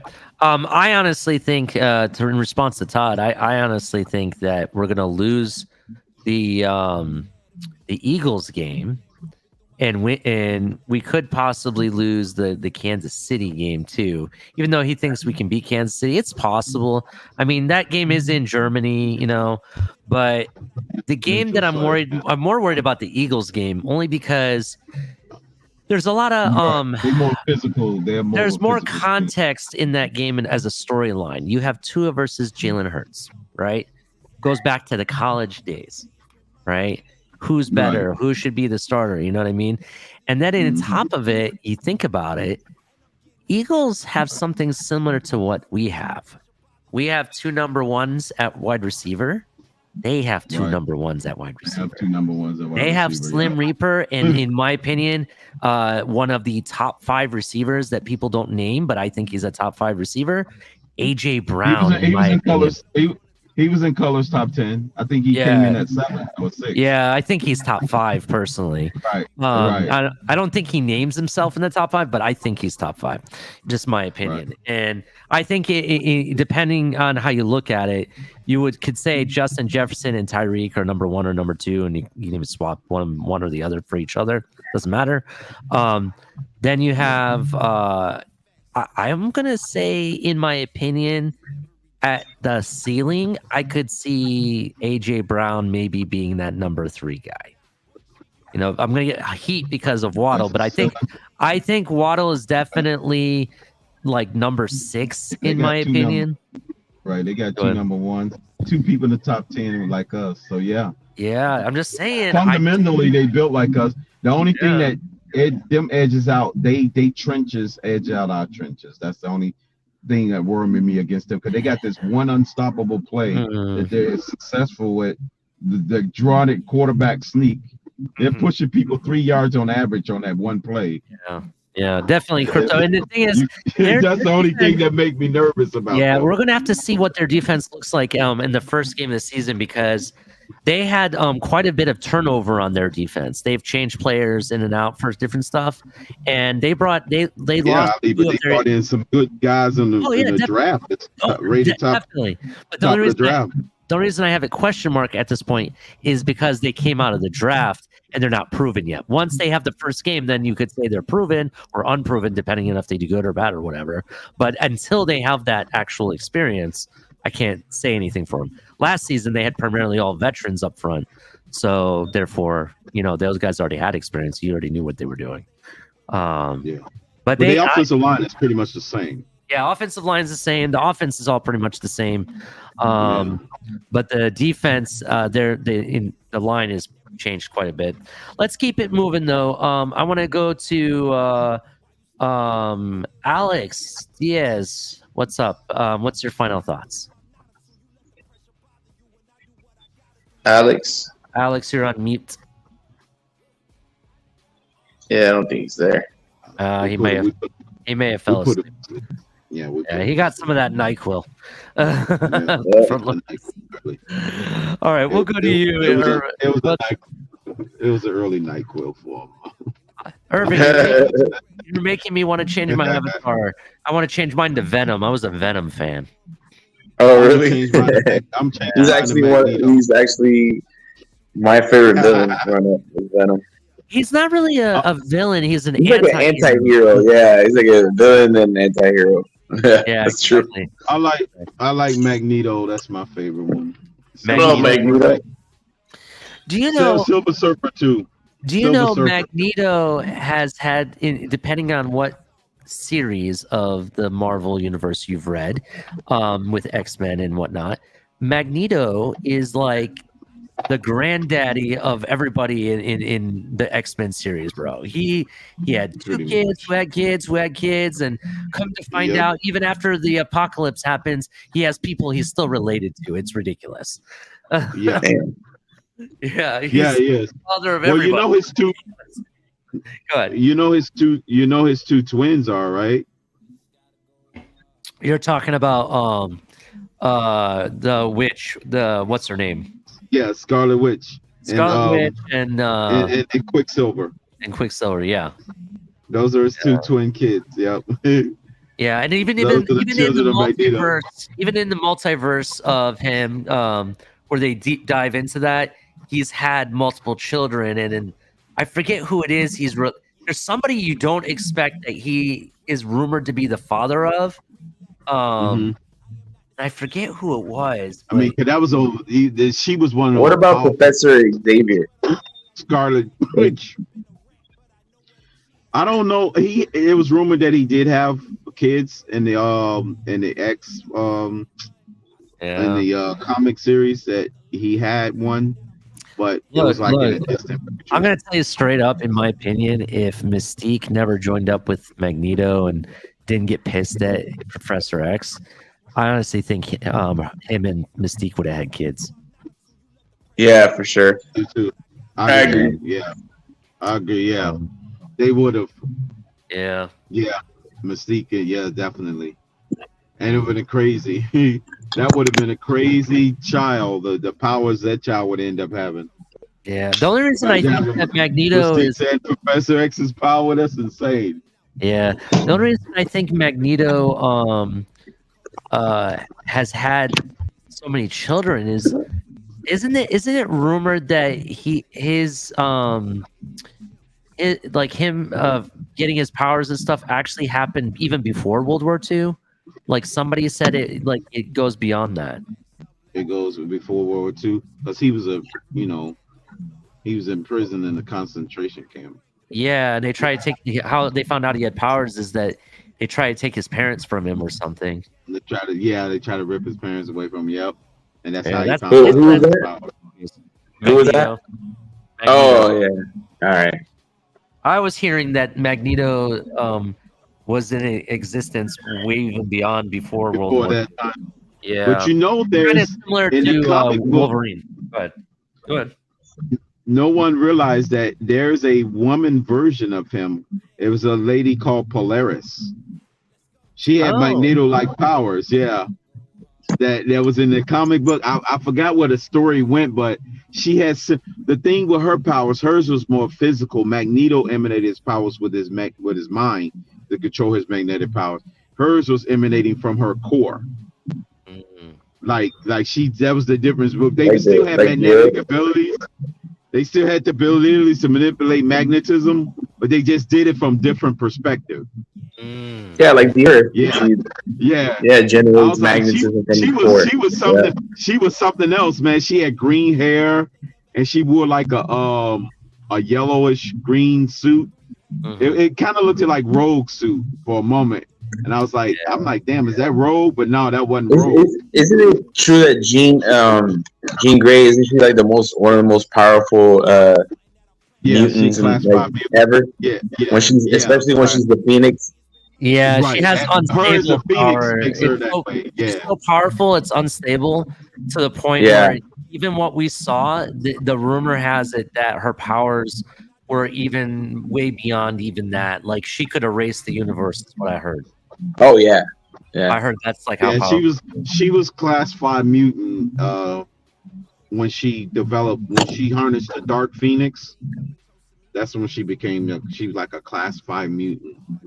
Because it's only like a rare breed of class 5 mutants in the cosmos, but they was becoming more prevalent where you have like super mutants, like crazy abilities, like Nathan Richards, which they supposed to like took that story up.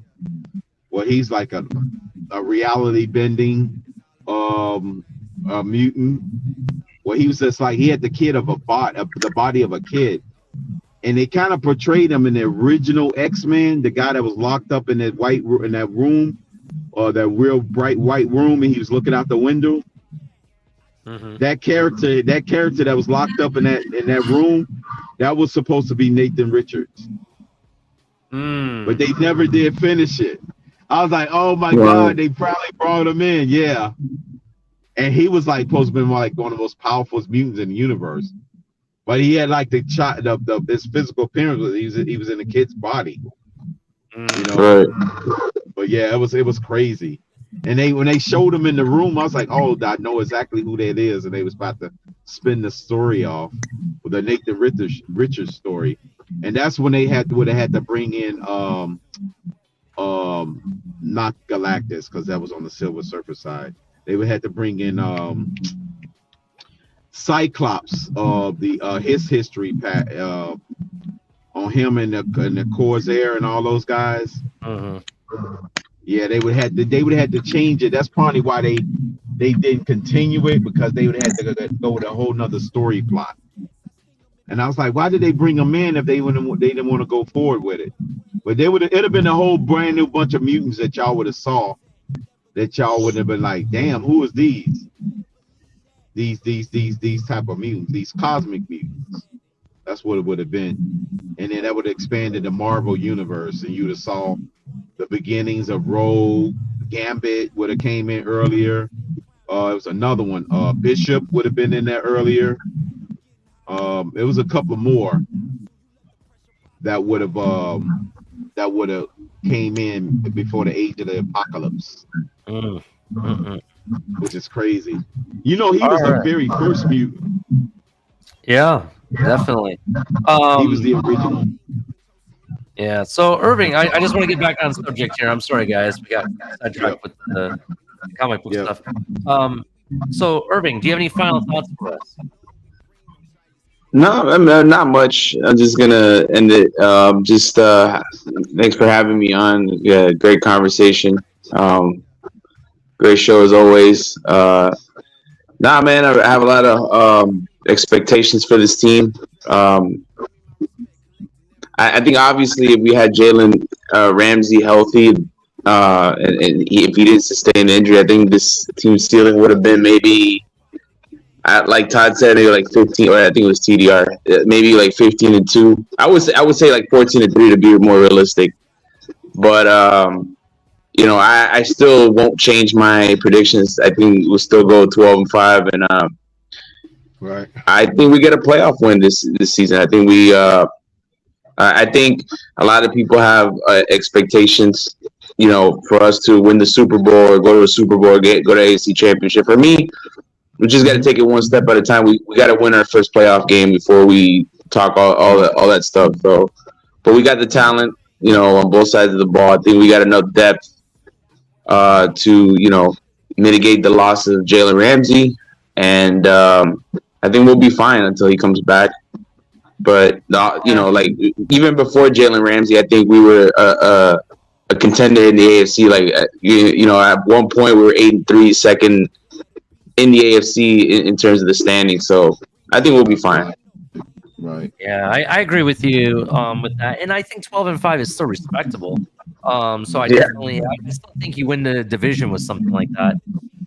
In addition to it, I was thinking about it. You are kind of right. You do have a leg to stand on when it comes to, we have to be kind of realistic and in a sense, I think our focus is winning a playoff game and whatnot, and you take it one step at a time. I agree with you. I think that a lot of us are just so upset of going year after year after year being underwhelmed, and now we've never had a roster like this. We don't want it to go to waste. That's basically what it comes down to. But I do understand the first goal was making the playoffs consistently. We made the playoffs. Now your goal is to make the playoffs, get a playoff win, and the next goal is a playoff win and then winning another playoff or getting to a AFC Championship. I understand how that works. I do think a lot of the moves that we have made allows us to consistently be a good playoff team, and even extend our window. To be honest, I think that there's certain things, but I also think that we're very close. I think we're very close to having everything we need on this team. The way I see the defense playing right now, and what I see in drills and stuff, like I said, I think the defense is perfect at this point almost. I still think we need to solidify that defensive tackle backup position, the depth pieces for it. I think that's pretty much all you're at now. I need you to go and maybe go all in on the offense. Go get a running back and go get another offensive lineman maybe, and then you're really golden, dude. I don't really see how you can't put much more of a better team on paper or even on the field. So maybe it is Reisner we bring in or somebody as an offensive lineman, but I don't know. Yeah. And let's not forget every year during training camp, because of cap issues and stuff, some crazy person gets cut that you didn't expect. But there might be options for us. That maybe that's why we haven't re-signed Christian Wilkins yet. Maybe we need to see what becomes available, before we spend all of our chickens, and maybe we can still hold on to Wilkins, but we need to see what else is there too at the same time. Maybe there's stuff that we could do there. I didn't mean to take up your time, Irving. Did you have anything else for us? Irving, you're on mute. We may have lost Irving.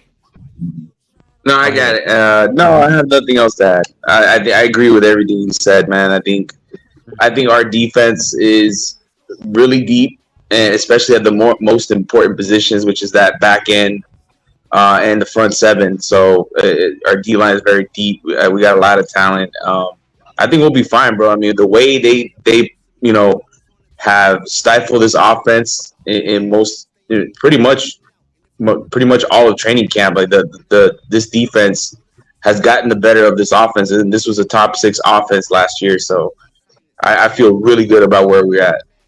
Yeah, thank you. I do too. So I can't wait. But anyway, thanks for hanging out with us, Irving. Really appreciate it.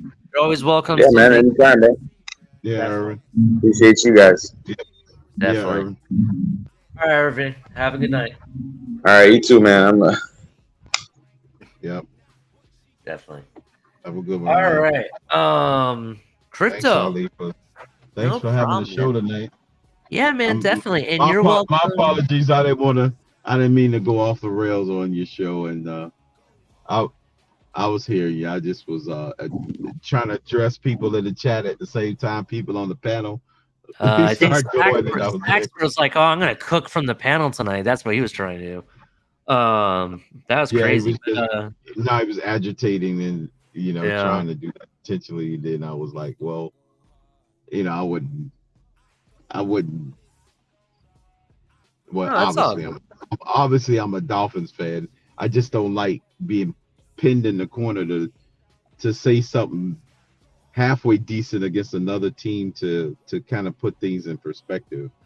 No, it's all good, Crypto. I understand. And the other part of it, people may not know this, but I wasn't saying the Jets are going to beat us and all this other stuff. And I understand. Saying, hey, given everything evening out, you can play the best, you can play the worst. You only play at the end of the day. You only play who's on the field against you. If they just so happen to be JV squad, then the NFL deemed them as good enough to be in the NFL, whoever that is. Yeah. But I just hate going down that rabbit hole when we're talking about New England and the Jets and the Bills and even the other teams like the Chiefs or Jaguars or whatever. But if we do that so hard and heavy that I just don't want it to be reversed on us. When we start playing a string of bad teams or bad defenses, they'll start doing it against us if we rely on that as our main source of argument.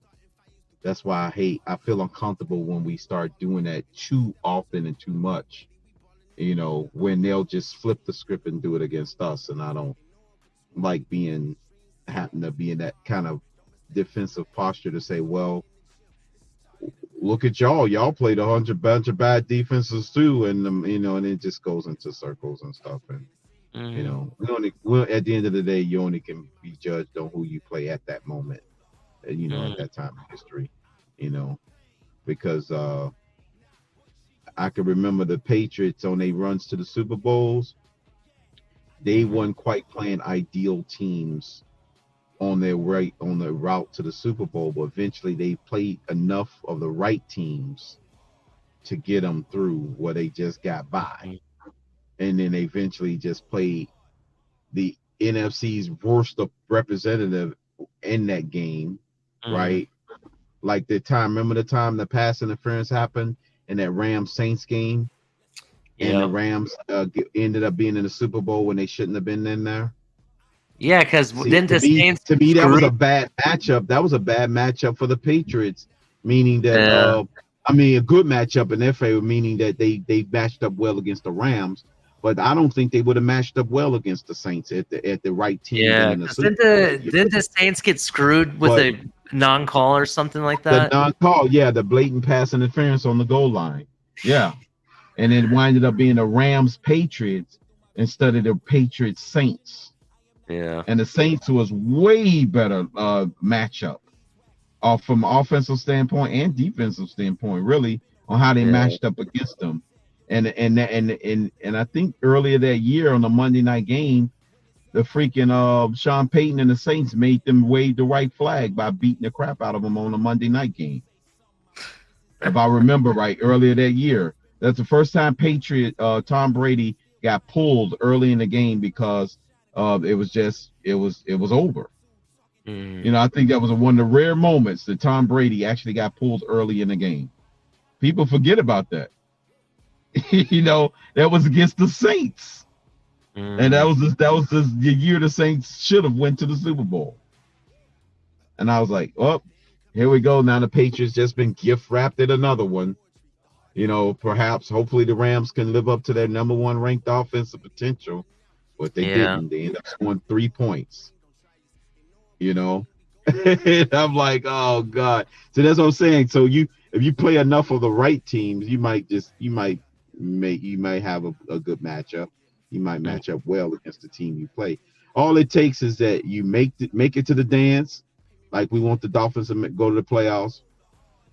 Just play the right group of teams, and you can find yourself in the Super Bowl. You play the wrong group of teams you don't match up against, then you find yourself on the outside looking in.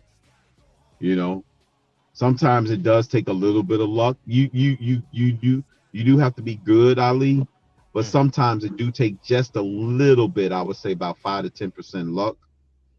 You know, just for you to play the right amount of teams at a given stretch, so you can have enough momentum to propel you all the way through.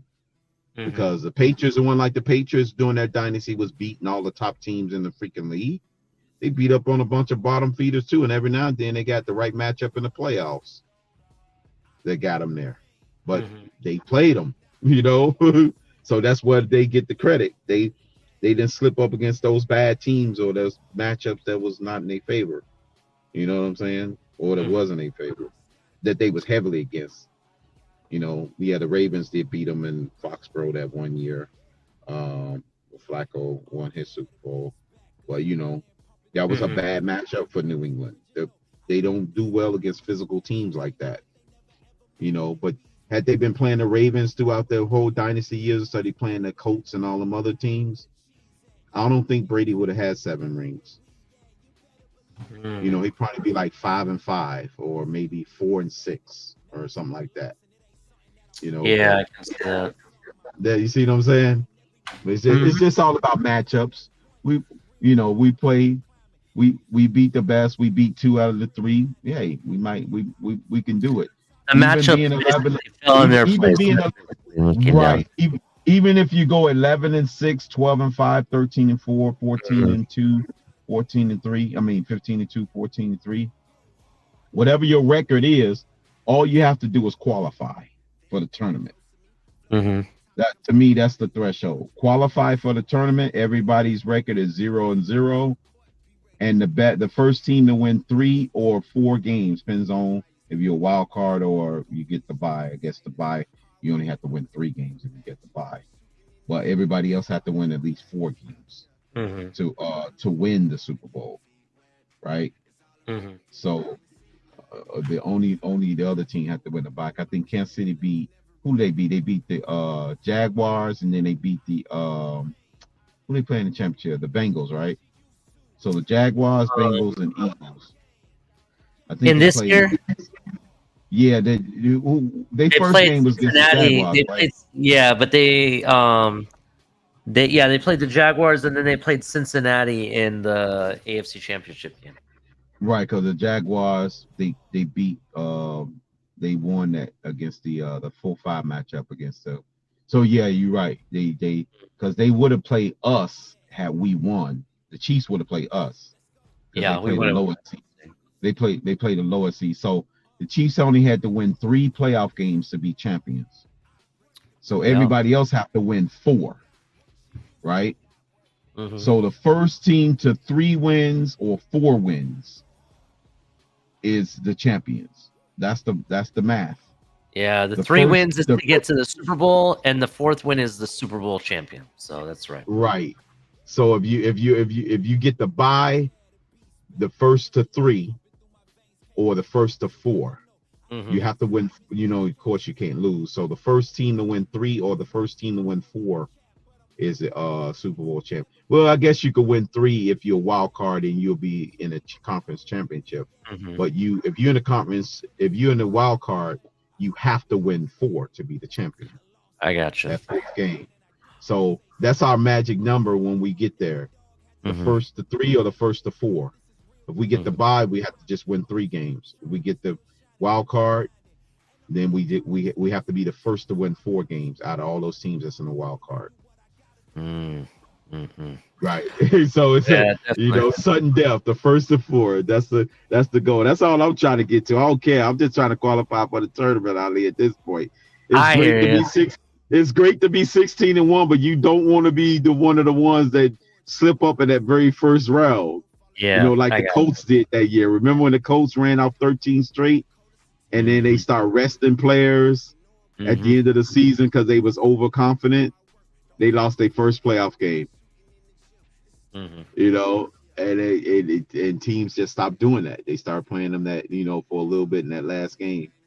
But I don't want that to happen to us. So just qualify for the tournament.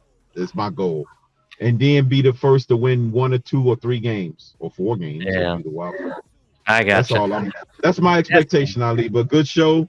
That's my expectation for the Dolphins. My original record is 11-6, right? But qualify for the tournament. The official numbers I gave on Tua was 36, 13, 4,300, and 100 for his rating. Those were my official numbers for Tua that I expect him to get.